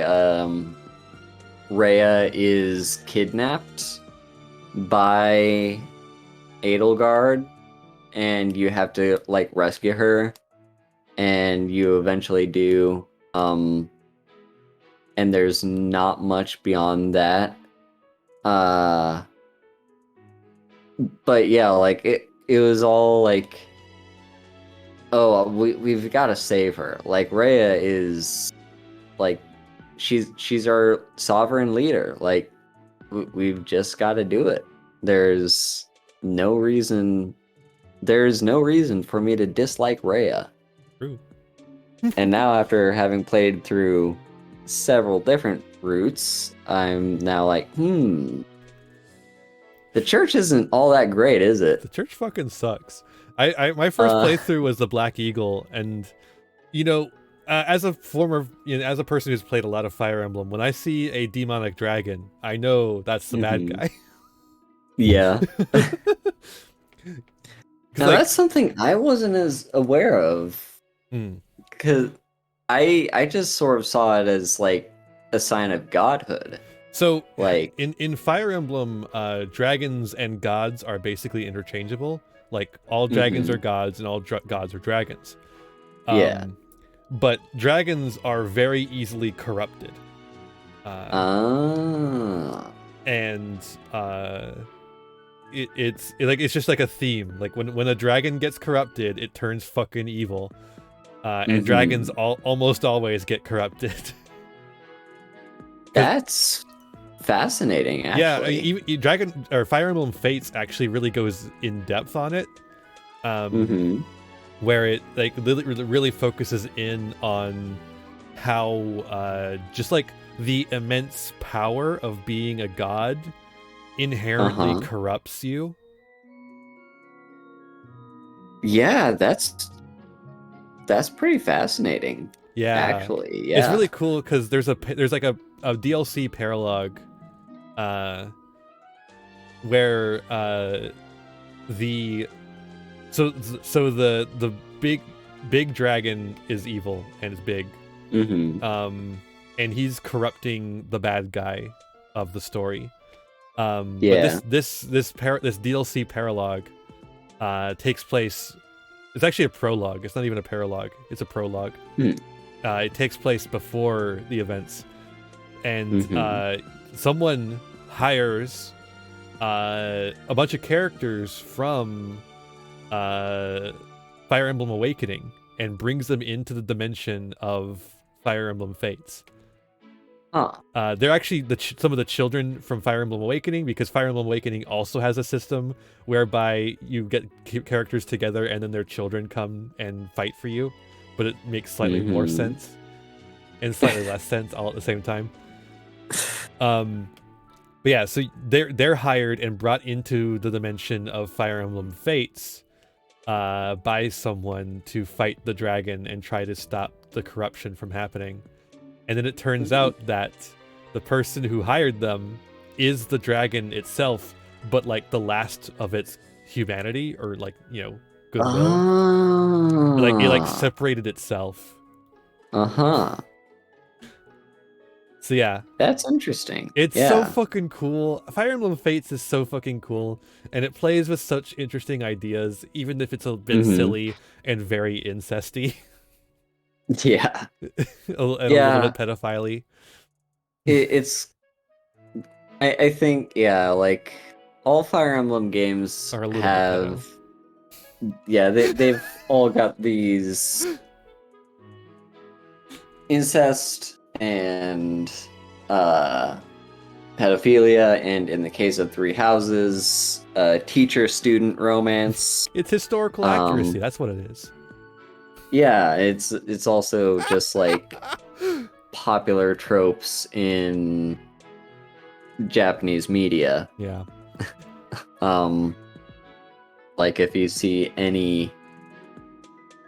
a lot of manga and anime all happen to have these kinds of tropes.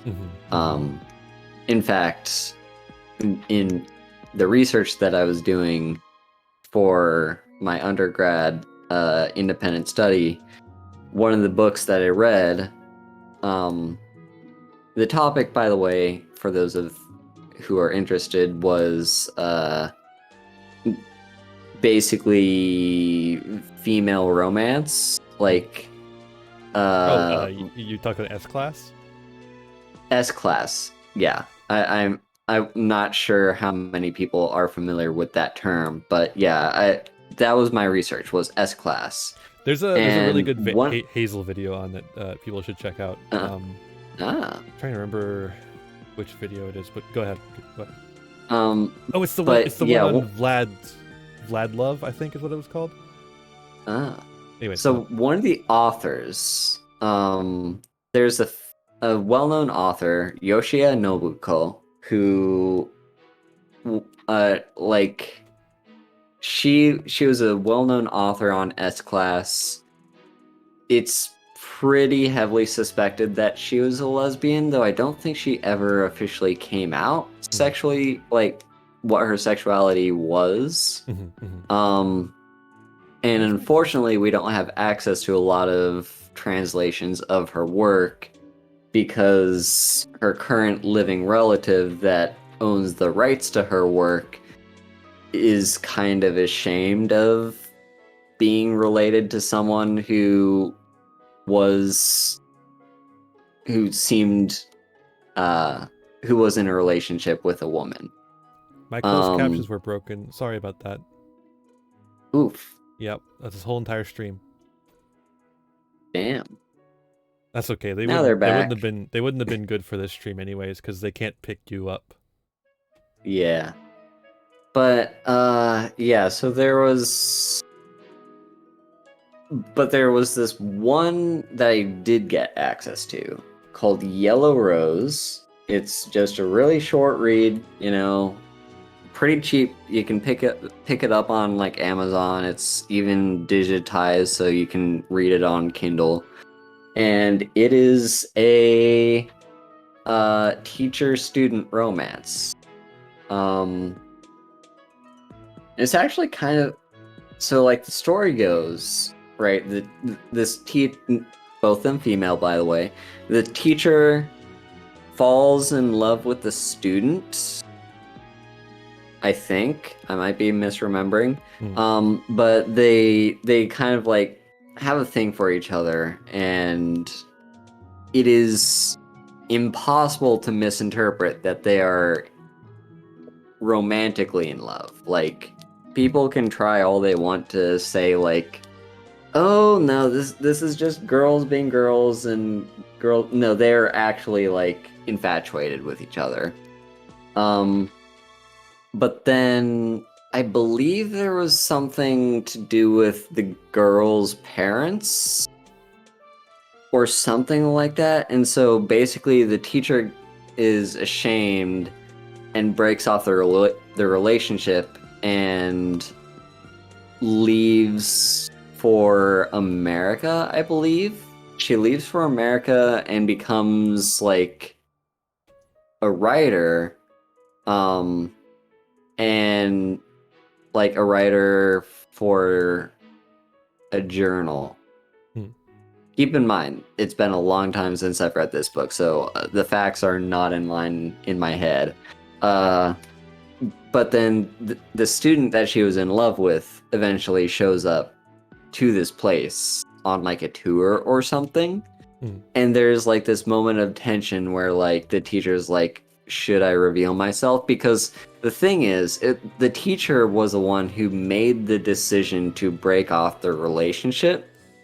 So it's kind of left the reader feeling like perhaps the student still had those feelings.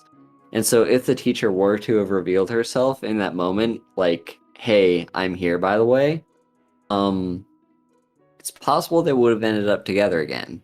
But she decides it's best not to, and so she just kind of stays behind her desk and stays hidden, and they don't see each other again. Which happens to be a common theme for a lot of S-class stories, is they all tend to have a sad ending. It's like a fleeting romance, and then something happens, and they don't end up together in the end. Yeah, do you remember that Yuri manga I was reading this summer? Yeah. Yeah, that one basically really fits into that same kind of scheme. Except then, like, several years later, they meet up again and get back together. Like, that's the twist, I guess. I think, yeah. Like, at the time, I thought it was, like bad. Like, it was kind of disappointing, like, because you don't get to see you don't get to see the relationship very much. Yeah. But I think, looking back, I think it's like fitting into this, it's fitting into the genre, but it's like, it's a response to the genre, rather, like the genre staples. Yeah. Yeah. And so here's like kind of the arguments I made in my independent research regarding S-class literature was kind of twofold. Mhm. Number one is that there's this generalized idea that, girls in their young adolescence are going to have emotions all over the place, and they'll probably become gal pals and want to do these things that are like what's the term, like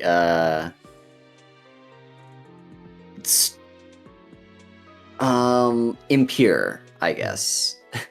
Is kind of like, yeah, they might want to do these kinds of impurities by being together, but it's only a fleeting thing.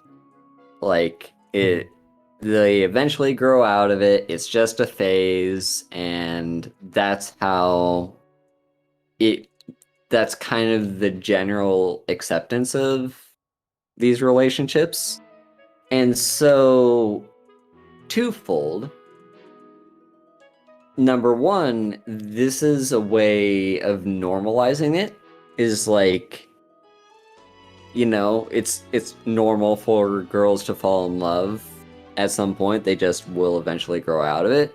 And number two, this is how women who are actually lesbians, the ones that don't grow out of it, this is how they can actually get away with publishing stories like this and getting their own stories out there in the world, is by basically having the unhappy ending of them not being together in the end because it was a fleeting romance, and thus the publisher will happily publish it because it fits into like their idea of like, well, it's a fleeting thing. And basically, it's a restrictive thing. It's like a box that the writer has to fit into, but it also gives the writer a lot of power behind the scenes. Like, they can kind of leave messages of how these relationships are not unreal. Like, it's not just like girls being like, oh, let's have fun together, and let's just, because we're teens, we'll make out and have a fun little thing. It's actually like girls can actually have affection for one another in a romantic sense, and not all of them grow out of it, as is the case with as it was the case with Yellow Rose. Is the teacher still had those feelings in the end. Like, she still had those feelings for her student. It's so, like, the message is that it's not a phase.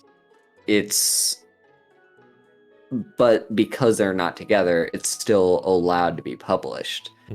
Also, another fun fact is floral flowers and floral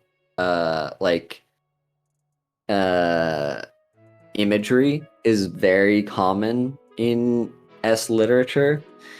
In fact, the very term itself, Yuri, that we are familiar with to refer to like girl romance manga, Yuri, translates to lily.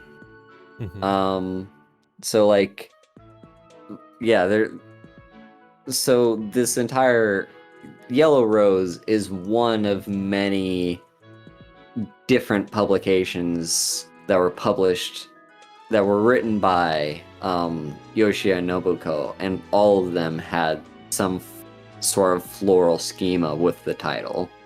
And I just personally find it fascinating. Actually, I remember now, the entire collection is called Hana Monogatari, like flower stories.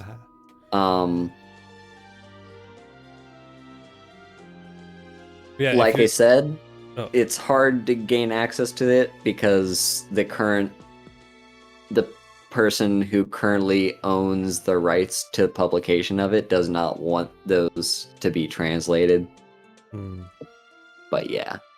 But yeah, if you've ever played Hyperdimension Neptunia and wondered why the support conversation stuff is called their Lily ranking, there's your sign. It's because it's gay. Yeah.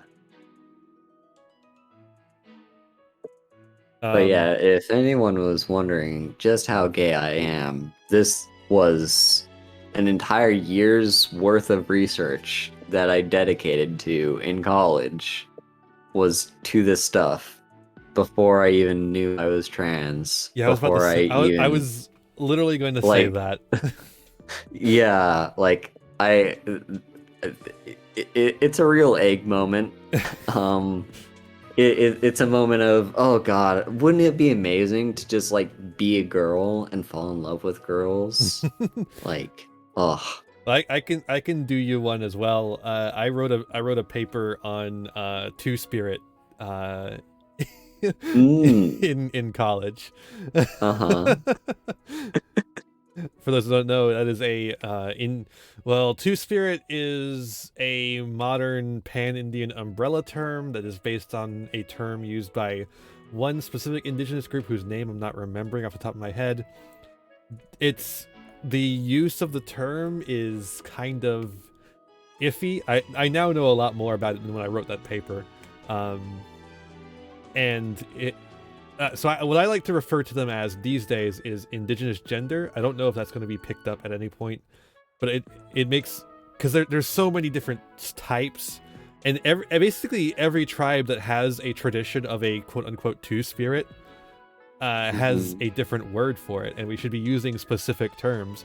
But if you're going to have to use an umbrella term, I feel like it should be something more general than Two-Spirit, which is a specific one and implies a specific kind of thing. Because not all people labeled Two-Spirit are non-binary. Some of them are simply trans or gay. Or effeminate. Some people are just effeminate. It's fine. It's the metrosexual. Yeah. They're straight, cis. They just happen to like girly things. That's okay. That's actually going to be a huge part of the paper that I'm going to be writing, which is why I'm not going to be doing a whole lot of streams this month. A huge part of the paper is going to be about how the term is so useless in a lot of ways, and why I refer to them as indigenous genders, because indigenous genders as a term really, it references their indigeneity and references the fact that there are many of them, and this is a category, not a gender in and of itself. Yeah, that's gonna be like a huge part of the paper. So yeah, we'll see how it goes. I could talk a while about. Oh my god, I was reading because it's a historiography, so I was reading a lot of old articles on indigenous genders, and they use a term that I'm not going to use on stream because it's a slur. Yeah. And Twitch wouldn't catch it as a slur, but it is a slur. And they're talking, oh my god, they're talking all sorts of shit. They're talking about how they're a corrupting influence. They're talking, it's like there's one where so in the tradition of one of them is talking specifically about the Winnebago tradition. So the Winnebago tribe, in the Winnebago tribe's tradition of the indigenous gender that they have, people are men men who experience men who experience a blessing of the moon can thus become, you know, the term that they use. It is sort of basically they take on all the jobs of a woman and then they also do them better, which I think is kind of funny. The idea that of course a man could do a woman's job better. but they have the blessing of the moon, so like maybe that it's like a spiritual power as well. But there's a story in one of these papers of a person. I don't know what pronouns they would have preferred, because obviously it's so far back that they weren't caring. And obviously the Winnebago use a different language than English anyways, so like who knows. Yeah. I don't know the pronouns of Winnebago. I don't know. Like our what English restrictions on pronouns are. Yeah. But this person gets a blessing on a vision quest. They're on a vision quest and they get a blessing from the moon, which means that they are now, you know, empowered by spiritually empowered to become a woman in most senses of the term. And they tell this to their brother, and their brother says, "If you put on the skirt, I'll kill you." And that broke my fucking heart. That shit. You hear about that shit today. You hear about that shit today, and like, oh god, it hit me harder than I expected it to. This is in 1950s, by the way. This paper was written in the 1950s. No trigger warnings at all, or no carefulness with the language or care at all, really. But yeah, and this person was like still determined to do it too, because the thing about it is like if you receive the blessing of the moon and you don't do it, you will die. But like, you know, that's what the spiritual side of it is. I feel like that's an interpretation of dysphoria. The way dysphoria kills, you know, it doesn't it doesn't have to be like, oh, you die just out of the gods kill you because you didn't do the thing. Yeah. It's, you know, you come over with a dysphoria, you could get that dysphoria and you fucking unalive yourself. Yeah. So I was like, wow, this is like, it's powerful shit. You really should like talk to my dad about a lot of this stuff, because he, for those who don't know, is an anthropologist, and he's very fascinated with like, he's done a lot of research regarding like gender in different cultures around the world. Like he's familiar with Two-Spear. I believe you could actually educate him on at this point probably on that, especially after I read all these books. Holy shit, like I have so many things to read still. But yeah, like definitely get in contact with him on this kind of stuff, because I think I feel like it's something that's on the edge of his interest. He always likes to like consider indigenous groups and like see what their customs are, and especially regarding gender and like gender roles. Like some indigenous groups have like where it's a matriarchal society, and like there was just like, I don't know. He's talked to me a lot about this kind of stuff. So I just find it cool that you're kind of treading along a similar path. But yeah, if you want an anthropologist that knows his stuff, yeah. Yeah, I mean, I've been so that for this class, we've actually been doing reading a lot more anthropology than I've ever read in my entire life. Mm-hmm. Because that's like the thing in archaeology too. Yeah. Mostly archaeology, actually, now that I think about it. But anthropology and archaeology are so similar. It's yeah. The differences are only matter to anthropologists and archaeologists. Yep. But yeah, we've been doing a lot of reading on this, on like archaeology and stuff. So I know a lot more about that than I did before. Yeah.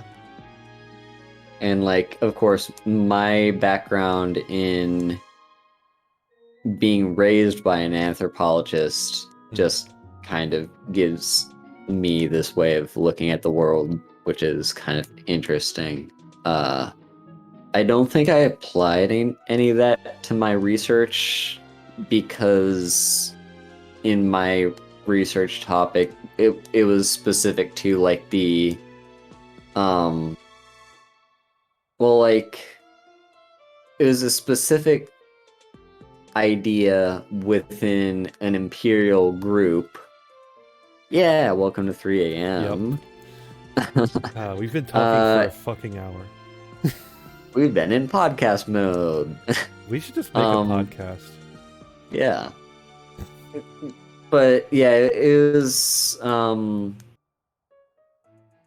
it's like a specific, like, within an empire who wants to homogenize their identity.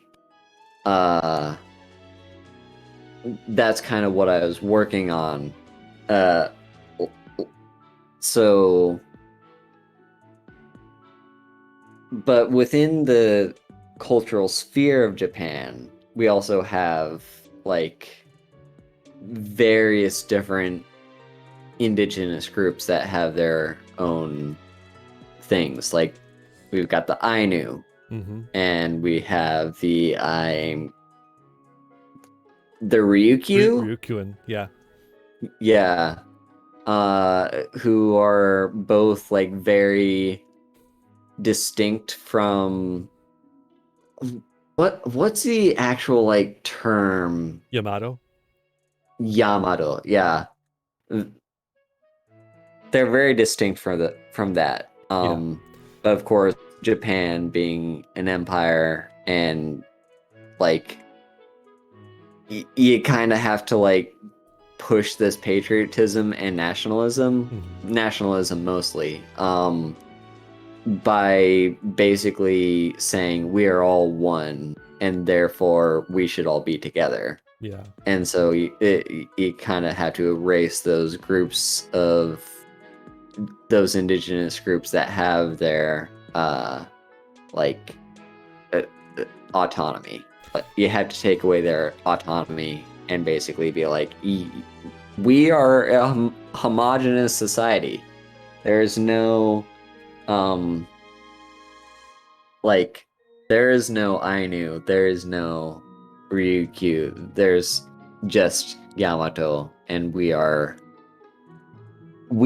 strong enough to stand up to the Western powers. In fact, we could probably overpower them if we wanted to. The right wing of Japan even like will talk specifically about a Yamato race. Like, yeah, it's really weird. Yeah, and like Ryukyu obviously is just like an island that they took over in the Imperial era. But Ainu is like particularly interesting because the mainland Japan used to be all people who were very similar to the Ainu. Yeah. Until the Yamato people came and established their place in southern Japan, and then eventually went on to exterminate. And I do mean exterminate. They literally went on extermination campaigns to remove the northern barbarians, essentially. up to the coast of mainland Japan, and then the Ainu are basically the only ones left. Now, to be fair, when you go on an extermination campaign, you don't actually kill everyone. Sometimes you adopt them forcibly. And so there is like a mixture in the bloodline of the so-called Yamato race. Yeah. Like, basically whenever you're talking about any kind of race, like homogeneity is a myth. Yeah.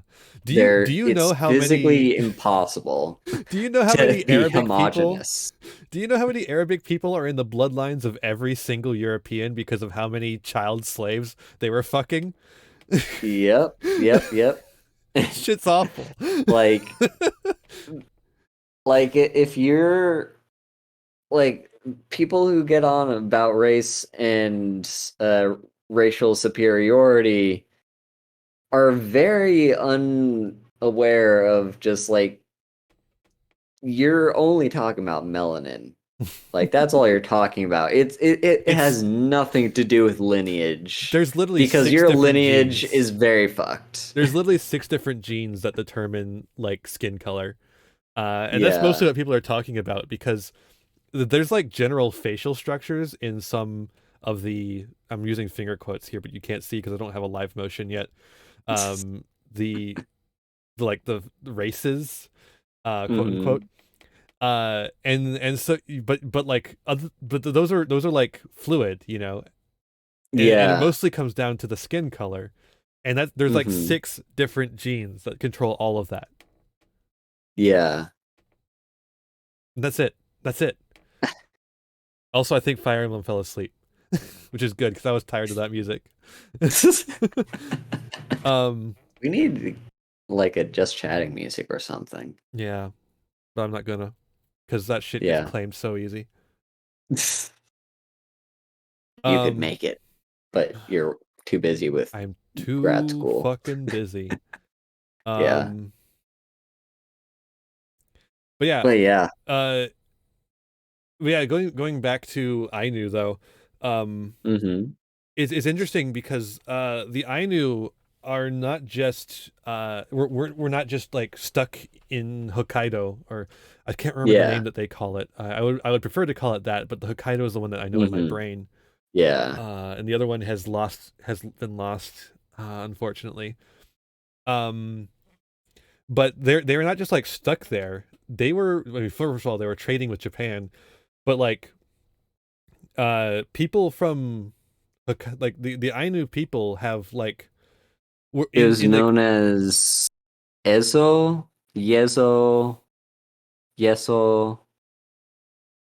one of those. Yeso. So yeah, the people of Yeso have also like been a major part of early America. People from the ancestors of the Ainu, because remember the Ainu people are still there to this very day. They are still here. They have not gone away. But the people of the ancestors of the Ainu traveled by boat over to the Americas, and we have evidence of this because Ainu art and some art particularly in Alaska and down into Washington and Oregon, I think. Indigenous groups in that area and in the Ainu art have like a lot of similarities. Particularly if you've ever seen like the like bone skeleton art of like native Alaskans. Like that's something Ainu do as well. Yeah. So it's there's like, I mean, there's a lot of crossover. And like so a lot of people, I guess one thing I should make clear though is there's a big cultural understanding. There's a big cultural memory of the first people in America crossing over from Siberia into Alaska over the Bering Strait as a big land bridge because of ice and the withdrawing of the ocean. That is not how the first people who reached America got here. Really? Really. The first people who came to America came before the land bridge ever formed. Oh. They go back so far that the land bridge had not even formed yet. That's fascinating. And they came by boat. They traveled up Siberia, or from you don't even have to go up to Siberia. You can go from Hokkaido to all those islands there, the Sakhalin and the Aleutian Islands. Make a pathway that you can go across where it's not too rough a water, and you can reach the coast of America. And then from there, you can take your boats down the entire coast. And some people did that very thing. We have evidence of people all the way down in modern day Venezuela before the land bridge ever forms. Oh my God. Yeah. That's fascinating. For those who don't know, Venezuela is at the fucking south of South America. Yeah. That's really amazing. It's not the very south, because that would be Chile and Argentina, but it's but yeah, and we also have we have some suggestion of Polynesians traveling as well, from the other direction, from the south. But that's not as solid as the evidence of people traveling, because the easy part to understand is that we find evidence of people, and the archaeological, the radiocarbon dating shows that it is old. Yeah. It's not as easy to tell where it comes from, and that mostly comes from similarities to other cultures. Yeah. But yeah. But yeah, that's really interesting, because the way that's just kind of assumed how human migration happened is we originated in Africa, and then we just spread by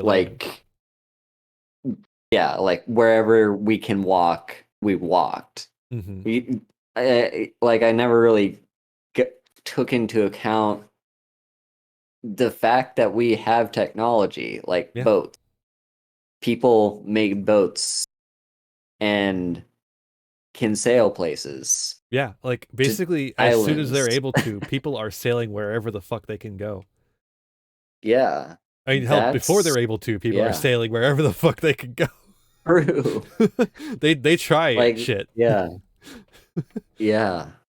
It's really cool, and yeah, it's also really cool to break down one of those myths that up until now I believed. Yeah.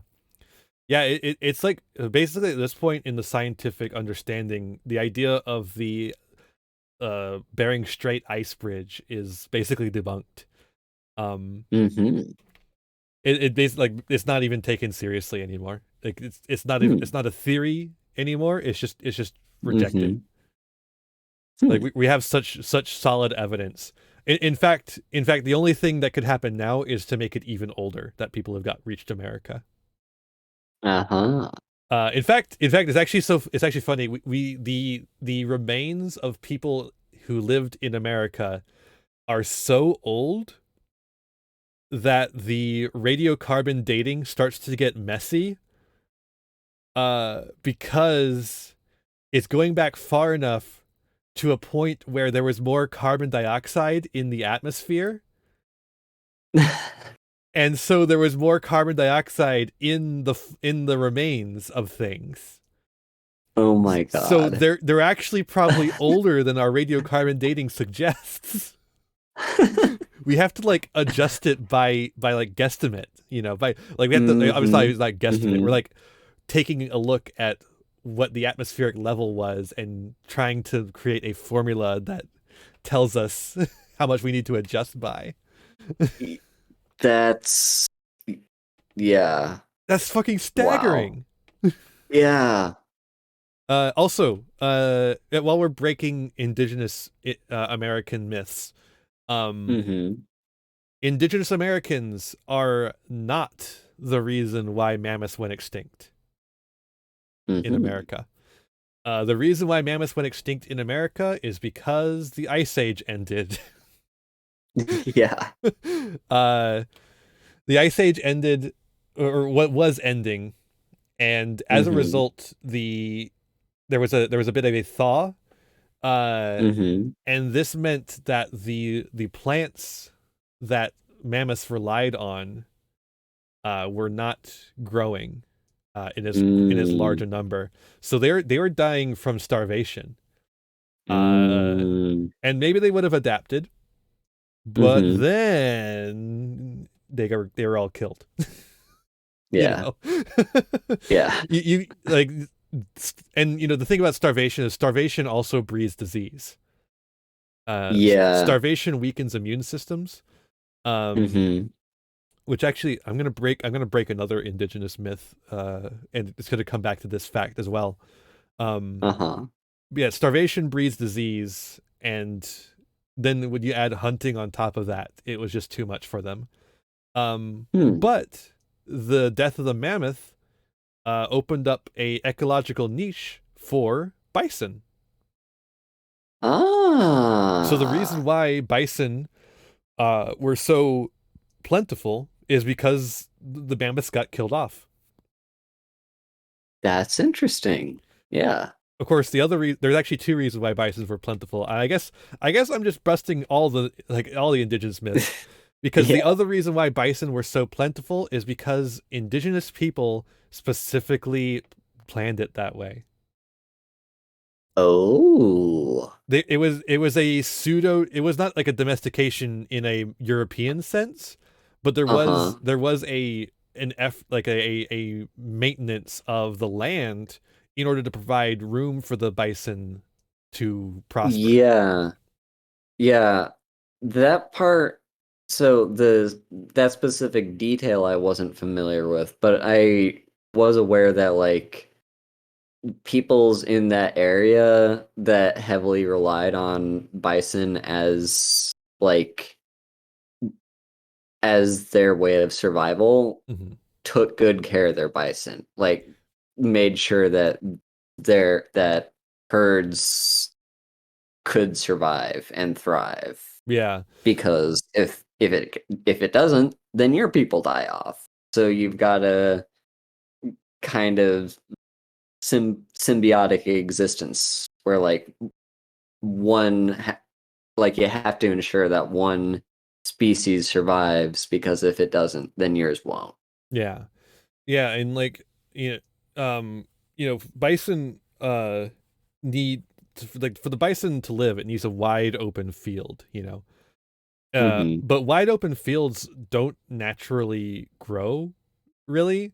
It requires for a wide open field to stay a wide open field, it needs to constantly burn, essentially. Because otherwise trees grow, and trees do not make wide open fields. Yeah.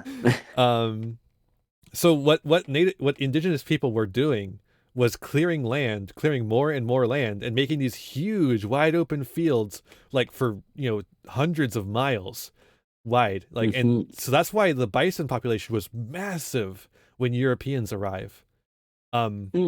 Additionally, it's partially because the other reason why the population was so large by the time the Europeans got there is that by that point, a lot of indigenous people had died by disease. And so there weren't as many people hunting the bison.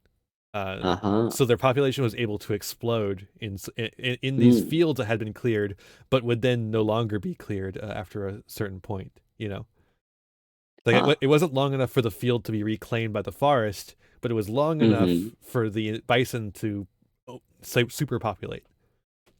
Now, of course, the indigenous people were not all dead either. There were plenty of them left. And in fact, not all of them had the disease was actually not doing as much as it has been said in popular history. And here's the other thing I'm going to debunk. Disease was not as huge a killer of indigenous people as Jared Diamond would have you believe. Oh. Disease, of course, killed a lot of indigenous people. Mm-hmm. But why is that? Because, Europeans would get diseases too. So Europeans were not immune to smallpox. Yeah. Some of them were, but a lot of them weren't. Uh-huh. And the reason why it hit the indigenous people so hard is because at the time of European contact, well, no, let's not call it contact. European invasion. At the time of European invasion, the Little Ice Age was starting. Uh-huh. And the Little Ice Age caused droughts. Oh. So there was mass starvation all across America right at the same time that the fucking Spanish are bringing their fucking smallpox pigs. So it's not that. So yeah, it's not that their immune systems weren't adjusted to the diseases that the Europeans were used to. It was more a factor that just like they were dealing with starvation, which weakened their immune system, and therefore they were more susceptible. They also were vulnerable to European diseases because they hadn't been exposed to them. That part is true. Yeah, that is but it's a combination of factors. Yeah. It's not just we've never seen smallpox before, therefore we're gonna die. It's like it's a wombo combo. Yeah. So like the Europeans come at the worst time. Like it is a terrible time. It is very cold. Have you ever been to Florida in the winter? I have. I don't know. Probably. It's been a long time since I've ever been to Florida. Have you ever been to the Southeast in the winter? How about that? It's been a long time since I've ever been. I can't remember the last time I did. I think it was during the summer though. So, yeah. That's actually weren't you here? Weren't you with me last year? Yeah, that was during the summer. It was pretty chilly then, right?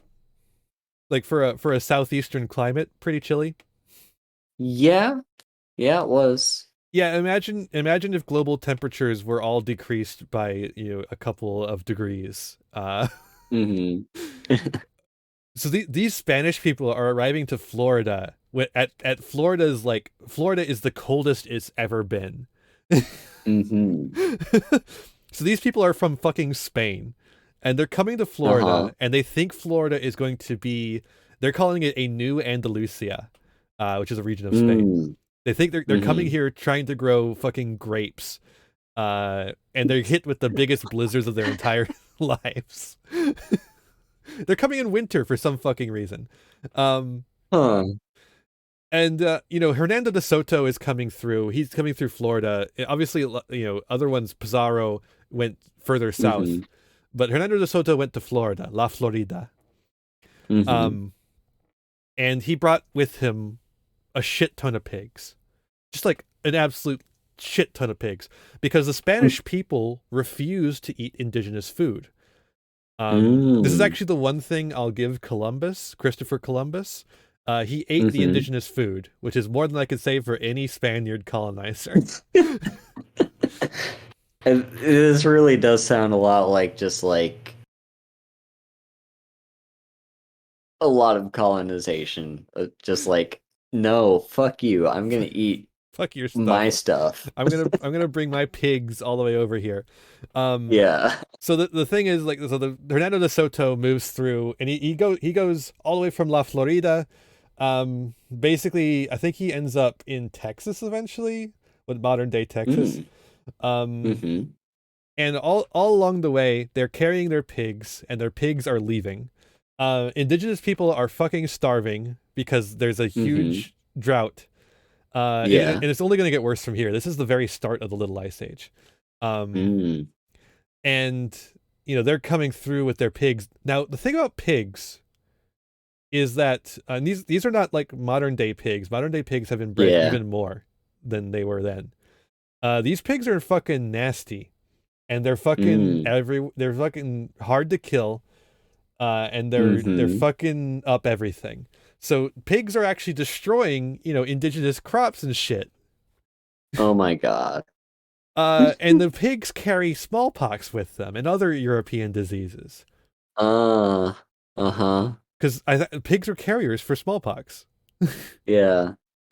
And that's how the majority of people who get sick in this first wave get sick. It's not from actual Europeans. It's from the goddamn pigs. Huh. Now as we continue down the timeline, more and more Europeans come. But like the thing about disease is that in this early age, where there's a lot of travel in indigenous communities, like a surprising amount of travel. We see trade all the way from Aztec Empire all the way up to North Carolina. We're hell, the fucking Iroquois are like importing. And that's not actually the name for the Iroquois. They have their own name. That's just the popular name that we have for them because the French fucking came up with it. But the Iroquois were importing like obsidian from the Aztec Empire and shit. Anywhere where corn showed up, there was some form of trade that reached all the way to Aztec Empire.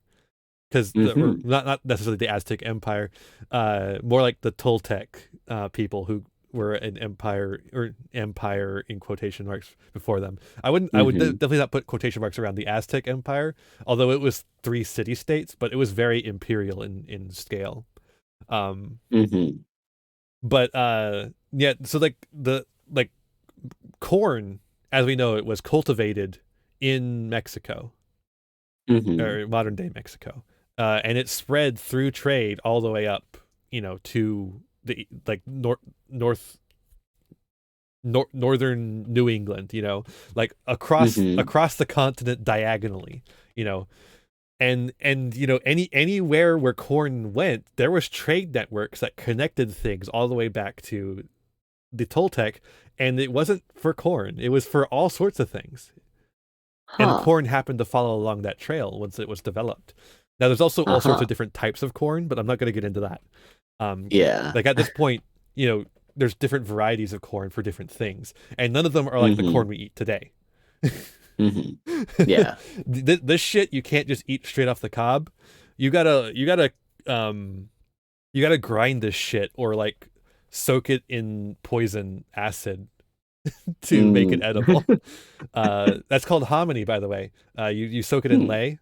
Or lye, not lay. You soak it in lye, which you make by like burning wood in a specific way. The Cherokee have been doing it for a long time, and they passed that, or that tradition was stolen by white people in the Appalachians, and is a very popular dish amongst Appalachian folk. That does bring up something that I've always been interested in, is kind of like, how did people find out that this stuff is edible in the first place? If you can't just eat it straight, then how do you like even experiment to find these different ways to make it edible? Yeah, I mean, so like the indigenous people have been like before the cultivation of corn. Indigenous people were obviously hunter-gatherer groups. But they were also cultivating things. But what they were cultivating and gathering was seeds. And seeds is a thing that you also have to grind. Yeah. So basically what happens is they just started cultivating a plant until it became maize. So they were already in the process of grinding shit to make it. And like they picked like the ones to cultivate that are the better for grinding and stuff. Interesting. Yeah. But yeah, basically, so like there's these huge trade networks, but there's still not a whole lot of physical movement between them. It's you trade with this tribe, that tribe trades with this tribe, that tribe trades with this tribe. If you need to move, you move, but you're not interacting with other tribes when you do so. You're just trying to find your own new land, and that does happen quite frequently. There are several groups who will will find distaste with the land they're on and move to find a new land, and they do that. But yeah, as the little ice age like ramps up and more Europeans are coming as well, conditions get worse as far as food, and the Europeans come along with their diseases, and the diseases start wiping out people before the Europeans get to them, but it only reaches so far. In fact, guns are being spread further than disease is at this point. So like there's huge trading networks for guns, which is why eventually the Apache and the Comanche are like these huge like raiding groups that have lots of guns and lots of horses before the Americans even get there to like fight them. Like they were trading with indigenous groups who were trading with indigenous groups who were trading with Europeans to get guns. And they've been doing that for so long that they had mastered the art of the gun and the horse, which they were also trading for. Although not always, because when Spanish control like left Mexico after the Mexican Revolution, a lot of horses got free. There was just like a shit ton of horses that got free and like started living wild in America, and that's where a lot of like Southwest like Western tribes got their horses from. But yeah, like so like the disease actually spreads with as Americans move west, the disease like kind of moves with them, but never to the extent like the western side of the continent isn't wiped out by the time Europeans get there, It's not been ravaged by disease by the time Europeans get there. I mean, it was ravaged by Spanish people. Yeah. It was ravaged by Spanish people who were trying to avoid. It's like here's the funny thing is like the Spanish people go so far north because they're afraid of Russians. The Russians colonized Alaska. And word got back to Spain that this was happening, and so they're like, we got to seize all of California before the Russians get there. And so they just kept pushing north. So like basically by the time of Western like America moving to the Southwest, the only places that have been untouched by European, like untouched in like a very direct sense, I mean, by European people, is like the Northwest, not including Alaska, or even British Columbia to an extent. I want to get back to what you're talking about with the gun trade. I have a whole book on that I could share with you. Because that's another thing that's fascinating to me. Like there's a lot of myth with not just Europeans interacting with the indigenous people of the Americas, but also, of course, the myth of the easier to debunk myth of the Europeans interacting with the Japanese when it comes to guns. But like this idea of like when colonization was occurring, that it was basically just people whose only weaponry was literally just like sticks and clubs and bows and arrows against people with guns, and never stood a chance. Like that's the general myth when it comes to colonization of the Americas is like Yeah. we just had superior technology and they just couldn't stand up to us. Yeah, no, indigenous people like abandoned the bow and arrow to a large degree, um, Hmm. by like really early on. I mean, the Iroquois became as powerful as they were because they were trading with the French for guns, and the Dutch. Hmm. Dutch was actually a really important part of the gun trade Hmm. because the Dutch could not control their traders.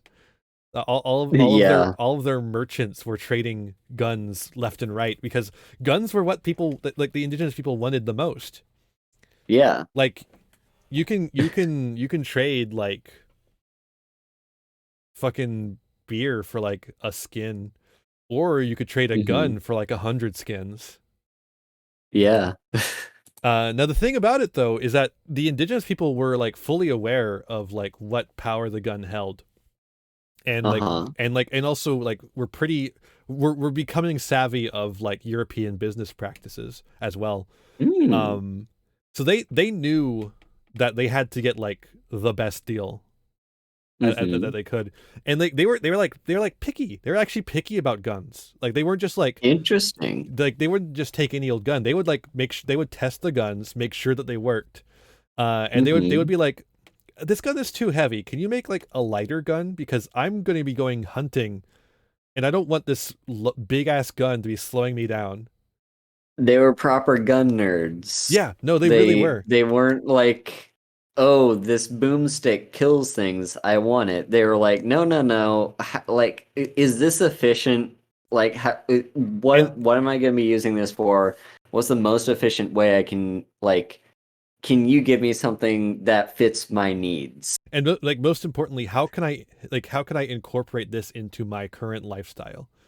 Like Yeah. I'm not going to live like a European Hmm. because I Yeah. like their guns, you know, because the gun is slightly better at killing people.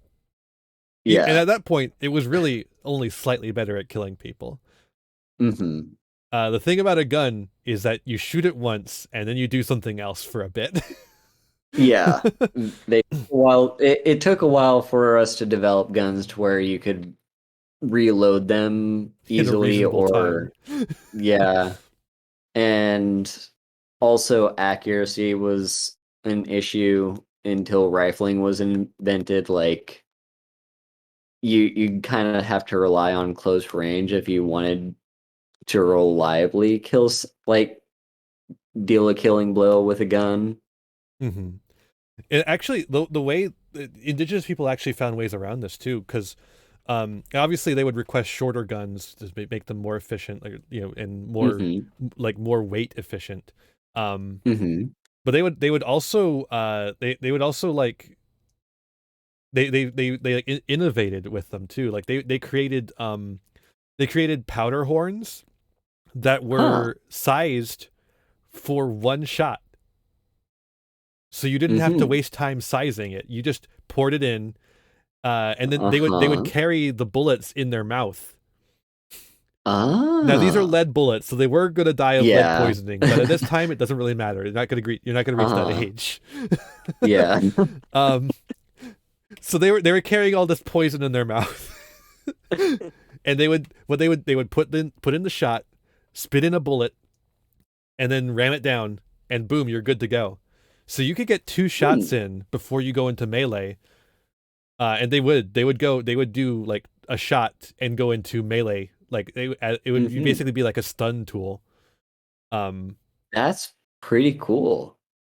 yeah, like they mathed this shit out and then labbed it out. It was really like they weren't slacks with this stuff, you know. Yeah. And this is It's not the also myth like you were talking of about rifling, you know. yeah, This yeah. is why indigenous people don't adopt rifling immediately, because with rifling you have to have a very specific bullet. Hmm. To use a rifle you need a rifled bullet. Hmm. So you can't just make your own bullets by getting a big hunk of lead and using the lead chamber. Yeah. So you can't shape bullets the way you want to and then spit them in the gun. Uh-huh. So Yeah. because of that innovation that they made, they actually didn't want rifled guns for a while. Huh. Yeah. It's like, that makes sense. Fuck the accuracy. I'm going to be shooting this at pretty close range anyways, because we're using this for like surprise raids. You know, Yeah. we come out of the woods, we shoot, and then we hit them with our clubs, you know? And this is all very fascinating because it's like breaking down the myth of like indigenous peoples just like, oh, we're like we can help us and we'll just accept anything the Europeans have because they're technologically superior. Like, no, they were actually innovating with the stuff that they got and like making like they get guns and then they fit them to their own uses and make them better in their own way. Mm-hmm. Like, because you have to remember, like, we're not just like Europeans versus indigenous people. We are like all one species, and like the entire species of Homo sapiens is kind of like built around the use of tools and improving upon them. And like so they have that same instinct that the Europeans did. Mm-hmm. And in another way, we're also not indigenous people versus Europeans, because what we actually are is Iroquois versus Winnebago versus Dutch versus English versus French versus all of these fucking people hate each other. Yeah, like different Europeans were trying to race each other for colonization because they had rivalries with each other, they were at war with each other. And then of course like the indigenous people themselves had their own like different factions, different alliances and rivalries that is very complex and it's not just like a two-sided ordeal. So yeah, like the Iroquois, the Iroquois were suffering from massive plagues, and they were losing a lot of people. And a part of the tradition of the Iroquois is a thing called the mourning raid, with the U, like as in like mourning the loss of someone. And what these are is you after you have massive losses by either by war or by disease, you go and raid another tribe and you forcibly adopt everyone you can catch. Oh wow. To replenish your numbers. Uh-huh. And they basically do this. Like they get the guns from the French, or they get the guns from the Dutch, and the French fucking hate it because the French are like, why are we giving these people guns? They're just going to use them to kill us. And the Dutch are like, I can't stop the traitors from doing it. And the French are like, well, stop them. They're going to kill us. But what they use the guns for is to raid the Huron and the Wyandot people and steal their people away from them. Now, eventually, the Huron and the Wyandot begin trading with the French and getting guns to protect themselves. And they start raiding the Iroquois, like in retaliation. So, like, eventually, the Iroquois has to stop raiding north and start raiding south. And then eventually, the southern people get guns, and they have to kind of stop raiding entirely. Yeah. But yeah, there's basically like an indigenous arms race that happens whenever guns are introduced. That's really cool. Like it gets not cool in the southeast. It gets extremely not cool in the southeast. Because that's where the English are. Yeah. And the English are very big traders. They love trading, just like the Dutch. But unlike the Dutch, and like the Dutch dabbled in a little bit of slavery. But the English fucking love slavery. Oh, they can't get enough of slavery. They need as they need so many slaves to handle all these fucking plantations that they're making. Yeah. And African slavery wasn't really established at a high level yet. African slaves were going to South America because they were highly valued. For context, what's the time frame we're talking right now? So this is like Virginia colonies. Like we haven't separated out. Like the Dutch are still here. The Dutch haven't left yet. Gotcha. In fact, it's very funny. Once the Dutch are out, the English think they can like establish a monopoly, and then they cannot. And then the Spanish leave, and they think they can establish a monopoly, and they cannot. And the French leave, and they think they can establish a monopoly, and they cannot. Hello, Tack. It is going well. We're in podcast mode. I have been for like 2 hours. Yeah. So yeah, at this point, African slaves are not at such a high. It's not at such a high level yet. Mainly because the Portuguese have such a big monopoly on it, and African slaves bring a very high value. So they're very expensive, and you don't use expensive slaves in Virginia because Virginia is a fucking terrible colony. Yeah. And people are dying all the goddamn time there. So you want the cheap labor that is a short-term investment. Yeah. In fact, when England does establish a trade, what are we on about? We're talking about history, specifically indigenous history in the Southeast right now. And this actually, all right started, now, by the way, a chain of discussion starting with just talking about Fire Emblem. Yeah, because Fire Emblem loves slavery. Yeah. But yeah, so when England eventually does establish their own slave trading company in Africa, the Royal African Company, the Royal Africa Company rather, the Royal Africa Company actually doesn't want to trade to Virginia. Like they think it's a waste of time. They're like, no, we're sending these people, we're sending this people that are now property to Jamaica, where they're going to make a shitload of money, and the people who make the shitload of money can actually pay us. You are not able to pay us as well. Like your shit's going to fail any day now. Your credit score is very low. Exactly, it's literally a credit score issue. They won't lend them the credit to trade with them. They have to like make promises and shit to get the slaves. So at this point, that shit hasn't been established yet. And so the Europeans are like desperate. The English in the Southeast are desperate for slaves, and they don't have a good way to get them. Yeah. So indigenous people have a practice of capturing slaves. Most indigenous groups had a practice much more similar to Roman practices for capturing slaves. You know, in a war, you capture people and you enslave them.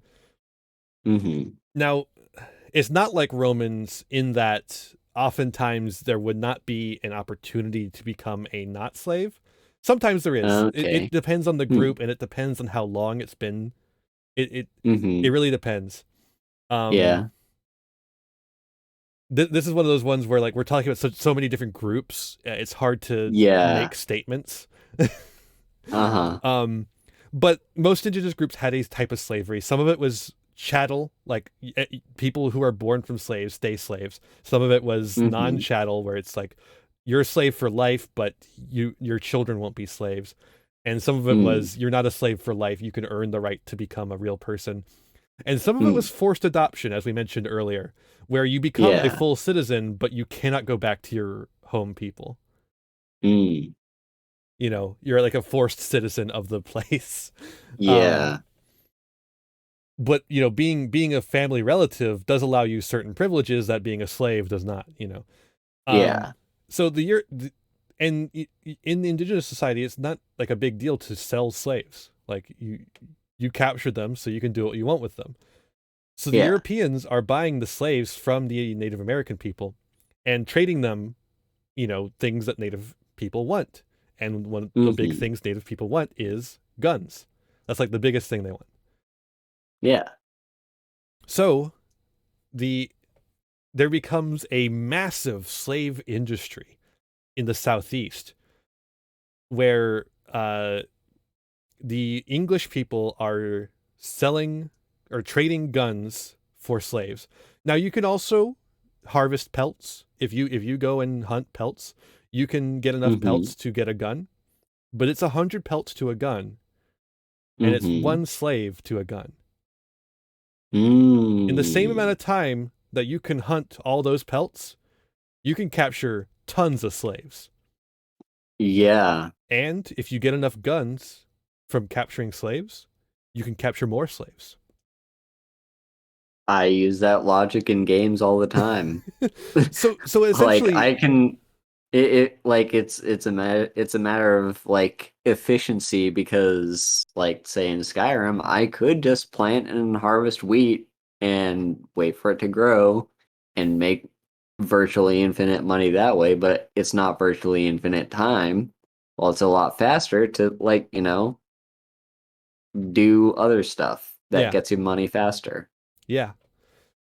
So essentially, there become these like slave trading empires of indigenous people who raid other indigenous people. So that's the thing, is that like indigenous people don't see themselves as the same, Yeah, there's no like us or them.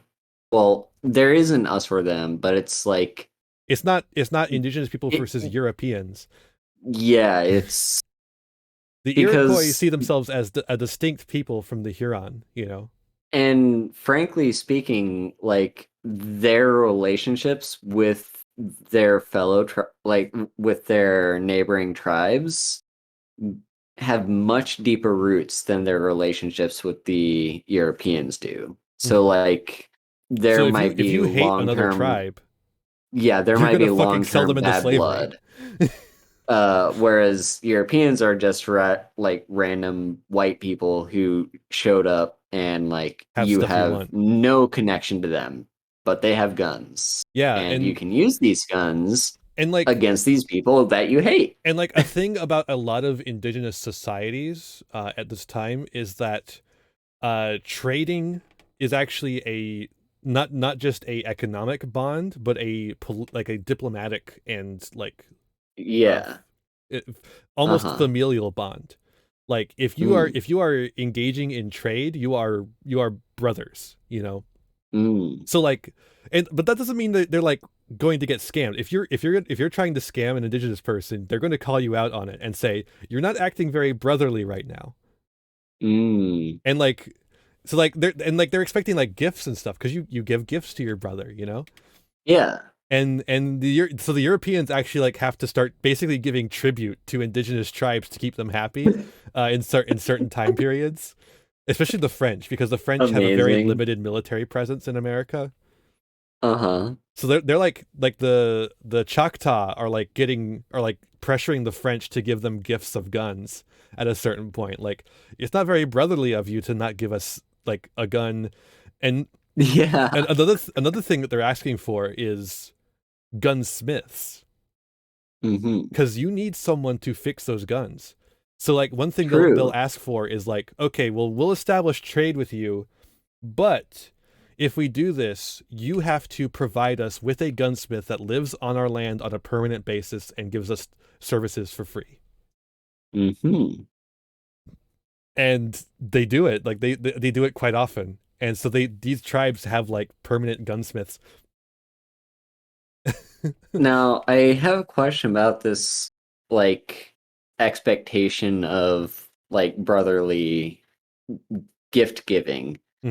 So they expect the Europeans to give gifts to show, like, their friendliness and brotherhood. What, like, does the inverse happen too? Like, well, they're letting them stay on their land. Okay. So it's kind of like a lease. in a way, like it's nothing so contractual, you know. But like they let them stay on the land. They ally with them. They fight wars for them. Like if the French ask the Choctaw to go fight some people that they want them to fight, the Choctaw will say, "Yeah, we'll fucking fight them. We're brothers." Okay. Yeah. So it's not a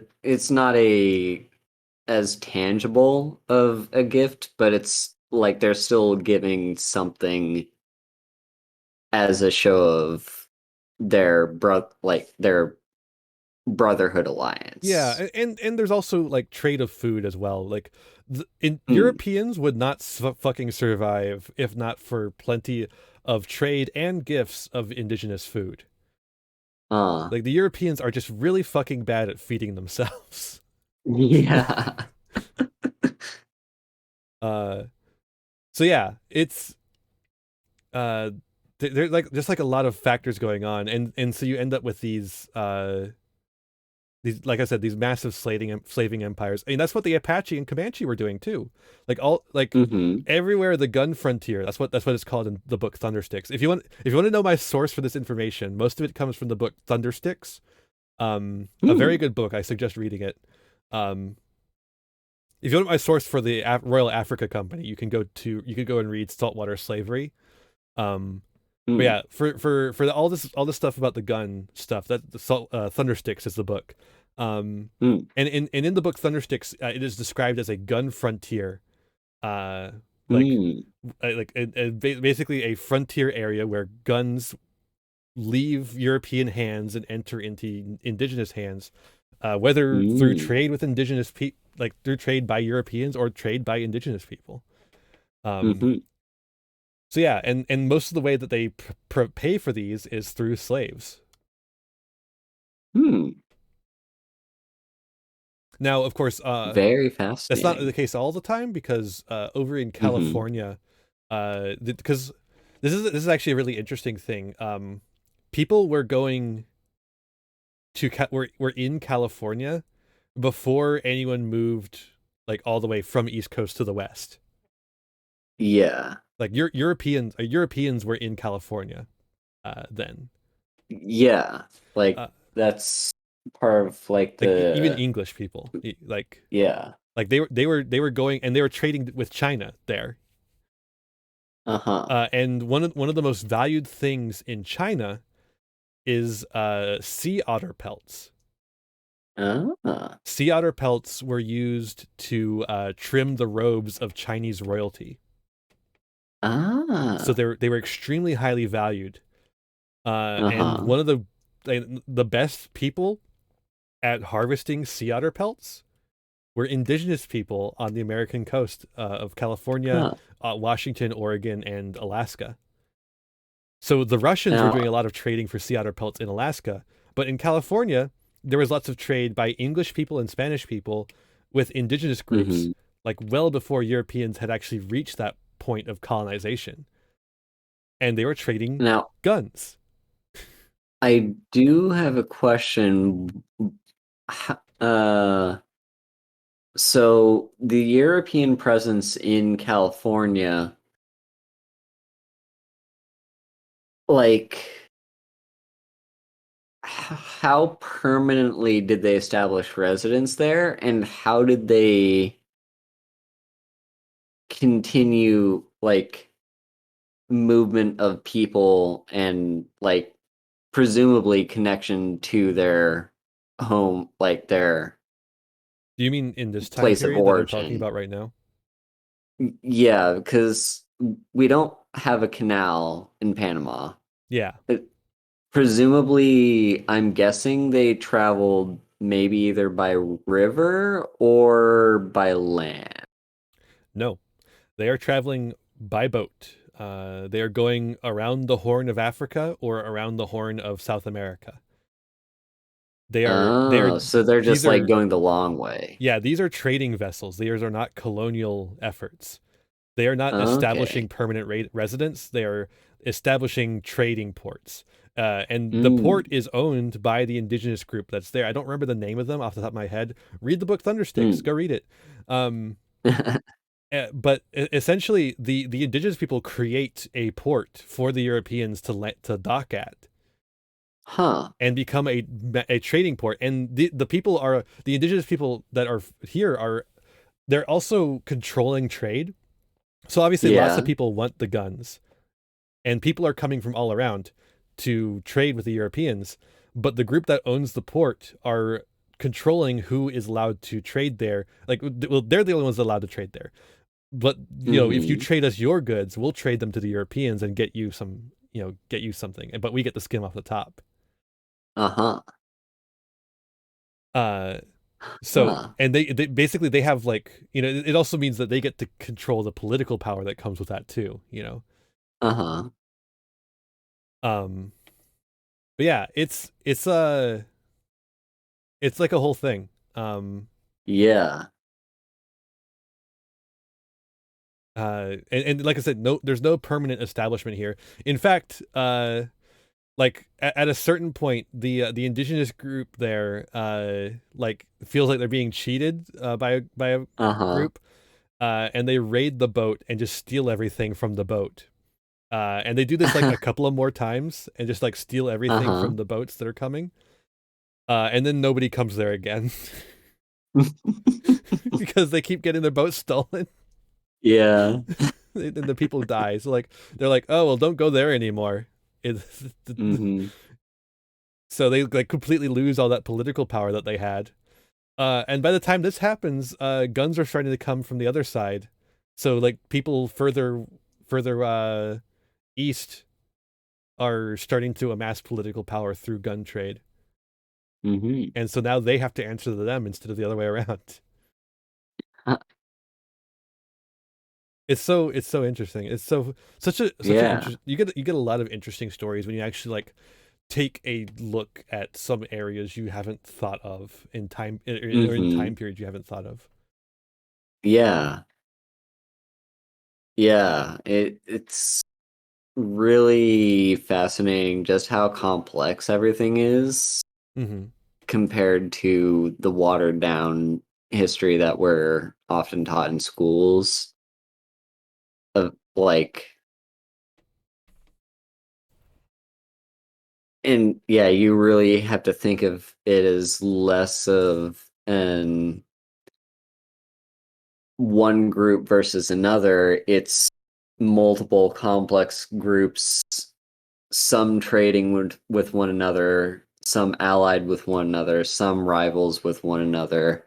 And this is on kind of both sides. Both the Europeans and the indigenous peoples are experiencing this complex network of how exactly they relate with one group versus the next. Yeah.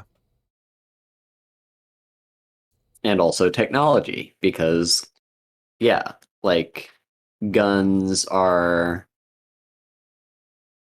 not often thought of as being in the hands of indigenous people, but they were.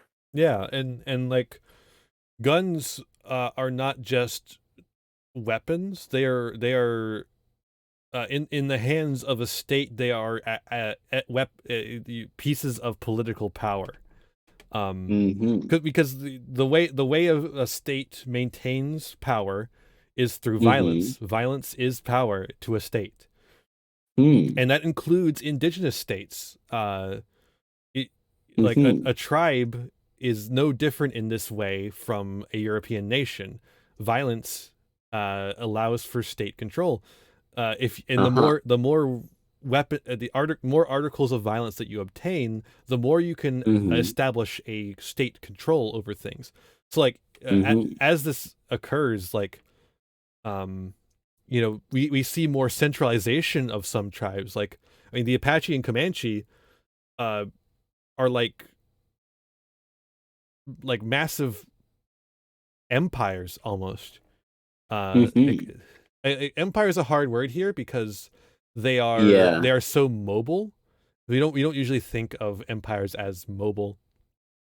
But we call Mongolia an empire, and they were just as mobile as the Comanche were, maybe less so. or more so. I don't know. You could go either way, really. Yeah. So, you know, it's just a matter of perspective, and I think Yeah. opening up that This kind of perspective depends like on this, how you define an empire. yeah. And like I think Comanche and Apache could very well, hit that mark. And we like to think Hmm. of indigenous people as like, perfect, peaceful, in touch with nature kind of things. But like Yeah. that's just not a reflective of reality in any way, shape, or form. Uh-huh. Like indigenous people were and are real human beings who have thoughts, feelings, and ambitions, just like any of us Yeah. do. And one of the basest human ambitions is power and control. Uh, Yeah. and whether that be, control over your own life or control over other people, sometimes those little wires get Hmm. crossed. Um, Yeah.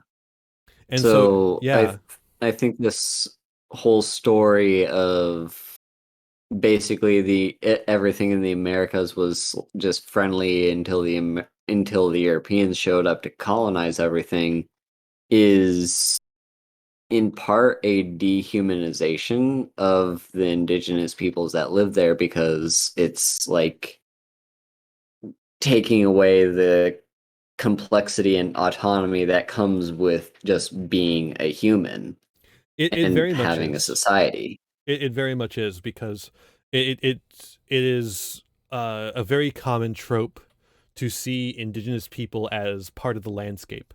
Yeah. If indigenous people are part of nature, then Hmm. it's just civilization taking over nature, rather than human Yeah. beings being conquered and taken over, and massacred.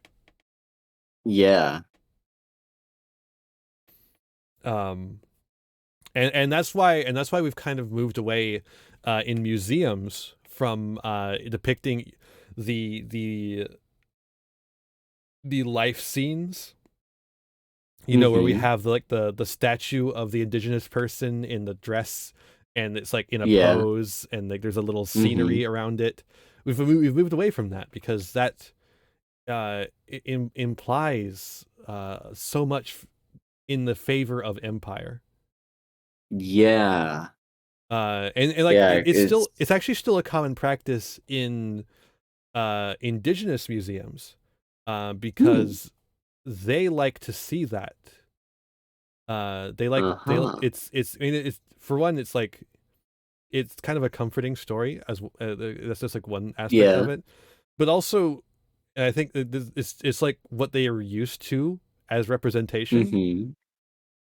Hmm. So like that's like traditional to them in a way. Yeah. And so if you go to like, you're an indigenous, like an indigenous run museum, you might still find places like that, but they'll be heavily contextualized as well, Mm. Yeah. because they, and like a lot of times, like I've read about some that exist, and a lot of times what they do is you can't go in there without a guide to like explain Hmm. the context of it. Yeah. Makes sense. Yeah. But yeah, it is not no longer common practice to present things in that way, because of how it serves empire, and to soften the edges of colonization. Yeah. Yeah. By painting this picture of nature and just like this untapped resource that the indigenous peoples just happen to be a part of, you're kind of taking away that humanity. You're reinforcing this imperial aspect of just like we are the ones with the autonomy and like the privilege Mhm. to take this untapped land. Yeah, and also it's just straight up wrong. Like as we've explained throughout Yeah. tonight, which is like very fastly turning into a podcast. It's like literally 2 hours. Like that's a full podcast length and then some. As we've explained, like indigenous people were not peaceful. They had plenty of war in them. Indigenous people were not in tune with the land. They were controlling the land as much as Europeans do, but in different ways because they developed differently. They developed different methods of interacting with the land, whereas the Europeans, fenced in the land.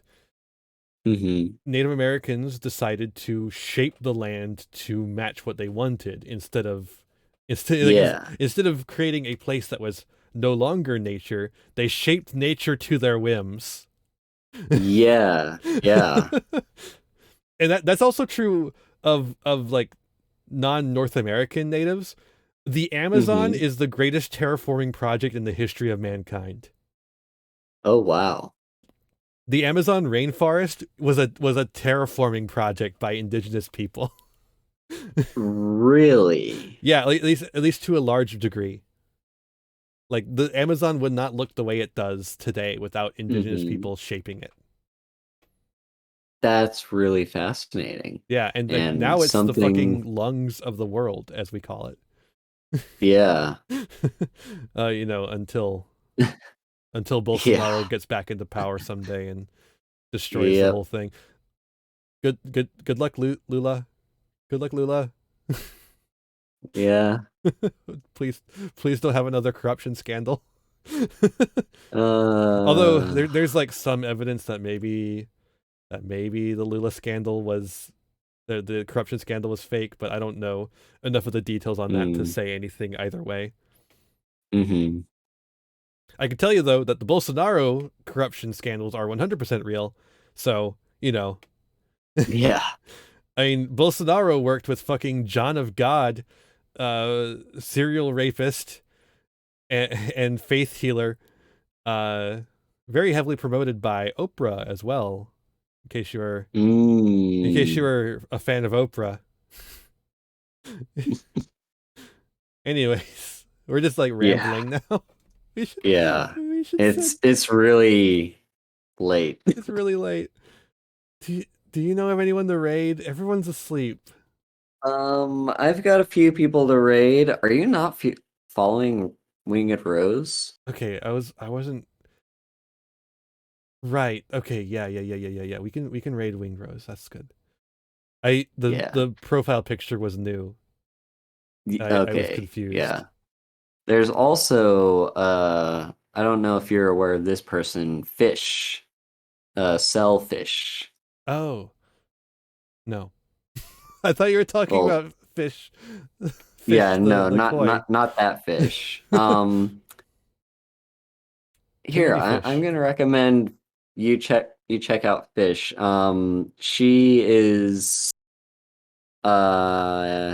Impish's partner. Aha. So here, I'll just send you the link. I have been rated. I have been rated to this channel before. I just leave afterwards. Yeah, it looks like she's doing a charity stream. So yeah. Okay, we'll do that one then. New people. We should just make a podcast though. We just basically did. Yeah. So why not? It's just a matter of finding like what topics to talk about. Yeah, I mean, also you're the one between the two of us who is more vigorously doing research. Yeah, that'll be the podcast. It's just I come on and rant about the stuff I've been reading. Yeah. But it'd be good. Yeah. I mean, I feel like making this knowledge that is only available in these academic books that maybe people don't want to read, openly available to the public, is like a public good. That is the thing, yeah. It's like a lot of this stuff is available for those who want to like read, but not everyone wants to do all that reading, and especially in academic language, which can be droning. Like it takes a certain mindset to want to read an academic article. Yeah. Well, So to be fair, having it in podcast form. To be fair, a lot of the stuff I've been reading make it more public. Is not academic articles. It is books, and true, most of them are written with a public mindset. They do not shy away from being academic in nature. But they also are written in a way that is a lot more accessible than what you're probably thinking right now in your head. Thundersticks is a perfectly readable book. You do not have to be an academic to read Thundersticks, or Saltwater Slavery for that matter. But you do, however, have to want to read. Yeah, and you have to want to read like 300 pages. Yeah. Saltwater Slavery is more like 200, but yeah. You have to be willing to do that. Yeah. And it's not something everyone is willing to do, especially considering that, like, in this conversation, I referenced specifically 2 books, but like I've also been referencing other books, like that the details about the Ice Age or the land bridge that was coming from what was the name of the book? It's by Alice Kehoe. It is America Before European Invasion. Or is it Native America Before European Invasion? Either way, it's something like that. Alice Kehoe. It's like I'm referencing like several books all at the same time here, whereas people don't really necessarily have time to read several books to get an understanding of the topic.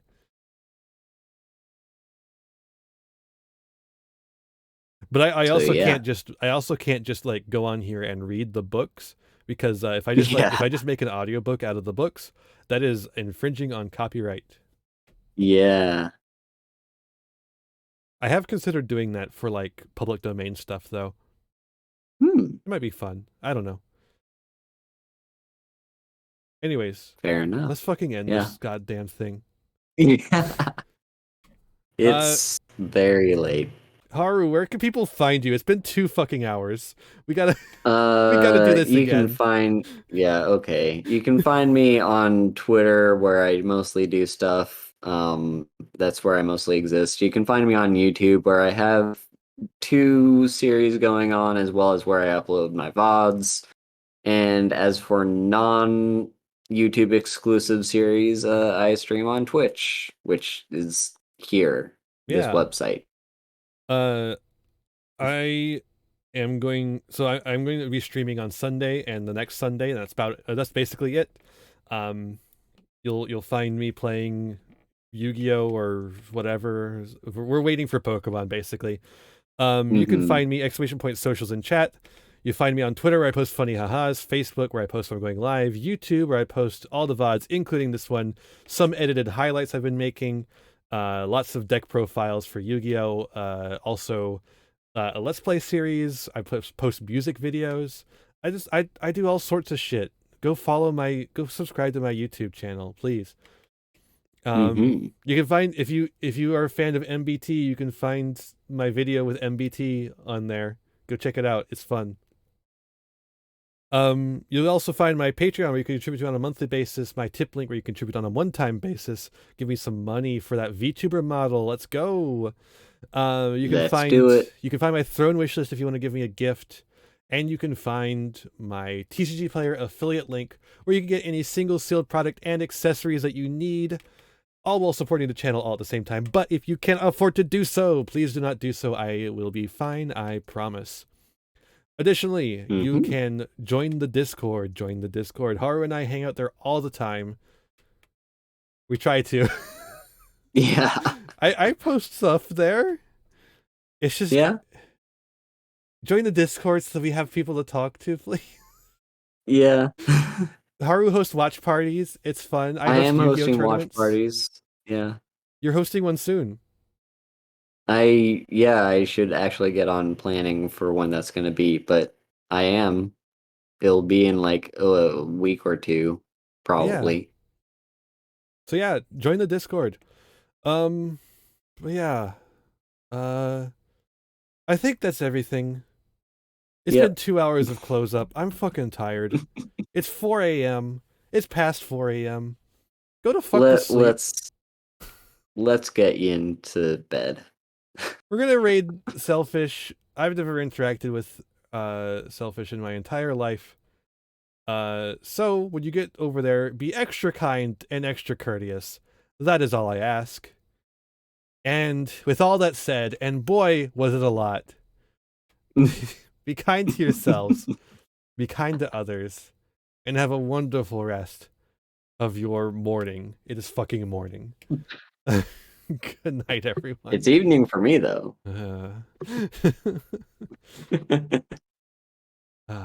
Any last words? Anyway, you're a fucking nerd. Yeah, you too. Bye, everyone. Bye-bye.